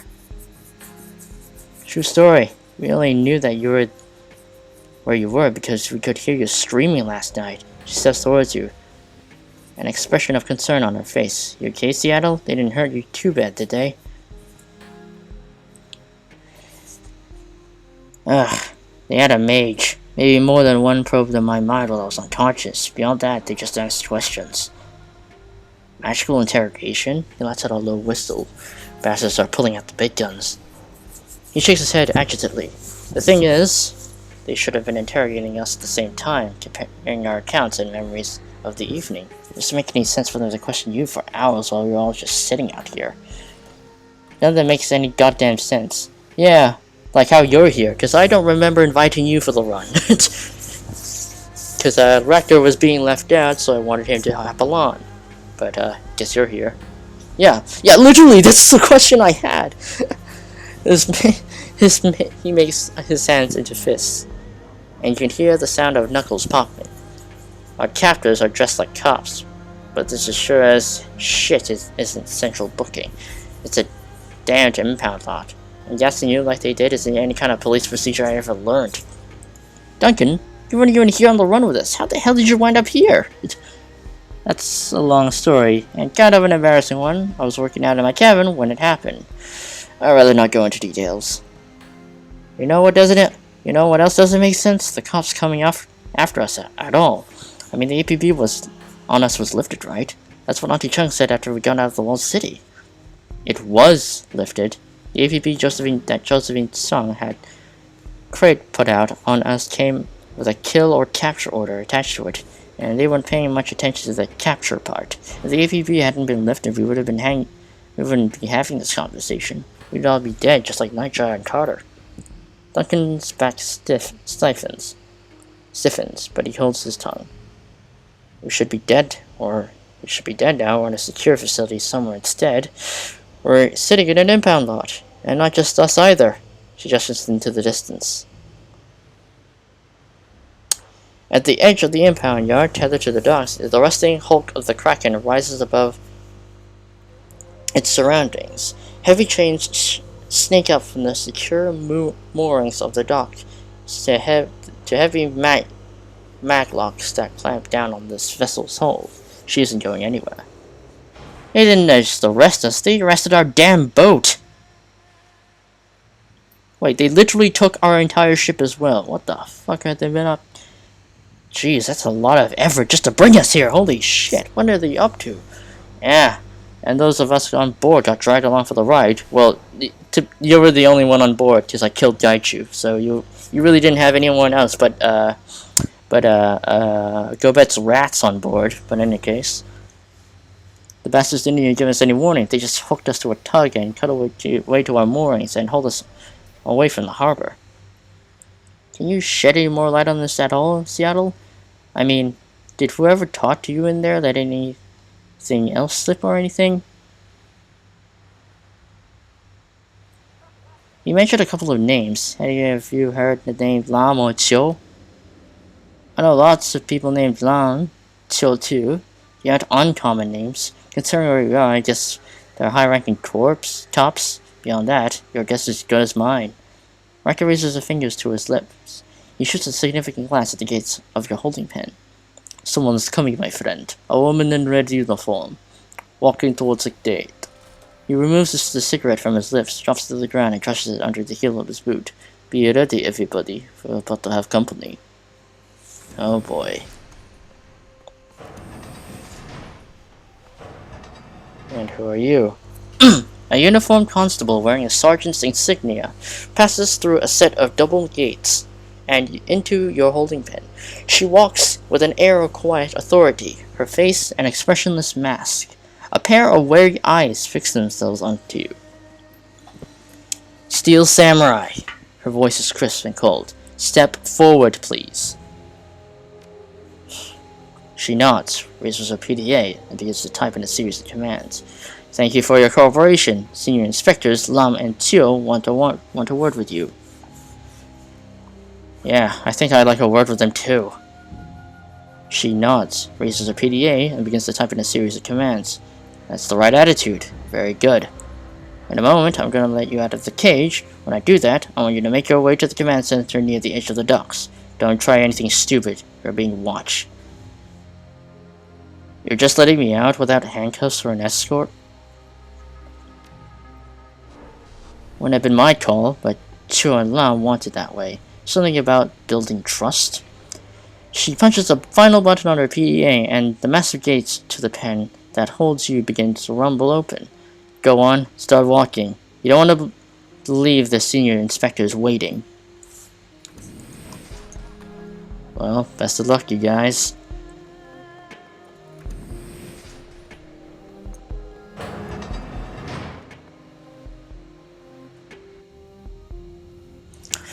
The cramped confines of the command trailer are packed to the gills with security-rated technology. Terminals and surveillance packages, all stamped with the Mitsuhama logo, fill every inch of available space. Just ahead of you, a pair of senior inspectors, one male, one female, standing over a command console. The man offers you a friendly smile. Ah, Mr. Chargaff, you're here. Very good. I am Senior Inspector Andy Lam, one of the leaders of this task force. Thank you for coming so promptly. He extends a hand for you to shake. Well, I'll shake his hand. Yeah. Alright. The woman, an elf, retorts through a mouth that seems drawn into a permanent scowl. Look, Lam, I've got a bastard of a migraine, and our guest is a professional criminal. You think that we could dispense with pleasantries just to get to business? Yes, of course. He offers her a slight bow. My apologies, Senior Inspector Chiu. As for you, Steel Samurai, you must be wondering what you and your team are doing here.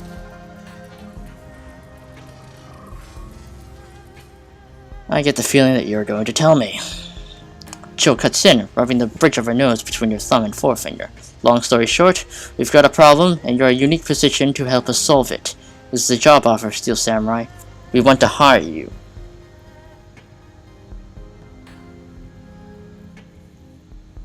Unique position, huh? You want to tell me what you mean by that? We need to gather information on someone that you have history with. Someone that we suspect of criminal wrongdoing, but we can't move on without proof. Pull the file, Lam. Lam nods, and his fingers dance over his PDA's keypad. He raises the device to show you what he's pulled up on display. From the device's tiny screen, a familiar face leers back at you. Lam holds it to your face for a few seconds, then pulls the device away. You have history with this woman. He phrases it as a statement, not a question. Yeah, that's straight. When the APB went out on me and Duncan, she's the one who appeared on the trid to tell the world.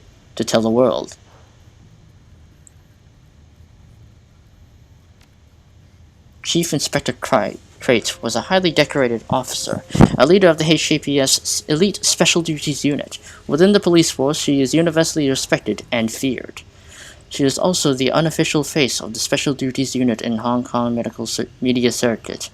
When they needed a talking head for the news broadcast, she's the woman they go to. To her fellow inspectors, Crate is a hero and a role model. They go to bat for her without a second's hesitation. The woman has a lot of pull. And you suspect of her, I take it? That's right. Key members of the Executive Council believe that Crate is at the center of a criminal conspiracy within the HKPF, and that she and her co-conspirators have been working as mercenaries under our noses, taking on illicit side of work for profit and tarnishing the HKPF's good name in the process. The task force was assembled to investigate the suspicion.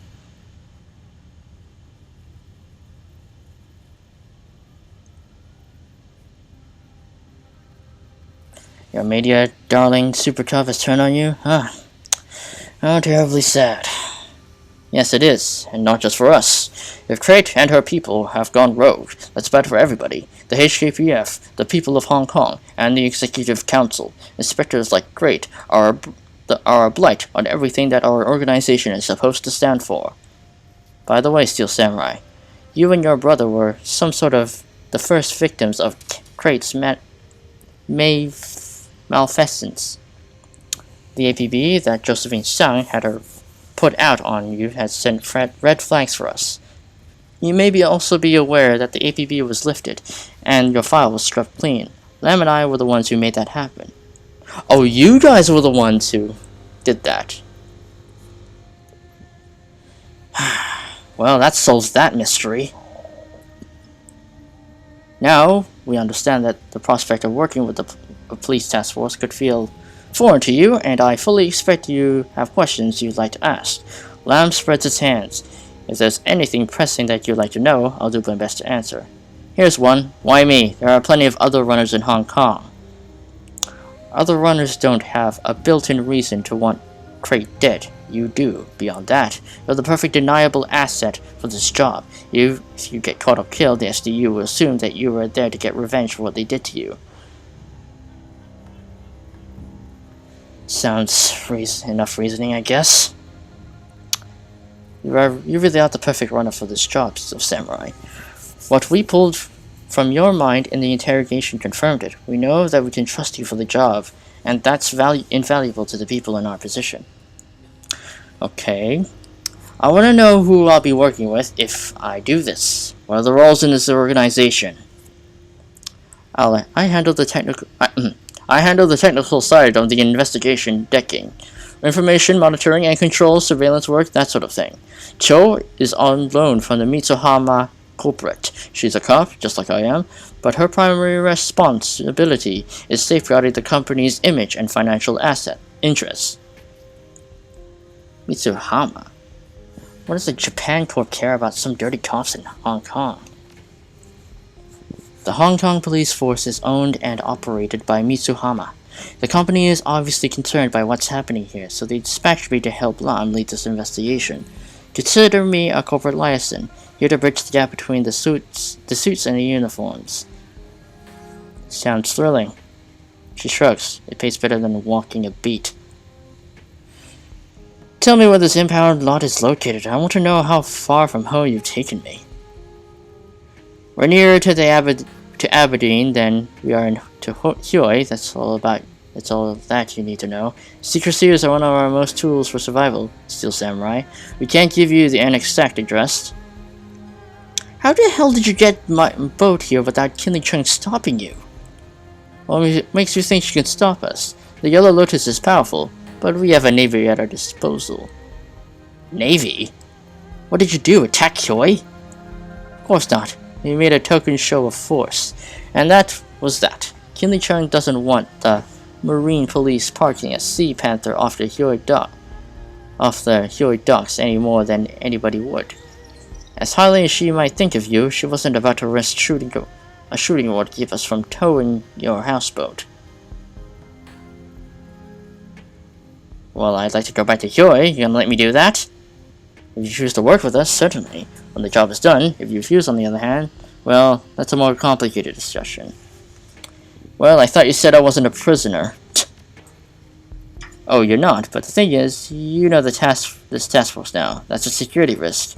If you refuse to help us, we're gonna have to hold you here for your own safety. You can go back to Hyoi when the job is done, and Kratos and her people are behind bars. However long that takes. She nods. That's right, however long it takes. Or you could just help us and be home in a day or two. Your call. I'm done asking questions, so what's next? What's next is that we let you go for now, take some time, think it over, and come back when you're ready to seal the deal. After you accept it, we go into details of the run. You know who I work for. Do you know what would happen to me if I agreed to work for the cops? It is very much like the Yellow Lotus' interest that this issue has been taken care of. The Executive Council as a whole is happy to maintain the status quo as far as the Triads are concerned, so long as the Yellow Lotus sticks to its territory and keeps its soldiers away from people of status. The Council doesn't really care what they do. But these corrupt cops are unpredictable. Who's to say that the councilmen with an agenda, the Eastern Tiger reps say, won't send them to hit your boss's mahjong parlor? Kratos and our people are wildcards, extremely well-armed, dangerous wildcards who wear the same uniforms that we do. That's a bad situation for us, and even worse for you. Go talk to Chung and run our offer by her. Talk to your team too. Tell them what we've told you. We're confident that they want to work with us. We should be heading to the Kraken as we speak. She pauses. Fun name, by the way. When you've made your decision, come back to us. No rush, no pressure. We're not trying to coerce you into doing this. We're all on the same team, and we're confident that your boss will see things our way. I'll talk to Kinley. No promises. Meet your team and contact Kinley.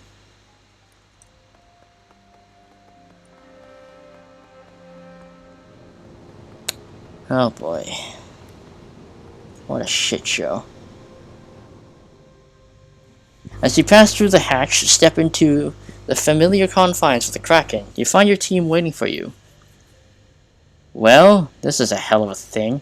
Gobet absent-mindedly passes a rat from one hand to another. The rodent squeals and chirps in delight. You said it, Guncho. Not our best day ever as a team. So what's the deal, Steel Samurai? Who captured us? Are they really cops, or are we dealing with something else here?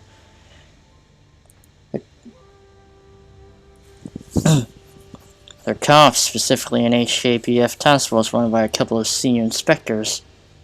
Knew it. The whole thing has HKPF stink all over it. They can dress up however they want, but at the end of the day, cop's a cop. Yeah, I'm very surprised they wanted to hire me for a run, especially when I've already had history of killing some of their men. Well, a lot of their men, actually, but yes. So what does this task force want with us? Did they pitch their agenda to you?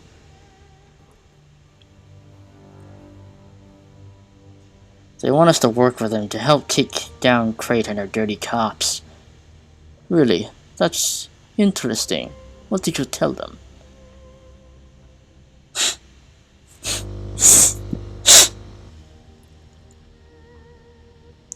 I punted. I told them that I need to talk to Kinley before I could commit to anything. Good call.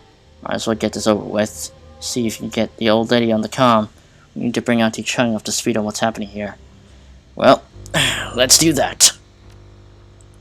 You tap Kinley Chung's personal comm link number into your PDA and hit the send button. A moment later, the woman's old face appears on the screen. Steel Samurai. A pleasure to see you, dear.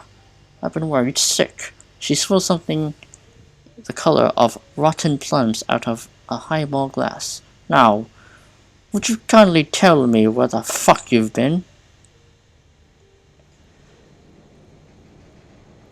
The HCPF gassed us on our way out of combat pongs. They're holding me in an impound yard. Ah, I see. Her voice goes cold. You're calling me from police custody?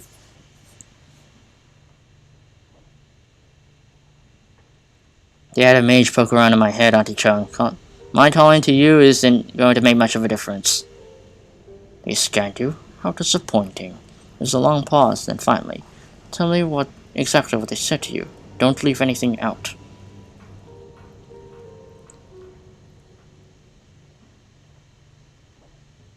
The people who have me aren't HCPF rank and file. They're working directly for the Executive Council. The leaders of the group are called Cho and Lam, Auntie Chung. That's what the sergeant at the holding pen said. They're senior inspectors. Those won't be their real names, dear. Not if they're letting you contact me like this. Well, whoever they are, they're after the cops that were working with Josephine's son. They want my help. She lifts the glass to her lips and takes another slurp of dirty, viscous liquid. They're after the filth who ambushed you then. The ones that killed Nightjaw. And Carter. Nobody gives a fuck about Carter. You should know better than to me to interrupt me by now, Gunshow. She dismisses the outburst with a wave of her hand. Now be a good boy and keep your mouth shut. Duncan clenches his jaw, clearly furious, but he says nothing. Alright, I want you to go along with it. Tell them that you'll take the job with my blessings. I suppose that follows. You did love Nightjaw. That isn't what this is about. She looks into her glass, swirling the liquid inside with a flick of her wrist. Not entirely. I've always wanted to get a runner into one of the HCPS secure facilities, but it was never in the cards. Now here comes this task force inviting you in. If you can avenge my sweet Nightjaw's death in the process, well, so much the better. Understood. Any special instructions you want me to follow? Be smart. Do nothing that could endanger the Yellow Lotus or myself, and report back to me if you see anything that could constitute a threat. Above all, keep your eyes open, and don't trust this task force of yours, whatever you do. I'll keep my eyes open, Auntie-chan. That's why I'm still alive. Good boy. Oh, and Steel Samurai. I'm sure that the police confiscated the song that you procured from Eddie Tong. The one that I paid you to retrieve for me. Get it back. She thumbs a button on her PDA, and the screen goes black. Well, guess that is it. She lifts her shoulders to a half shrug. We're doing this. Well, Kinley's right. This is an opportunity for us to kill two birds with one stone. We take down the cops that hunted us, and we collect intel on the HCPF. He nods. Agreed, my friend. You go back to Lamet's show and accept the job. I'll run a calibration pass on Koshie and ready my gear? I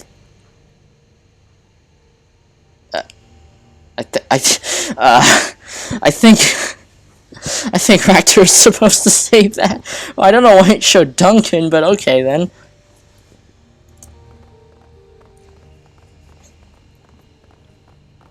Alright.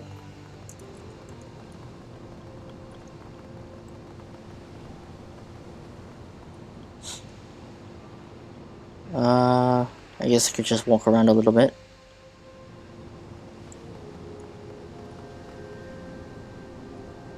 Some facility we're in. Well, just take a look-see around this area. Try to gain intel.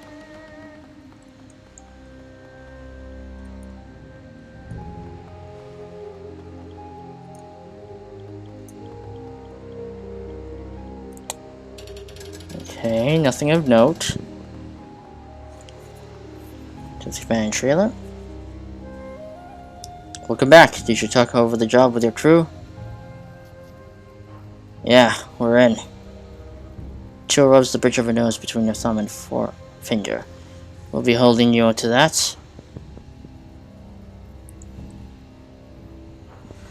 A veiled threat. Great way to start a business relationship. Lam heaves a sigh. Nobody's threatening you, Mr. Chargaff. Senior Inspector Cho was just being careful. As long as you don't try to screw us over, you've got nothing to worry about. You read my damned mind. You know full well I don't betray my clients. Yes, I suppose that we do. Now, Fiona, you want to get us started? Oh, that's her name. You just slipped up. A hand goes to the reflexive reflexively touch the pendant that hangs from her neck. She nods and then turns to you. Alright, pay attention, Shadowrunner. I don't want to have to repeat myself. I'm listening. We know that Crate and her people are dirty, but we don't have any ironclad proof. We have to gather something concrete if we want to move in on her.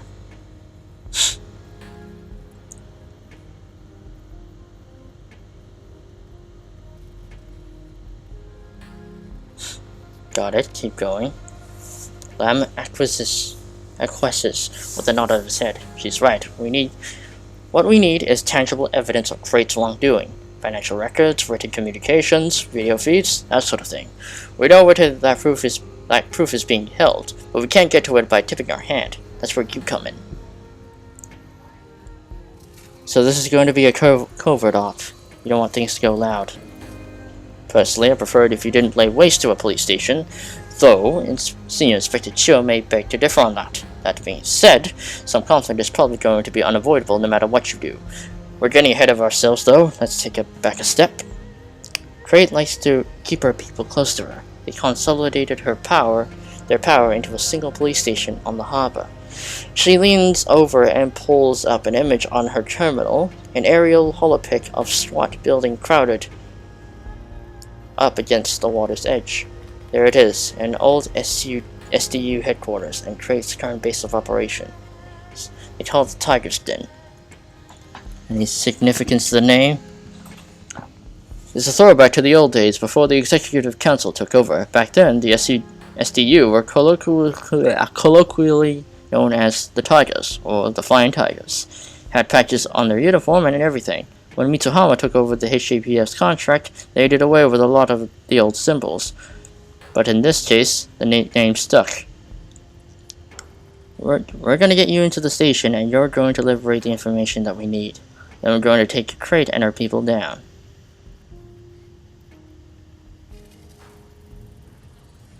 I'm hearing a lot of general talk about what's going to happen, and precious few details as to how. We're getting to that. For now, I can tell you that you'll be smuggled to the insertion point by the way of harbor. We've secured a transport for you through an old associate of yours, a pirate and a smuggler named Captain Joanmo. I know him. He's a good man.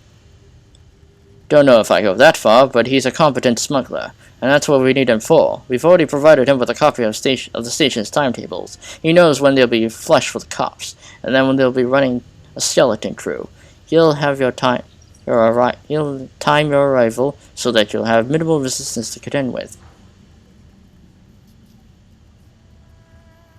Alright, sounds like a plan.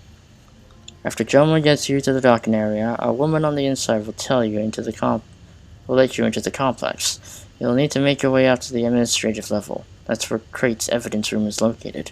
We'll take a position near the station, and from there we monitor your progress.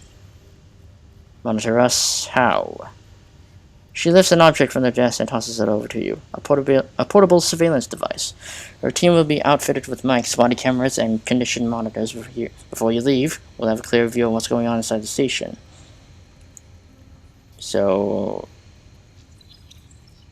if we get in trouble, we can call in cavalry then. Not so much, no. We can't send any of our people into the station. The risks are just too high. We'll be watching you because this is our op, and as long as you're inside, I need eyes on you for corporate oversight reasons. Rubbing her temples, she looks you in the eye. Mitsuhama has a financial stake in this operation going smoothly. I intend to make sure that it does. Got it? Sure, this is your job, just a hired hand.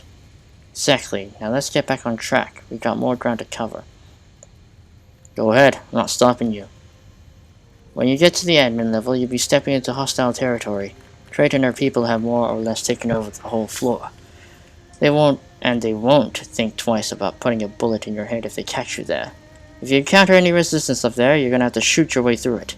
They won't give you the chance to do anything else. I'll be calling in a favor with Mitsuhama to bring down the station's comms, so you won't need to worry about them calling in outside help. Anyone who's already in the building is your problem to deal with.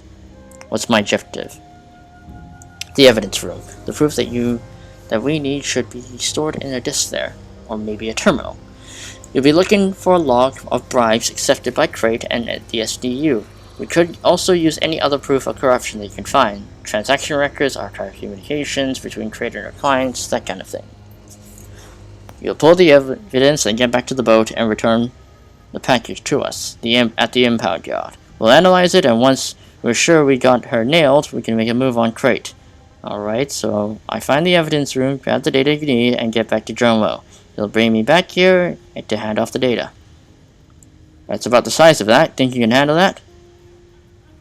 Well, guess we'll find out, won't we? You'll be fine. You made it through the walled city. You can handle a run on the police station. Well, yeah, I did almost die, tried to sword fight a god to death, but yeah. Yeah, we did beat a fragment of a god. If you need gear, talk to Sergeant Lee out in the yard. He's our quartermaster. I'm sure that Captain Jomo can hook you up with anything that Lee can't, including any additional personnel you might need. The good captain asked about you. By the way, wanted to have a word about some side work.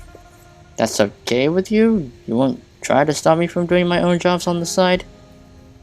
As long as you keep them quick and concise, you can do your thing. You won't interfere, but I trust that's its limits. Don't even think about turning against us or sabotaging the operation. You won't like what happens if you do. Yeah, I get it. We'll wait on you to launch operation. We're on your timetable here. Whenever you're ready to go, talk to Jomo. We're clear on that? This is my first rodeo. I know what to do. Good. We'll see you at the Crate's compound then.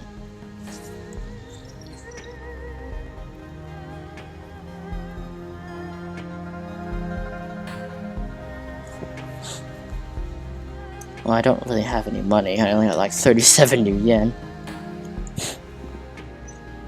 Are you the guy? Are you the quartermaster?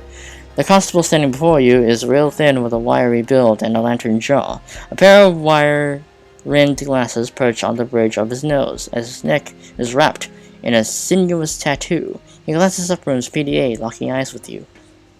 So you're the person of interest that everyone's been talking about. I hear that Cho has big plans for you.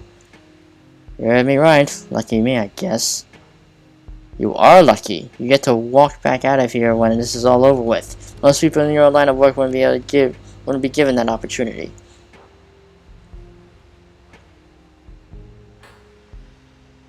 Tell you what, you go for a long walk in Kyoto, let the Yellow Lotus take you out and put you in a cage. Tell me how lucky you feel. Yeah, I'll pass, thanks. So is there anything I can do for you, Runner? What's your name, Constable? I go by Hui. You're Chagath, right? That's what it said on the form. Yeah, that's me. Good to meet you, then. I don't get to talk to many people in your line of work. I don't think that's anyway. Usually my talks with Shadowrunners have involved a lot of shouting and tasing. Sometimes shooting. I'm a talker myself. This is a nice change of pace. Well, I was just passing by. I didn't mean to distract you. He shrugs. It's fine. It isn't like I was doing much anyway. Things are pretty quiet right now. Gotta go? You waste your way. Go on then.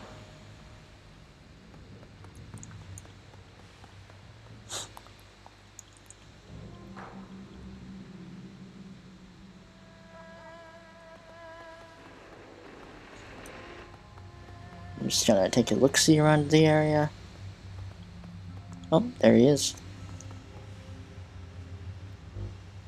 The task force quartermaster looks disarmingly nondescript in his standard-issue uniform.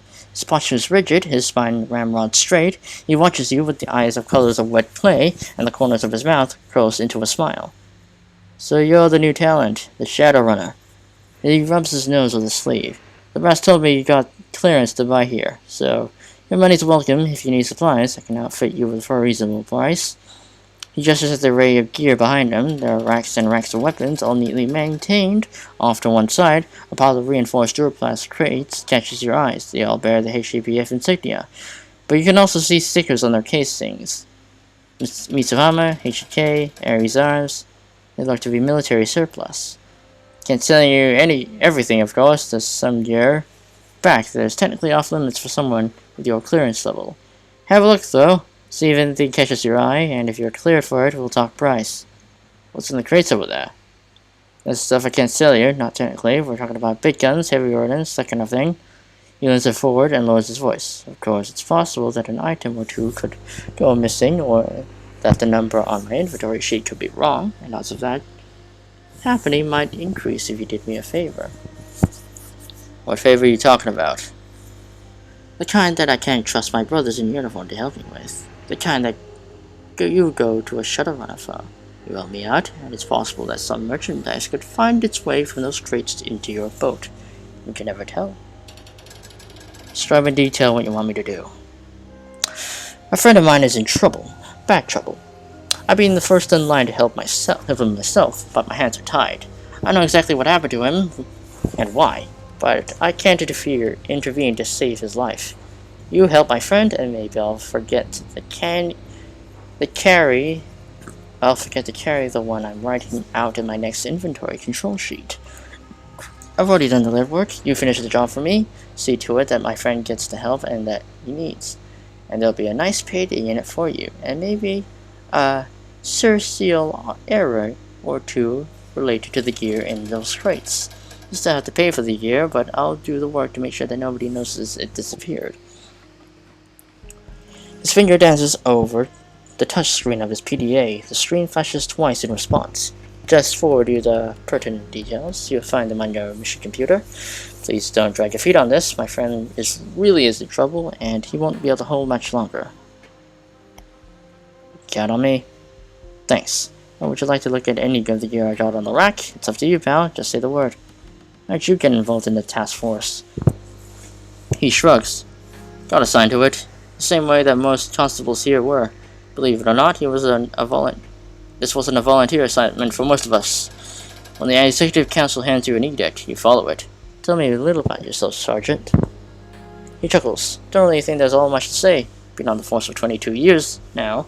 I've been loaning out gear for most of it. Got a wife back home. Got a couple of kids. It's about dead, really. His sentence trails into an awkward silence. Look, I've never been one for small talk. You want to talk about armor or armaments? What kind of secure tech fabric's best for stopping a ceramic knife? I'm your man. If you're looking for anything else, though, you're barking off the wrong tree. Not trying to be unfriendly, mind you. It's just not a people person, you see. Fair enough. So yourself. So you have some business here, or need supplies? I'll see what you got on the rack. I don't need drones. I don't need magical items because I don't use that. What do you have in terms of armor? Okay, it's basically the stuff I never got to buying. Yeah, I could use this. Basically all the other stuff I haven't bought. Street operative. Okay. Anything else? Yeah. What firearms you got? Wait, where's the firearms options? Guns and grenades. Alright.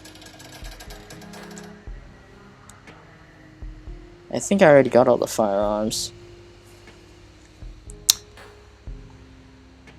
7.5 rifle. Yeah, I got a minigun that does like 20 damage, just has less accuracy, but eh. Yep, I got the fucking minigun. Ares Alpha. Yeah, this minigun's better. In terms of statistics, anyway. Yeah, I pretty much got the best rifle in the game in terms of power. I guess you would argue that the sniper would be also good, but eh. Kronos was never really much of a sniper kind of guy. Nothing of interest, really. Yeah. Drones. I mean, I don't actually need them. I'm not a rigger. See you later. Okay, so the only things I would want are... So I pretty much got most of everything. I mean, it would have been nice to get a better sword, but, Guess beggars can be choosers, but he does have one thing I want, which is the armor, which would give me 8 armor instead of 6, because the one I'm wearing right now gives me 6 armor, so yeah. Anywho, trenchcoat man. Hello. A solitary man stands by the rear of the command trailer. He's got a PDA in one hand and a can of Harbin Ice brand beer in the other. His eyes are intense, and he taps rapidly on the PDA screen in between sips from the can. In addition, a peculiar odor lingers around the area. The stench could be best described as a fusion of custard and cinnamon and raw sewage. 1 second, I'll be right with you. Gotta finish checking my fantasy urban brawl stats.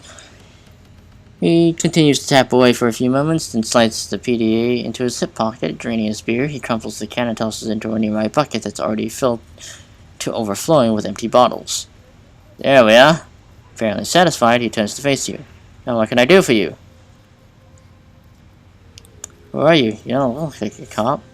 I'm not, he shrugs, but then again, neither are you. We're in the same boat, freelancers that Lam and Cho need to get their job done. Now I know you're not. You're gonna say working for the cops is strange for a freelancer, right? But I figure it's a steady paycheck, so why not take the work when it's offered? Plus it's safe here, it's not like I'm gonna get shot at hanging around here, this impound thought. So what you do for them? Decking mainly. Just that's what twins couldn't get any stay-at-home decking support without raising a red flag to Crate and her people. So they opted for an off-the-book solution, namely me. The name's Levick Stoles, by the way. Steel Samurai, but then you probably know that already. Yeah, I know who you are. Chill and Lam have been keeping tabs on you for quite a long time now. Longer than I have been here anyway. With a little luck, you people will be able to get this whole situation wrapped up soon. Then I can collect my money that I was promised, and maybe I can get the hell out of Hong Kong for good. Your Cantonese accent doesn't sound local. He cocks his head, a surprised expression on his face. Good ear. I moved to Surabaya about 15 years ago, and I learned Cantonese from a neighbor. My dialect sounds odd, there's the reason why. Never expected my Cantonese to come in handy, but here we are. Wouldn't using a LinguaSoft chip be easier? He arches an eyebrow. Yeah, sure, but it's boring. You can't make a wordplay with a chipped language. You always have to sound a bit like, and you always sound like a bit like a robot. I speak 12 languages, including Yoruba, Salish, and Latvian. Hell, I even speak a little Basque. Try and get use of that one. I'm good with languages. The ones I don't know, I chip when I have to. But it's better to know things that never come up than is it to know something and have no idea what you're doing. Besides, I can order beer anywhere in the world, guaranteed. Hell, on the off chance that your bartender only speaks Esperanto, I still got you covered. What's that horrible smell? Durian, want some? He's anxious to plate of food from the chair next to him, holding it out to you. The fleshy ball of yellow pulp are definitely the source of the stench as the plate gets closer. The other smells assault your nostrils: cheese, raw ethanol, rotting onions, and raspberries, among others. Sure, why not? The fruit pulp is both sweet and tart, with overtones of stale and rubber and old sweat socks. As the pulp slides down your throat, you feel a curious burning sensation. It's like you just swallowed a shot of drain alcohol, but the aftertaste is a great deal like custard. It's a whole bizarre experience. There's nothing like a durian in the entire world. It tastes amazing, and you can use it to many different things. Crepes, pancakes, gelato, donuts, you name it. Shame that Chio and Lam don't like the smell. That's why they sent me out here. Said I was stinking up their trailer. Gee, can't imagine why. It's just some of us have more sophisticated taste than others. So why in Hong Kong if you want to leave? Levick rubs the back of his head and inhales sharply. His expression grows sheepish. It's kind of embarrassing to tell you the truth. I'm sure I've heard worse.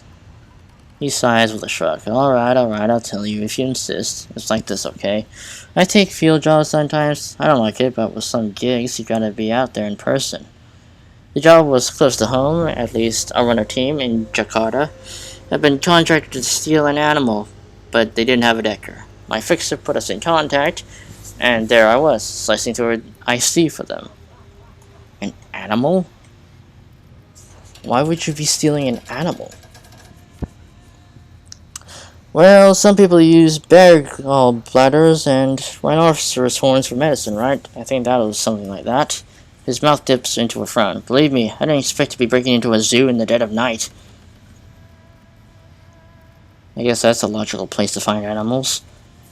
See, that's exactly it. You can't just walk down into the corner store and ask for a scorpirine or a gargoyle, you know. The client wanted this particular kind of dolphin. A storm dolphin is what they called it. They cause storms, shoot lightning, drown sailors. They're real jerks, actually. Storm dolphins are jerks. So anyway, I'm jacked into the water flow control system for the Rangunan Zoo and using an unshielded data line by the chimpanzee exhibit. It was set up so that one system controlled the water supply for all the exhibits, pumps, drains, the works. The plan was to hook up the tank of Sorna 3 contact anesthetic into the water system, puppeted the storm dolphin's tank, and put them all to sleep. Sounds like a good plan. You'd think it was. He sighs wistfully. Actually, it was a good plan, a great one, but sometimes stuff happens that's out of your control. So everything is so far going fine. So far, yeah. I've had the injection system that the zookeepers use to keep the water within accountable pH limits for each tank, and the Sorna 3 is going to get piped in. What I didn't realize was that the chimps had woken up and had been getting more and more annoyed that I wasn't paying them any attention.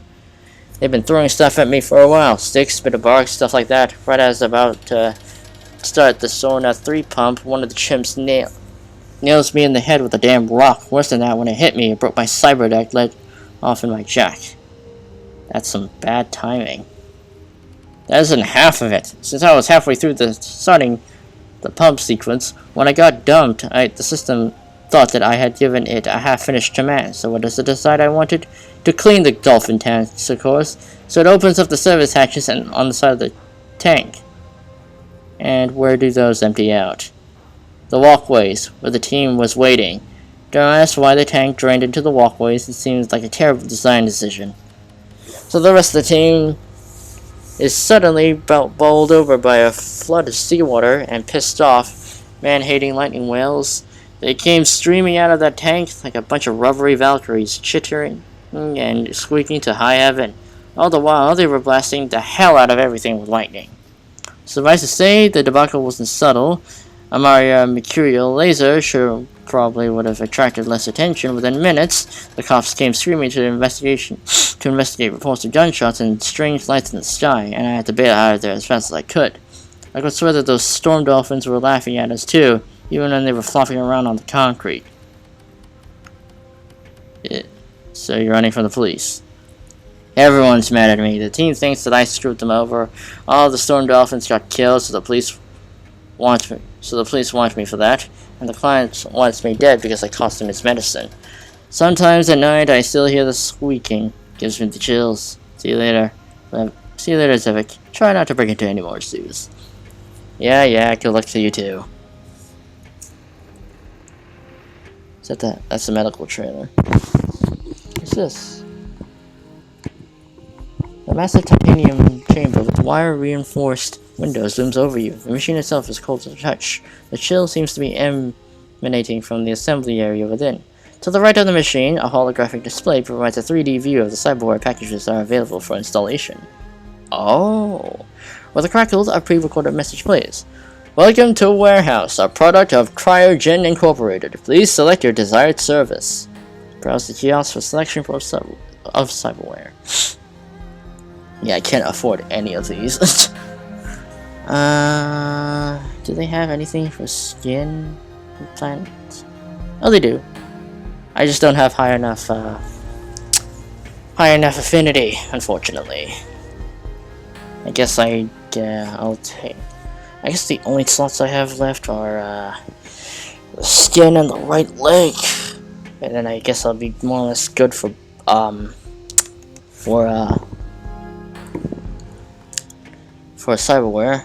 I mean, I could go for eyes, but the eyes don't seem to really do much. So, yeah. What's over here? A long surgical bed illuminated in blue extends from the kiosk. At the foot of the machine rests a bright digital interface, accompanied by the universal medical symbol. The video demo of the kiosk's various medical procedures stops and senses your approach. The screen switches its display to a generic greeting. Automatic Health Service Station number 1-77305 or S. Is that an S? 30S. Patient recognized as male or adult. A bright red smiley face appears on the screen. How may I serve you today? Choose an option for automated procedures. Error. The red smiley face suddenly turns into a sad frowny face. Scans results show no internal or external damage that requires emergency medical attention. Oh, that's okay then. Choose option marked medical supplies. Oh wow, that's a platinum kit. Okay. What do I have in my possession? Oh, I got a grenade, but that's it.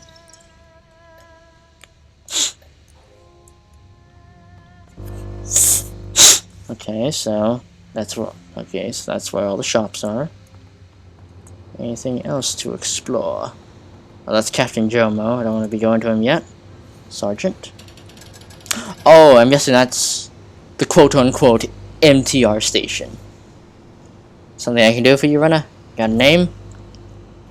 Leong. Sergeant Mario Leong. There's a story to go along with that name? My parents gave it to me, the old-fashioned way. They like traditions. Runners have traditions of their own. They choose street names. Mine's still Samurai. That explains a lot. Leong clears her throat. So, you want to ask me? I have to go. She nods. Back to it. I guess I could just talk with the team now. Actually, is there anything else of note I can extrapolate from this operation? No? Okay. Well, I know where all the shops are. Guess I'll just check on my teammates while they're doing so. Oh yeah, and I guess I'll first accept the mission that I got from that quartermaster. 3 unread messages. Undersea lab job. From Sergeant Lee. Undersea lab job. Hey, good to see that you're interested in my proposal, my friend. The one with the problem is named Meng Kai Xiu. He's been infected with the disease and thinks it was done deliberately. Here I have attached a video message he sent me. His condition is worsening by the day, so I'd really appreciate it if you can help him out. He's fairly high in the Monobe International, and he's got a lot of money, and he needs some heavy lifting freelancers to help him out. So I figured it would be right up your alley. An elder man with a sickly pallor sits down in front of the camera and coughs several times. A series of intravenous lines have been attached to his arms, and a pair of respirator tubes snake into his nose. When he speaks, his voice is querulous.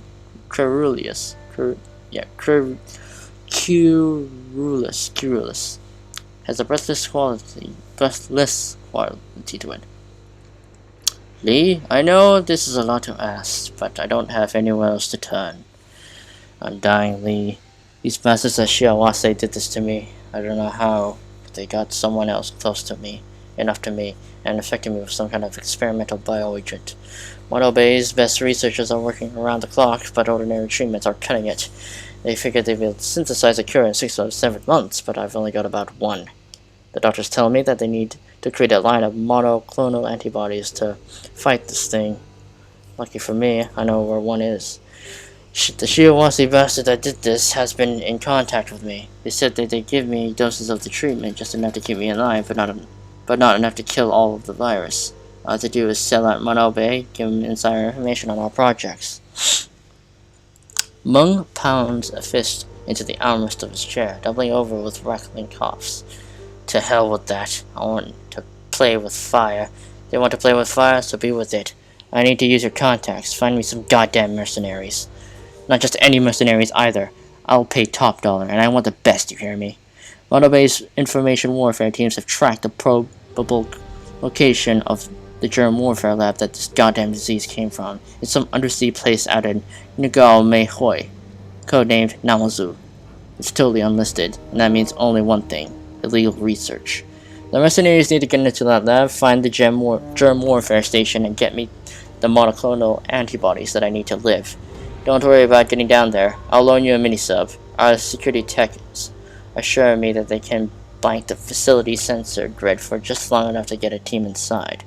I don't care how our contractors go about acquiring the cure, so long as they get it to me quickly.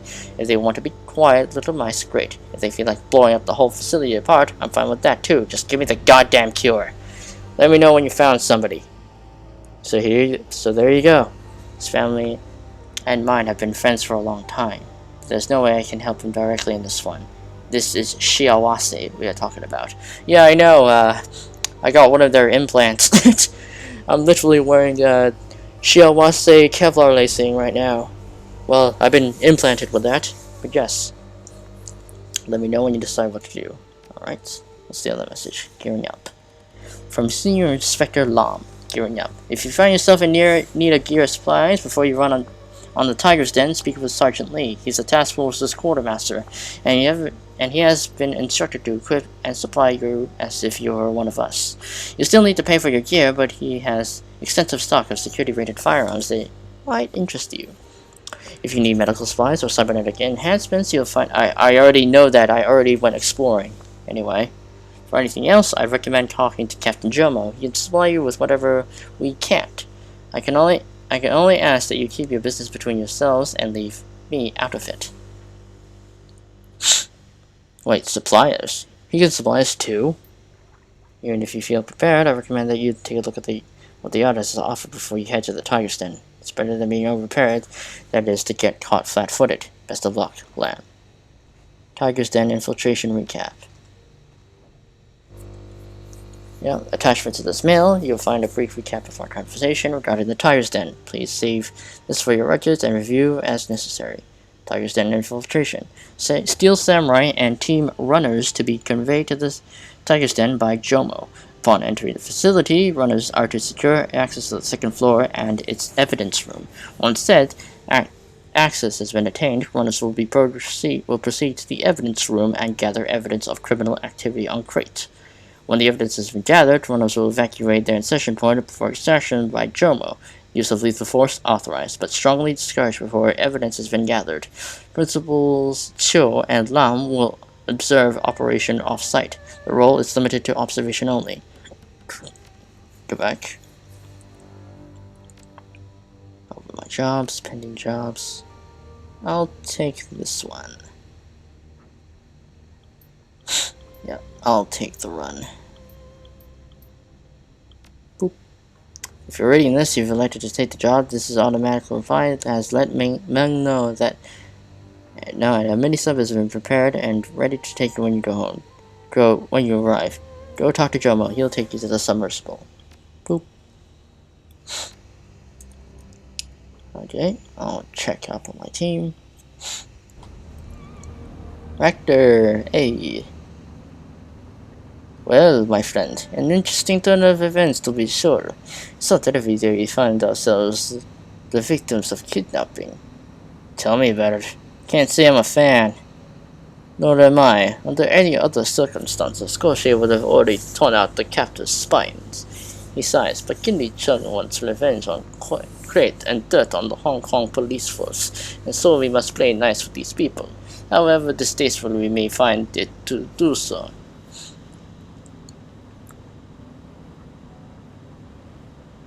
Well, I want Crate dead too, so we use the situation to our advantage like we always do. Yes, my friend, you are, of course, correct. Now, is there something else I can help you with, or did you come by for a friendly chat? Well, what do you think of the last run? Not so fun, I suppose. Simple and straightforward, with minimal complications. In truth, it was nothing to write home about. You already know my feelings on how the job ended, and the predicament that we find ourselves in. He tapped the end of his cigarette against his workbench, scattering ashes all over its surface. But who knows? Perhaps given Ginny Chung's interest in our predicament, we will find some way to twist all of this to our advantage. Now, do you have any other questions, or shall I return to my work? What do you intend to do after we finish this? He shrugged. I suspect that we'll return to what we've been doing before. We got the press gang into working with the HKPF. I will shuttle on to funds and entertainment, and spend my spare hours working on and refining my mechanical counterpart. Koshi scuttles forward, and Raptor rests his hand on the drone's chassis. The drone rubs up against his leg like a dog, light glistening off the smooth contours of its hardened body. All is a work in progress, don't you know? How could it not be? To improve Koshi is to prove the best part of myself. So you're saying that you'll never be finished with Koshi? I sincerely doubt it. Koshi is my masterpiece, and I will continue to refine him until I die. He smiles, his eyes twinkling. That's assuming that I fail to achieve immortality, of course, and that's far from a foregone conclusion, I assure you. And what about you, my friend? Do you have any grand ambitions to share? If so, share them. I'm all ears. Can't say what my plans are for certain. We'll just see how this thing plays out. A fair answer, I suppose. Then we shall have to wait and see for ourselves. He gives his cigarette a tap, and the ash clings to the tip, spills to the floor. Let us change the subject, eh? The future can wait. I'm sure that there are many more pressing matters that we could discuss. Out of curiosity, are you still playing around with those stimulus generators in your brain? I wouldn't say that I was playing around with them, no. I'm constantly using them to fine-tune my brain's stimulus responses, of course, but that hardly constitutes a play. I see, and have you been doing anything with them recently? For the past week or so, I've been experimenting with synthesia, training my brain to associate certain colors with certain tastes. Sounds with touch, that sort of thing. He snaps his fingers. You hear that? Just a click, yes. He snaps his fingers. Sure.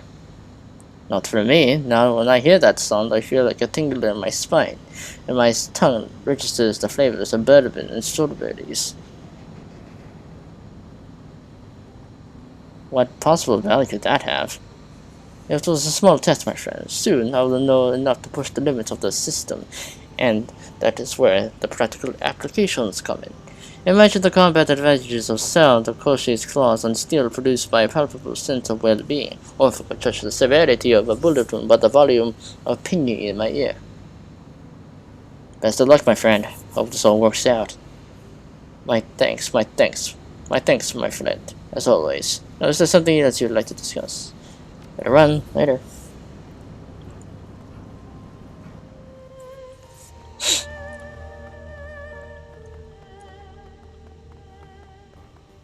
Duncan?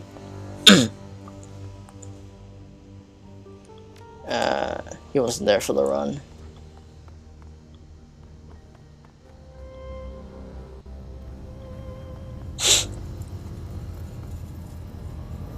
Isabel raises her visor. What's up? What do you think of the last run? We really bunched that one, didn't we? Literally walked out into the cops' hands. She clucks her tongue, the regret plain on her face. She doesn't bother to hide her sarcasm. Couldn't have imagined a better outcome. The death was definitely overkill. My throat's still raw from it. Small price to pay for making it out alive. Those cops could have wrecked us. If there's one thing we should take from this, it's that these investigators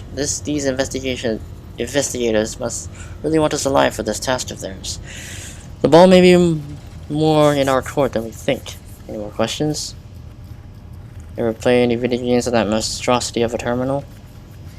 Fuck no. Octopus is for video games, and besides, I have better things to do than fight make-believe digital enemies. Fighting real digital enemies is way more satisfying. Well, at least you got your priorities down. The skills I choose to hone are the ones that I find the most practical. In this line of work, anything that can help you survive has to take priority over everything else. Well, that's all for now. See ya. Go bet. Wait, what's this? It's one to the touch. Oh, that's new. Gobet's cabin looks cleaner than you remember it. Turning your head, you discover the reason why. The mountains of dirty laundry and food packaging usually lie strewn across the floor have been gathered to an impressive mound in the corner. Mountains of folly story across the perimeter of the heap, sporadically ducking into and out of the layers of discarded clothing. It's looking good. Holding its shape even. She chews her lip contemplatively. A couple more pizza boxes to help distribute the load, then I can move right in. What are you doing? Meditating. I'm kind of communicating with rats. She frowns, waves a hand, and as she fishes for the right word. You know, it's like I'm getting my head right. Considering all that's just happened, seems like the right thing to do. Looks more like you're building a fort. It's a nest, jackass. You know, it's like a safe place, something that you can burrow into and hide. My totem, she really isn't into wide open spaces. The only thing she likes is less captivity. And I've got to say, the whole getting gas and walking up in the cage has me left a little on the edge, so I'm making myself a solution. She kicks the base of the mound of clothing. The entire thing shudders, then collapses to the heap on the ground. Looks like I need more cardboard. Frowning deeply, she heaves to the side. I broke my fort. My kingdom for a couch cushion, you know? Or maybe a nice ottoman. Something that could support more weight. Hey, Gabet, mind if I ask you a few questions about something else? I mean, like, non-fort related topics? Yeah, go ahead. She turns away from the now ruined pile of laundry and refuse, rubbing the bridge of her nose between her thumb and forefinger. Match is gone anyway. What'd you think of the last run? Well, I'm not super pleased about it, to be honest. I mean, it was supposed to be quick and easy run, but look how it turned out. I feel you there. Getting gassed and locked in a cage is pretty high up on my list of all-time Shadowrunning lows. And we didn't even get any Pong's chicken wings. As Shadowruns go, that was some bullshit. Anyway, let's talk about something else. Got anything more questions for me? If so, go ahead. I'm all ears. How are you doing with all this? I don't know, as well as can be, I guess. How about you? How are you dealing with it? You're no worse than any of us. With the magical torture and your night locked in a box and all. Don't worry about me, Gobet. I'll be fine. Hands on her hips, she gives you a single solemn shake of her head. Sorry, I can't help it. You're a friend, so I worry. That comes as part of the package. With that being said, I do believe you when you said you'll be alright. She offers you a lopsided smile. I think that we all will. I mean, if we could see what we saw in the walled city and come through all of it right, we'll do the same here, right? Right. Of course I'm right. We're certified Yamakin killing badasses. We'll be fine. Hey, Gobet, is that a Decon noodle extruder? She gives the looming machine an uncertain glance. Yeah, I think it is. What's it doing here? Your guess is as good as mine. They sure as hell wasn't in my cabin before we left for combat times. I cannot imagine why the cops would have put it here. She bites her lip, a nervous expression on her face. Maybe it followed us home from DETCON. Followed us home? How could it? I don't know, right? It's just here, waiting. Waiting? For what? I don't know, alright? I don't know. Let's just change the subject, okay? Maybe if we ignore it, it'll go away. Okay. That explains the... Okay. Weird.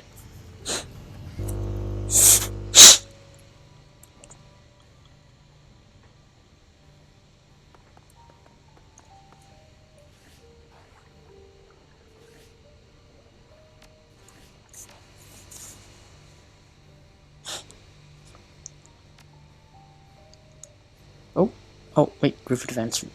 Oh, wait, what? No group advancements? Okay. I thought I had any. Alright, well, that shall be it. That shall be it for this stream. Hope you'll enjoy. And I shall bid you farewell.